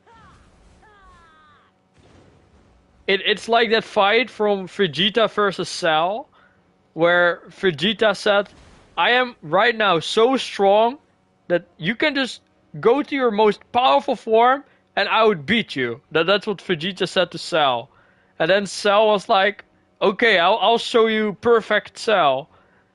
He turned into Perfect Cell. He shitted so hard on Vegeta that he just teleported to a different dimension, basically. That's literally how it felt. He was just annihilated, gone, man. Out of existence. He was just gone, dude. And that's literally how that fight from Luffy versus Kaido felt. That's literally how it felt. Like, Kaido was literally waiting for Luffy to power up every single time. Just waiting, and then he beat it, Luffy again, to demoralize him. Every single time.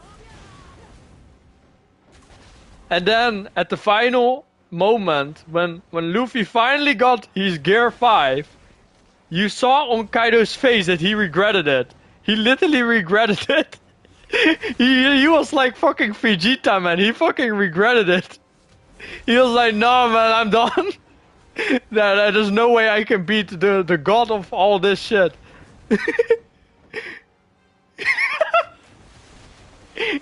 gone, dude.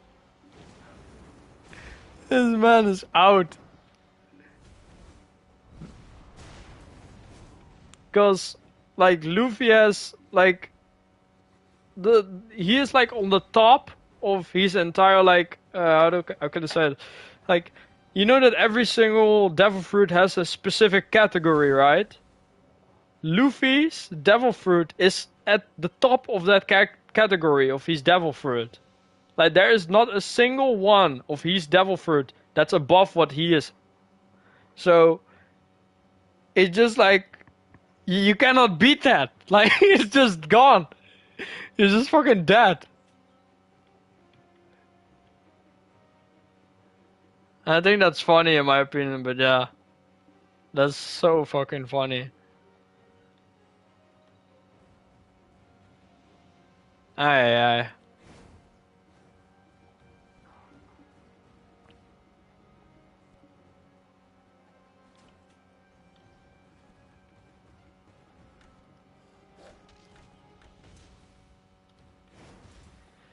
Let's farm out the last couple pieces before we're done with this shit. Aye, aye. I want to go to a next area, man. I'm literally done with killing this. I get fucking PTSD flashbacks from killing dogs now, man. Like, holy shit. Dude, I never want to see a wolf ever again in a video game after this. Imagine I've done this twice. This is literally the second time I'm doing this. So I'm basically torturing myself.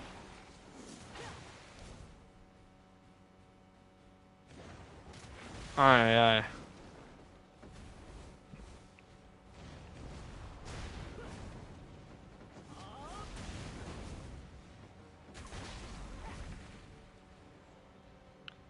Cock to knock. That sounds like shit. If you're like in the Netherlands, cock means literally shit. So whenever I read that, I read shit knock, and when I hear knock, I think about a black person. So it's just like really, it's really racist. Like how the Dutch language is. Like it's just so racist. It's just so dumb. I don't even know why. Like why is Dutch language so racist, man?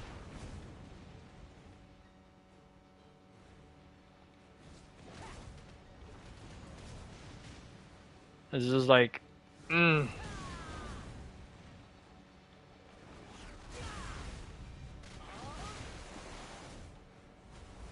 Not the biggest fan of the Dutch language.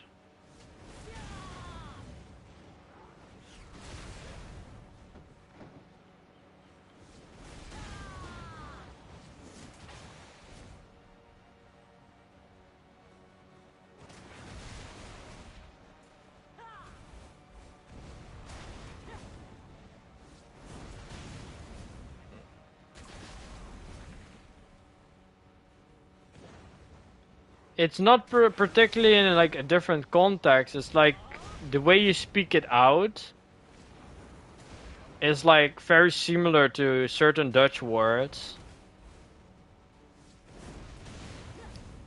And you basically split it into two parts then. And then you got an end result which sounds racist. Yeah. We have cock, which is basically shit in the Netherlands. It's like a slur word for shit in the Netherlands, so yeah, cock. And then you got to knock, which is like to knock, and if you have knock, that you can also get it in two different words, which is the N word, and you can also have it as naked. So, yeah. Yeah. Dutch slurs. Aye, aye. If you have like a word book, it's probably not in there because it's like more from like the younger generations, and then word discrepancy. So yeah, it's like slurs, street language, and all those kind of things mingled together, and then you get this like weird bean.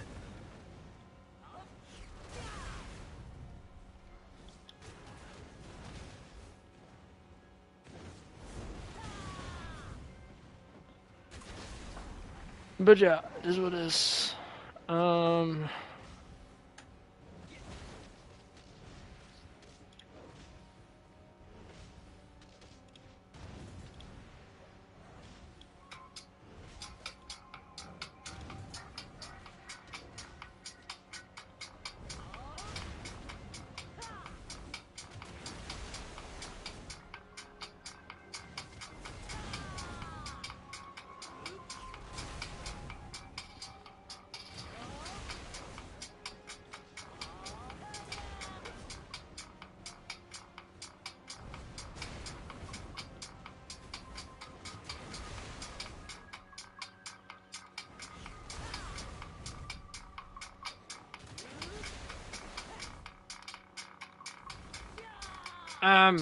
If a black person says it to another black person, it's normal. But if the whitest person in the entire world says that word, then it becomes racist, it becomes offensive, and all those kind of things. So it's like a race thing, like a black person can easily say that, but we can't. Like, we are so white that this, this doesn't happen. Like, even if I was Mexican, I couldn't say it. I'm not gonna do it.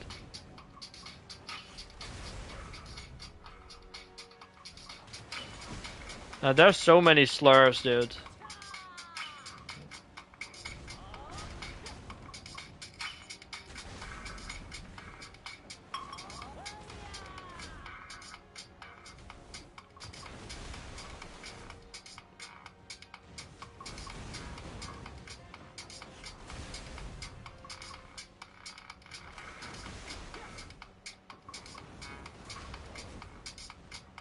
Imagine, I've been running circles for almost 3 hours now in a row.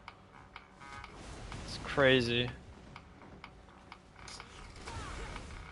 Is there a guild quest here? No.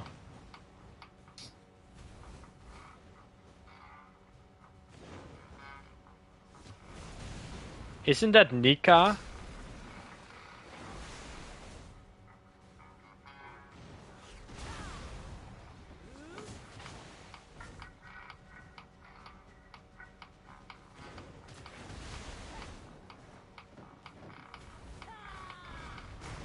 Because if you say Nika, that is, for instance, that is one of the ancestral gods or something.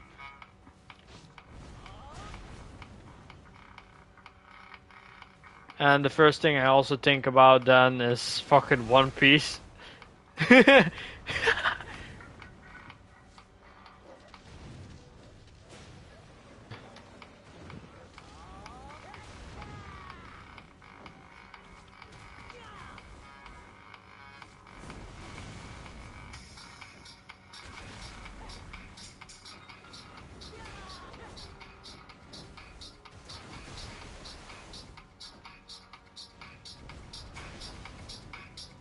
Yeah.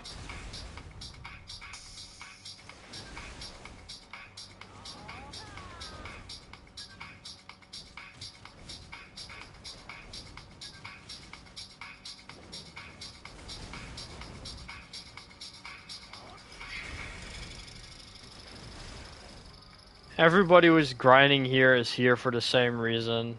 They're trying to grind to get the Pitty. I'm on 96. I'm almost done. I only need 4 more. And then I'm on my merry way. I'm just gone then. I'm gonna go life skill or something after that. Did one of my items sell? No. Well, time to do this cube shit.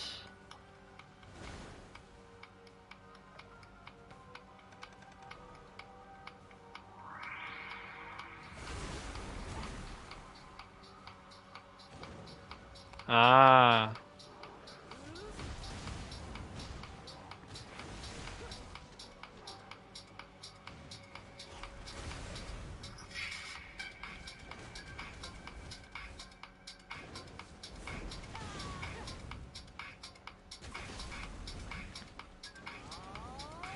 The Dutch language in the offense, people would mostly say your fat mother and then something behind it.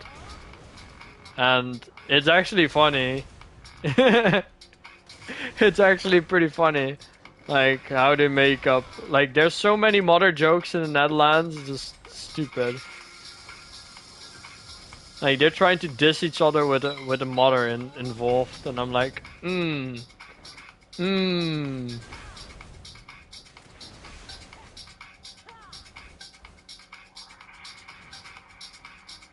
It's just at a certain point you cannot even take it serious anymore, you're just gonna laugh.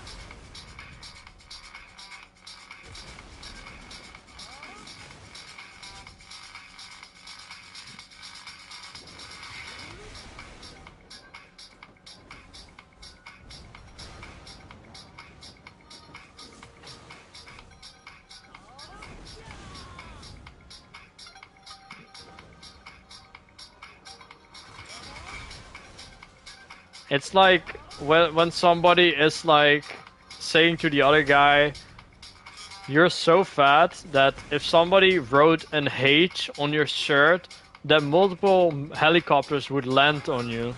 Because they would think that you're a landing pad. Those kind of jokes are fucking amazing.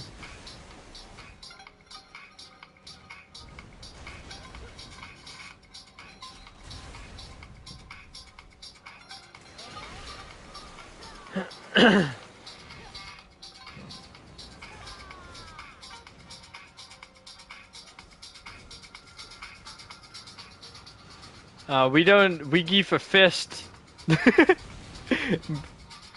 Based on face and appearance.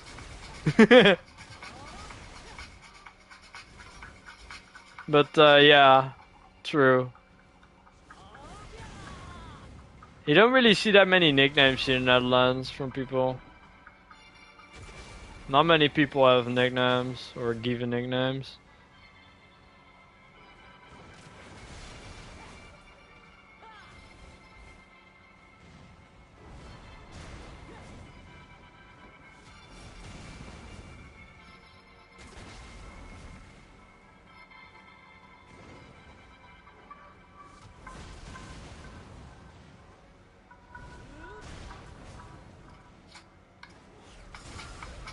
Yeah, there's so many places in the world where I still want to go to.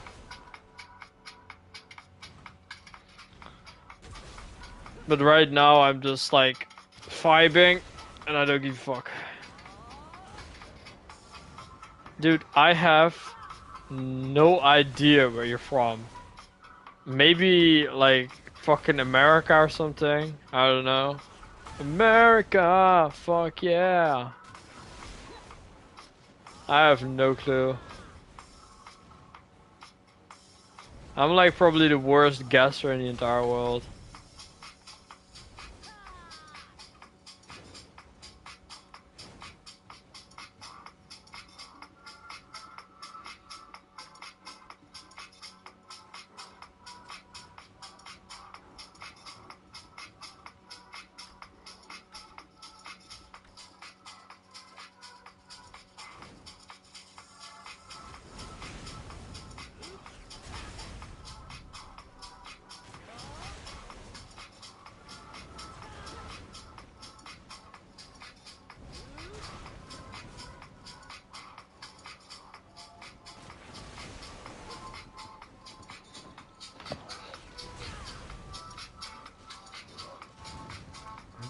Oh lol. Okay, then you're not, you're 100% not in America. Then in Hawaii maybe?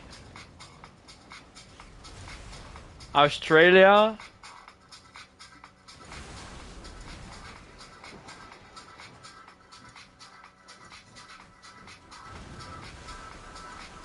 Australia, maybe.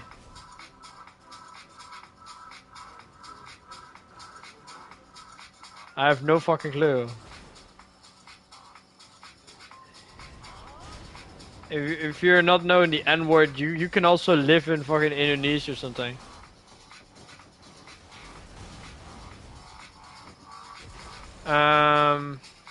Philippines. Let me guess, Philippines.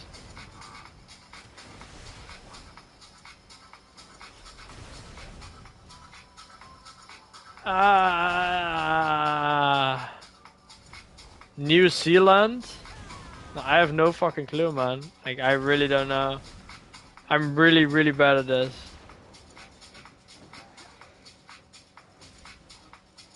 I have no clue, man. I have no fucking clue.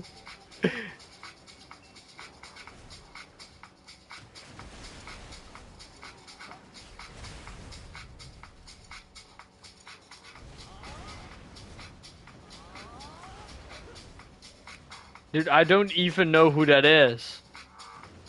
I don't even know who Osama bin Laden is.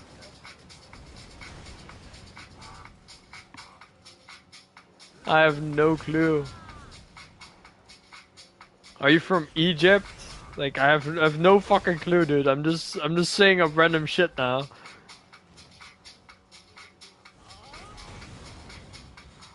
I never watched the 9/11 stuff, man. I didn't really care.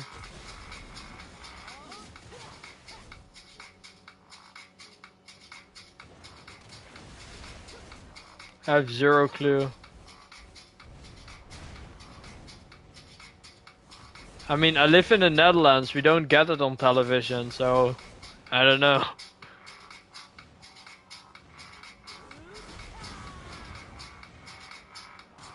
I've only read 9/11 memes or shit, but never like really looked it up or anything like that, or looked into it.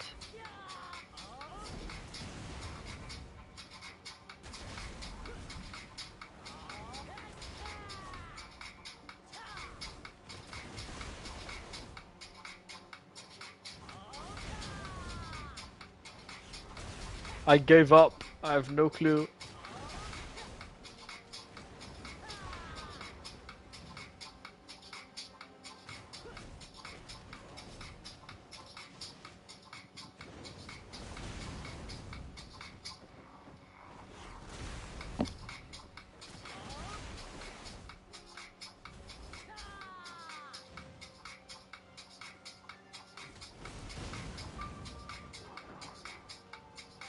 No, I don't. Because I don't know where you're from.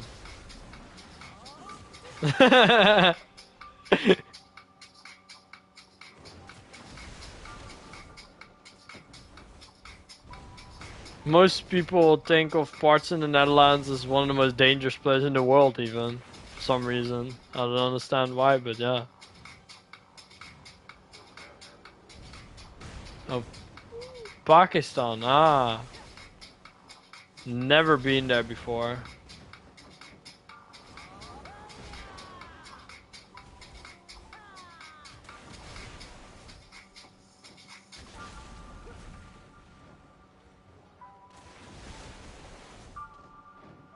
I heard it looks good over there.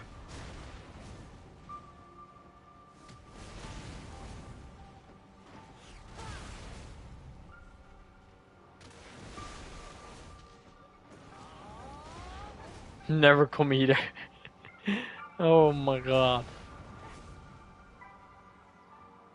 How can you say that about your own country? Oh, I don't recommend people to go to the Netherlands too. It's a waste of money. There's always shit weather here, man.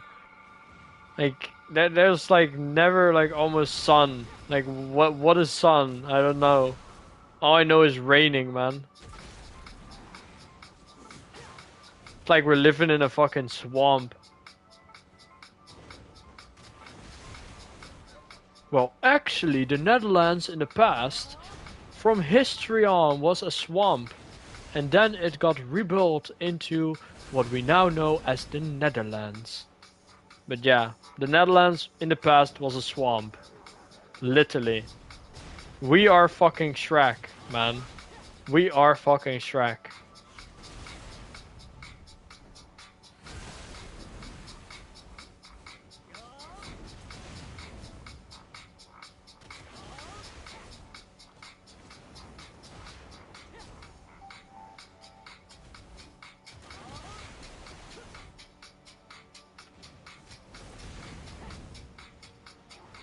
Dude, we never see snow in the Netherlands almost.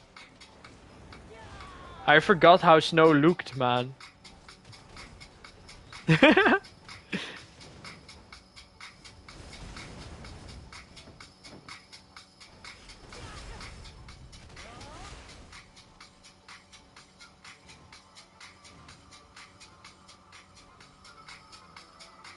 Dude, it's even worse than that. Wait, one sec. So, what's sad in the Netherlands is that everything is like grim. It is very grim outside. And to make it worse, when people buy a car, they always take like the gray, black, or white color cars. So, it literally blends in with the surroundings. And it looks like you're watching like a series from the 60s. And you just get depressed by looking at it.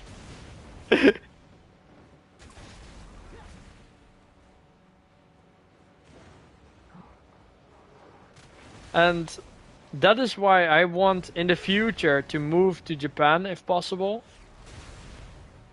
Because I don't want my kids to grow up in the Netherlands. Like, there ain't no fucking way that I'm gonna let my kids like grow up in the Netherlands. There ain't no fucking way.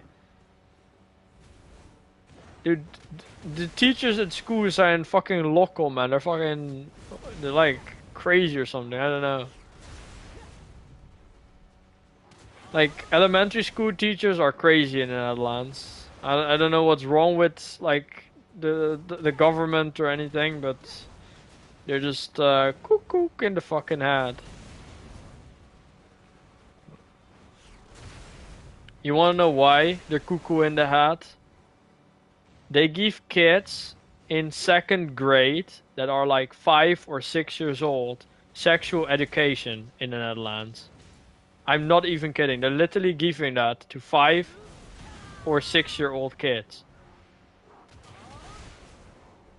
And then throughout the entire elementary school period, they're gonna have that as literally one of the subjects at school throughout the entire year.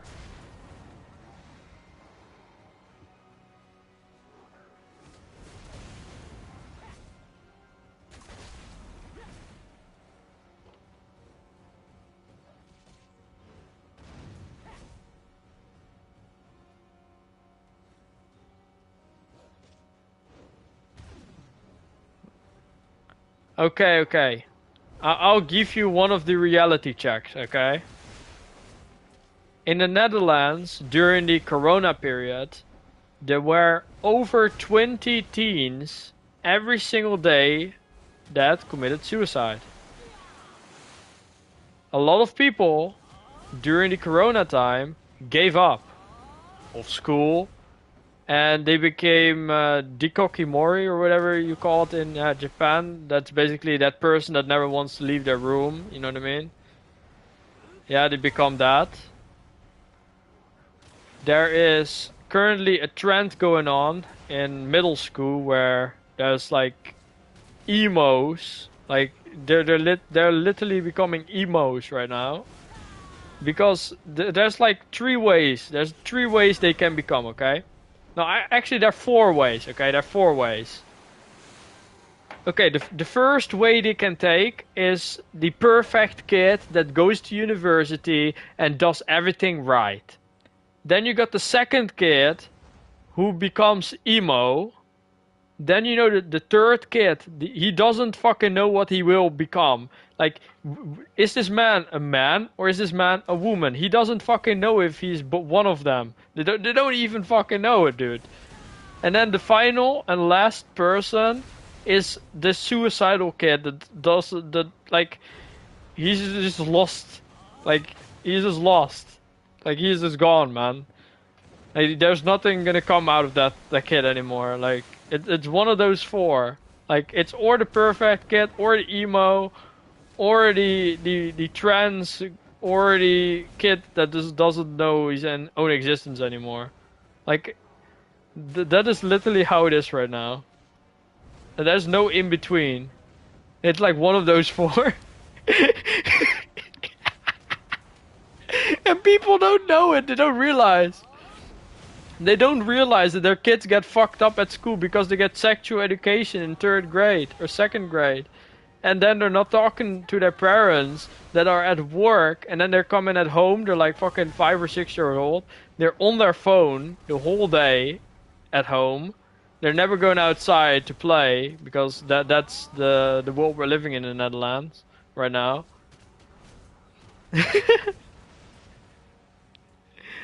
And then their parents never ask them.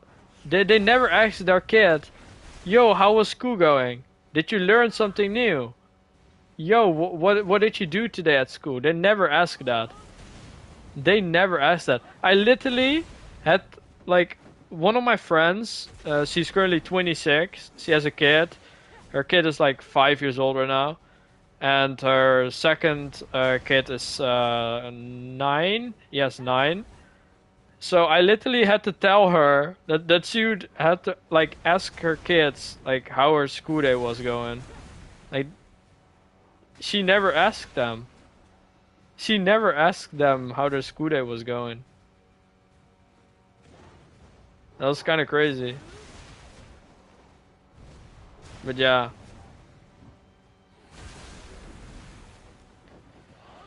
Very weird. But those educations, you should not give that to a kid until they're like 12 or something or older. In my opinion. If a transgender woman comes in, like into your like classroom and explains to you about tools. Yeah, tools, like those tools, you know the tools that I'm talking about, right? They're literally explaining that to fucking kids. And how to put on things on tools. I say tools because we're fucking YouTube, but yeah. I'll just say tools for now.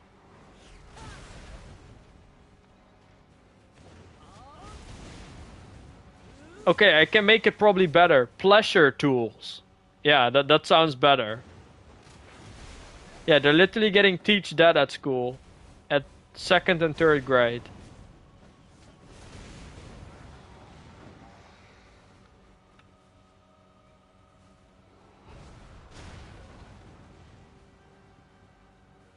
And I'm really against, like, if that happened in like the 2000s when I was a kid, they would literally burn down that school. I'm not kidding. Like parents from the 90s and 80s, or that are like born in the 70s, they would literally like burn down those schools. Just like those schools are gone if they try to teach their kid that. Oh shit, LGBTQ, dude, no. Oh. Like I'm not okay. I'm not against LGBTQ. Okay, I'm not against it. Let them do their thing if they want to. Okay. But don't involve like kids at school with that shit. Like, don't involve people that are like they don't even know how to read or how to write yet, and then you're coming out with LGBTQ. You're like, it's just like, why is it even a conversation? You know what I mean? Like, I'm not against LGBTQ, but I am only against them with one thing, and that is trying to teach that to kids. Like, I don't want, if I have a kid in the Netherlands, that a teacher from the LGBTQ community comes into the classroom explaining them how to put on a condom. And about genders, like that there's more than 2 genders. I don't want my kid that's like 5 or 6-year-old to learn that shit. There's no way. I would literally burn down that school if I heard that my kid learns that at school. Like, I would literally burn down the fucking school. Like, I'm not even joking. I would literally burn it down. That school would be gone the next day. I put some fucking gasoline in there, man. That shit is gone.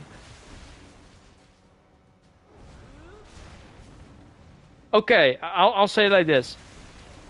It's necessary, but not for a 6-year-old that didn't even went to their menstruation period yet. They literally didn't went through it yet. They have no clue. They're so young.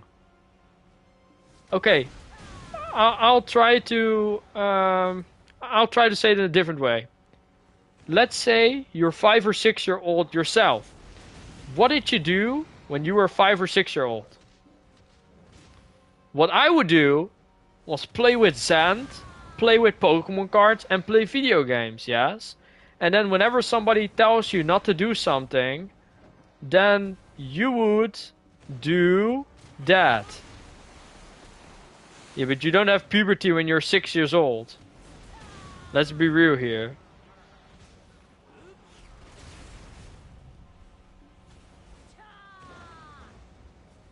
When you're 6 years old, you're not even thinking about things like that yet.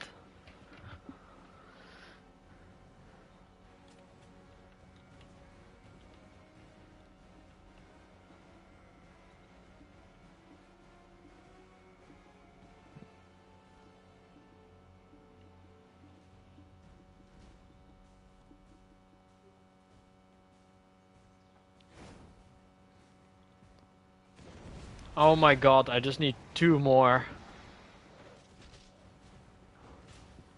Yes! That is exactly what I mean. Yes, 15 plus. It's a good age. Well, actually, I would say that you should not even have it at school. I would say that your parents should talk to you about it instead of teachers. You should not even learn it at school. You should maybe like learn biology. You should like learn where every part of your body is and all those kind of things and what's inside of your body and your bones. Those things you should probably learn, but not about like the sexual education. I think your parents should teach you that instead or talk to you about it. I know it can be like very like weird to talk with your parents about it, but I think that is like the only like really good solution right now for what's going on compared to how it's going at school right now.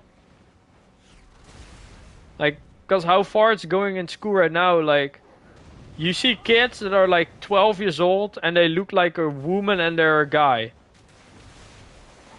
Like, I don't know, man. I don't know what to say about it. I don't know what to say about it when you see a girl that's like 18 years old, but it's not a girl. But she already started her transformation when she was like 12 years old. So the difference is like, you cannot tell the difference anymore. It's just like, it's worse than, how the fuck is it called? How is that place called again? There was somewhere in Asia, there was like this part where you can just not see the difference anymore, like at a certain point. But yeah, something like that.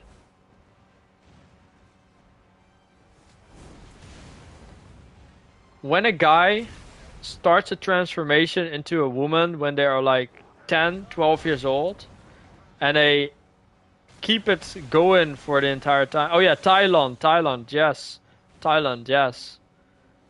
Because that is where they got it from, basically, with that the transformation. Because Thailand basically showed the world that if somebody changed on an early age, that at a little bit later age you cannot tell the difference anymore at a certain point.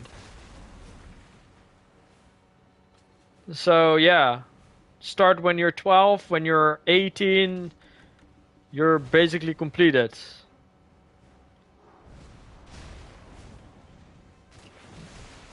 Because for the final surgeries in the Netherlands, you need to be 18 years old, with consent of your parents. And you have to write your, like, autograph. It's very strict.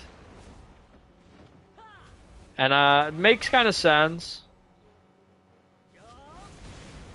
that those kind of things are strict. Because if they make this choice once, you can never undo the choice, you know what I mean? It's one of those things, like, you make a choice and you can never, like, retract the choice. It's like when you say something to a person, you can never take back your words, because you already said it to that person. And it's the same with that.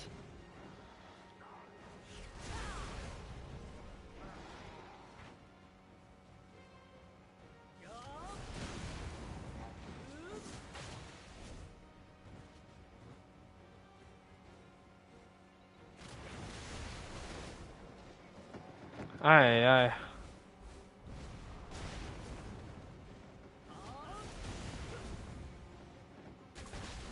Dude, I've done this rotation so many times now that I'm literally... I can probably do this blindfolded almost. That's how it feels.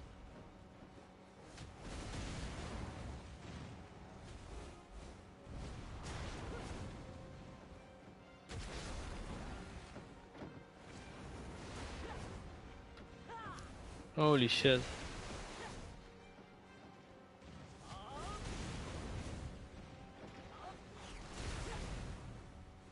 There are so many life lessons people can learn.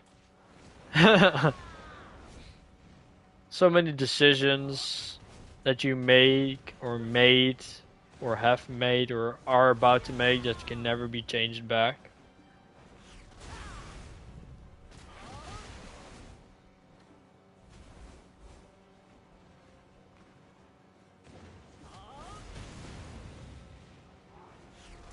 I think that if I ever like had that chance to reincarnate back to like when I was a kid, I would probably go more into sports. I kind of regret not going into sports, like deep into sports. But now I'm 23 and still young enough to do sports, but you missed like the golden opportunity.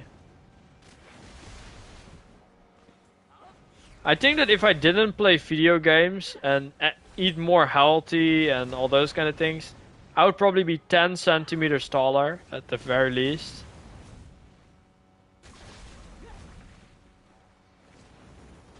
Which is kind of funny.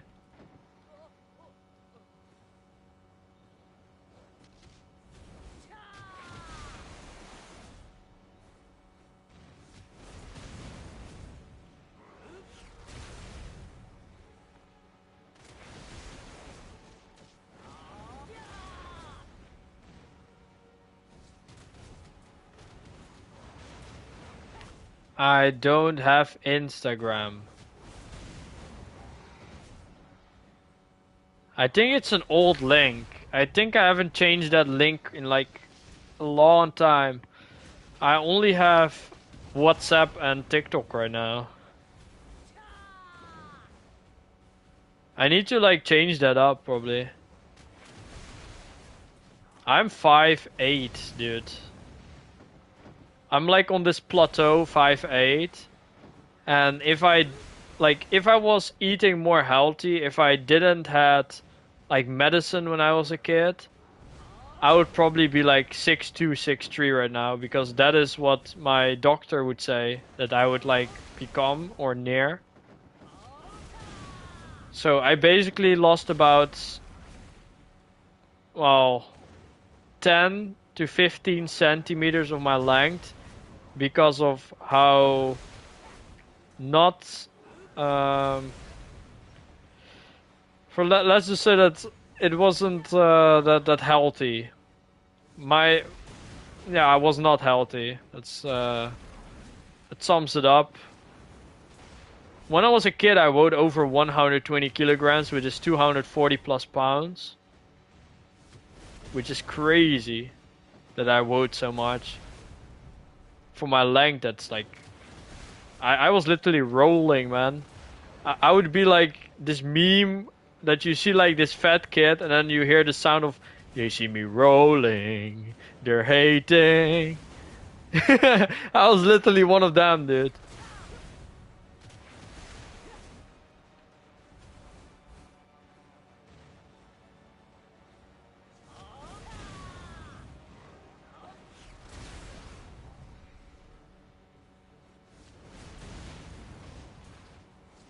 Come on, just 2 more bloods, and I'm done.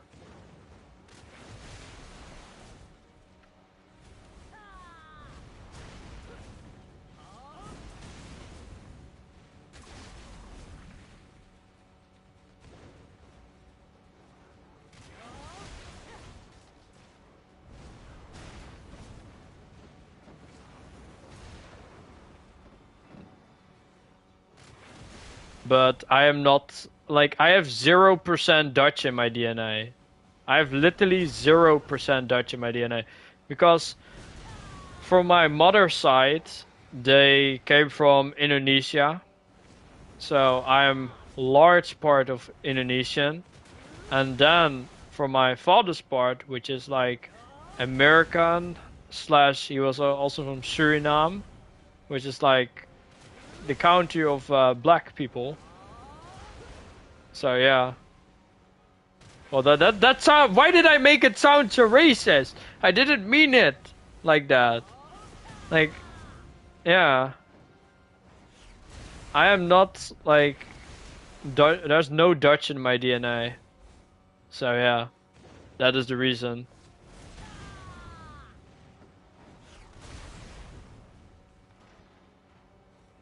I mean, I might not be the tallest, but I can probably outlift like a lot of people above my height.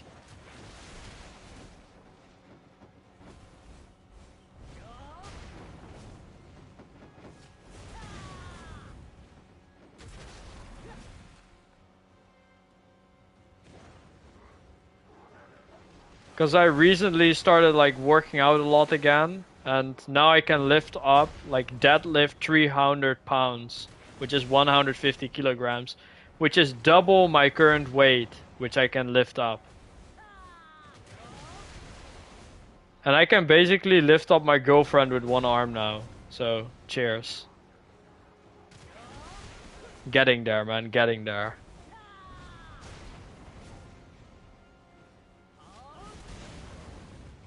My record lift is a deadlift of 152.5 kilogram. That's my current record.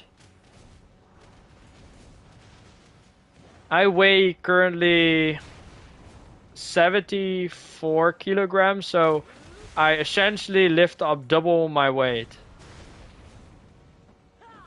Yeah.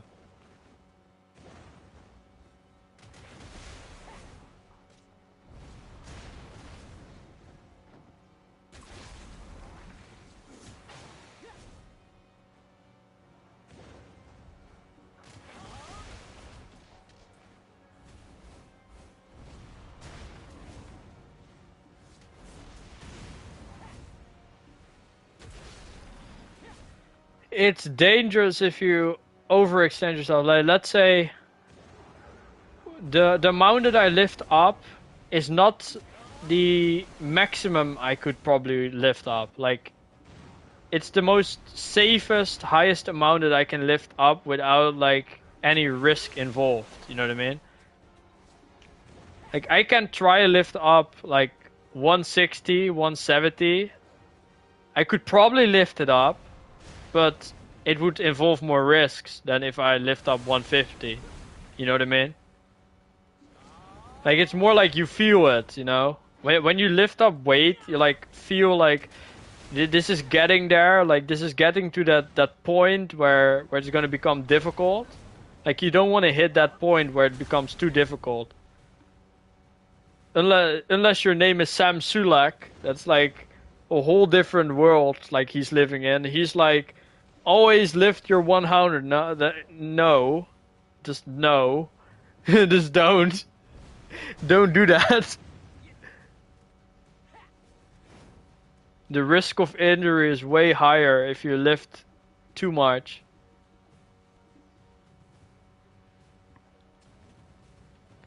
But I can lift up 150 pretty good. Yeah. Pretty doable.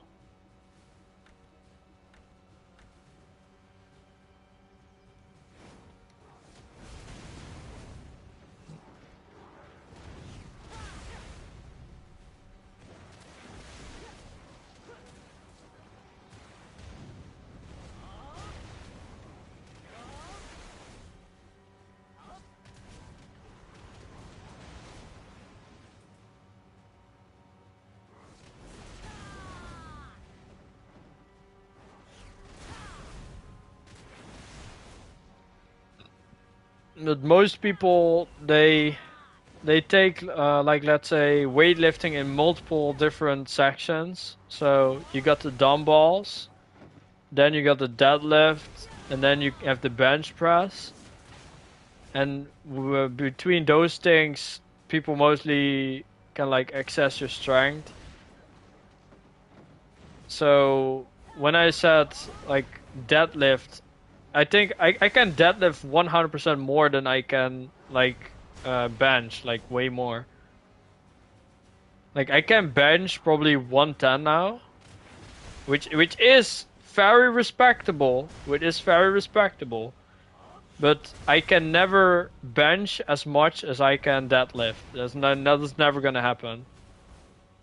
Not in a million years I'm gonna bench what I can like deadlift. There's just no way.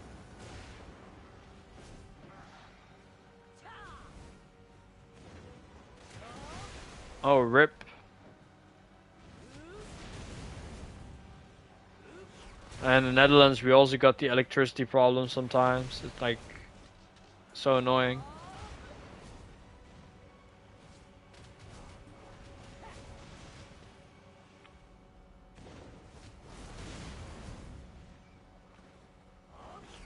When you play video games the whole day, you just have to work out. There's just no other way. Like, if you don't work out and you play games the whole day, you become like that gamer guy from South Park that was like in his 40s, bald, behind his PC with like multiple layers of fat. That's literally what you'll become if you don't work out when you play video games. Like, literally.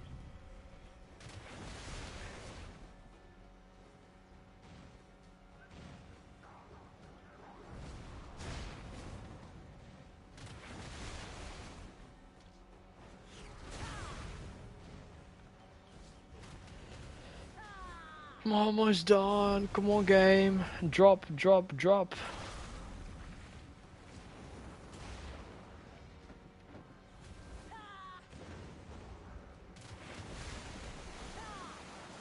We only need 2 more Pitty. And we hit the 100 Pitty.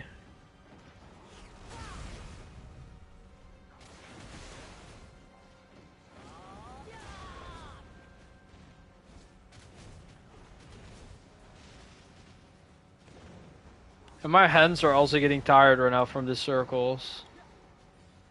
Because I'm literally doing the circles in max efficiency. Like, hitting the skills on like the perfect moment almost.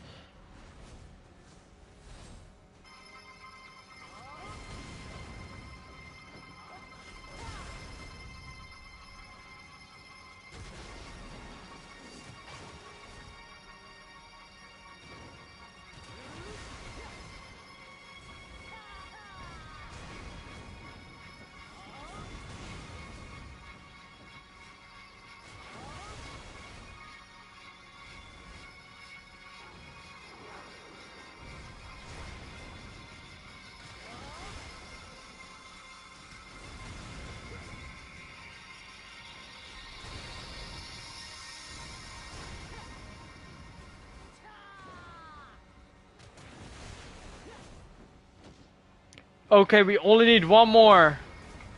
Come on. Come on, game. Drop one more. Quickly. Come, come, come. Get me out of here. Get me fucking out of here. Oh. And a message.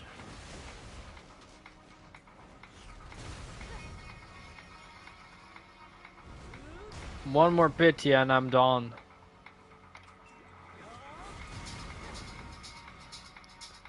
Laters, man. See you later. I have to just grind out a couple more things, and I still have to work out, so yeah.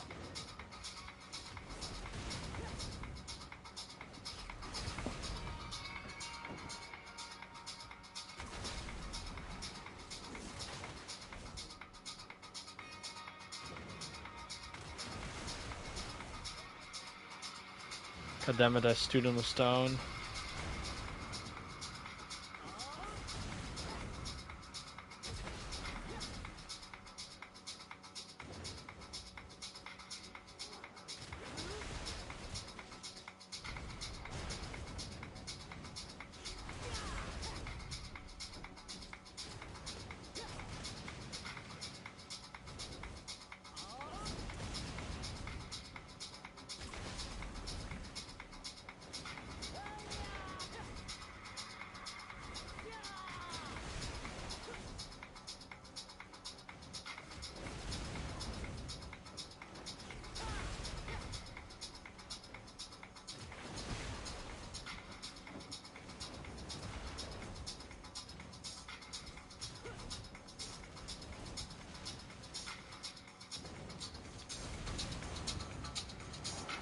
Uh-huh.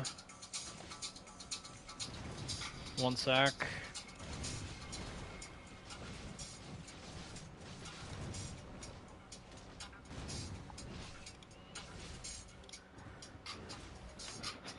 Okay.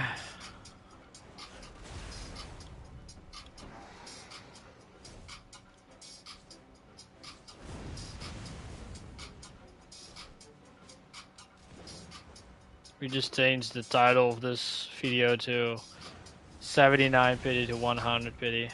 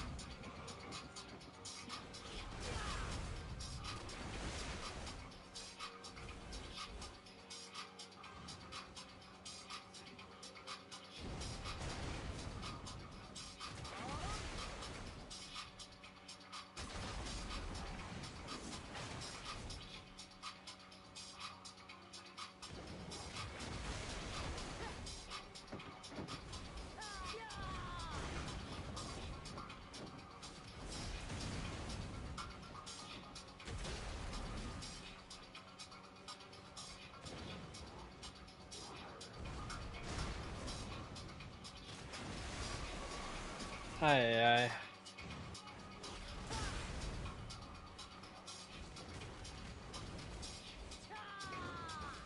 Just one more fucking point.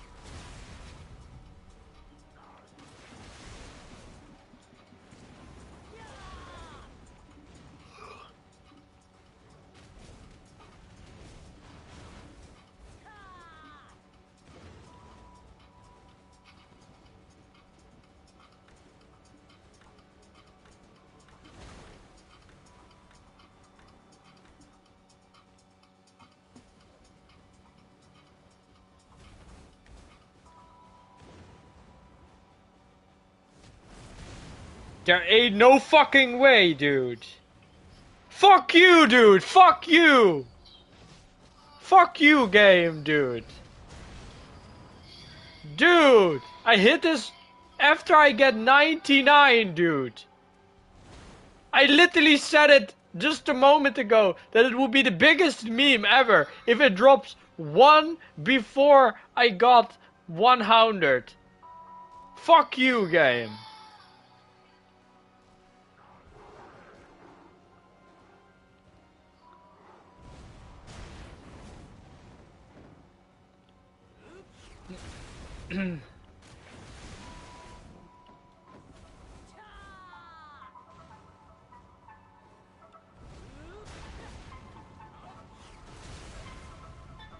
We're still gonna get it.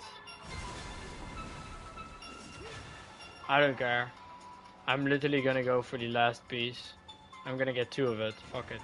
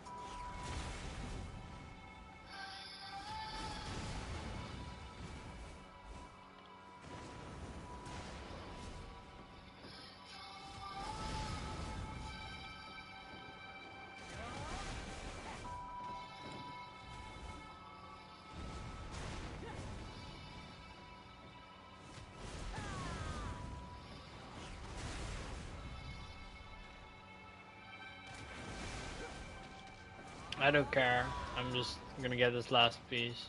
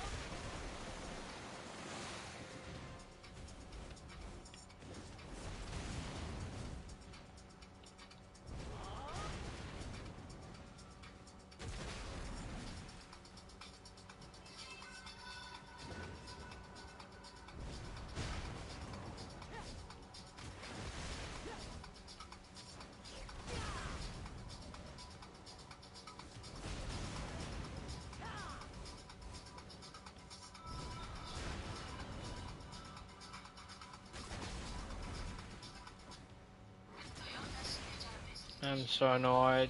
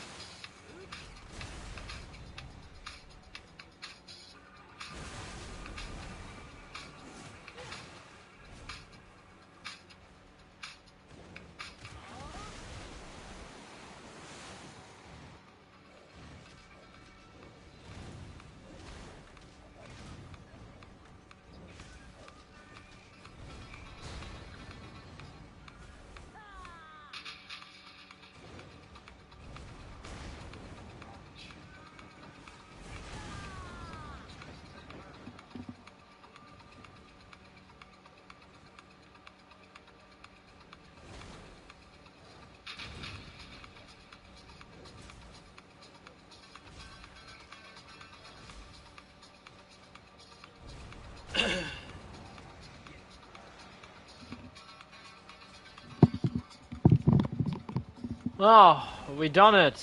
100 BloodWolfs oath. Together with a piece that just dropped just recently. Which was fucking dumb. I dropped it on 99. Lol.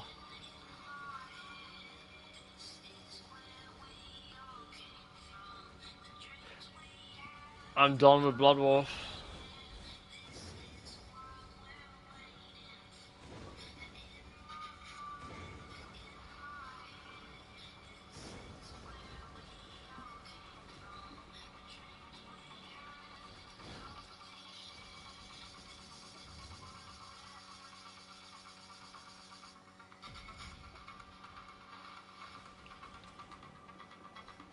Oh, cheers for that.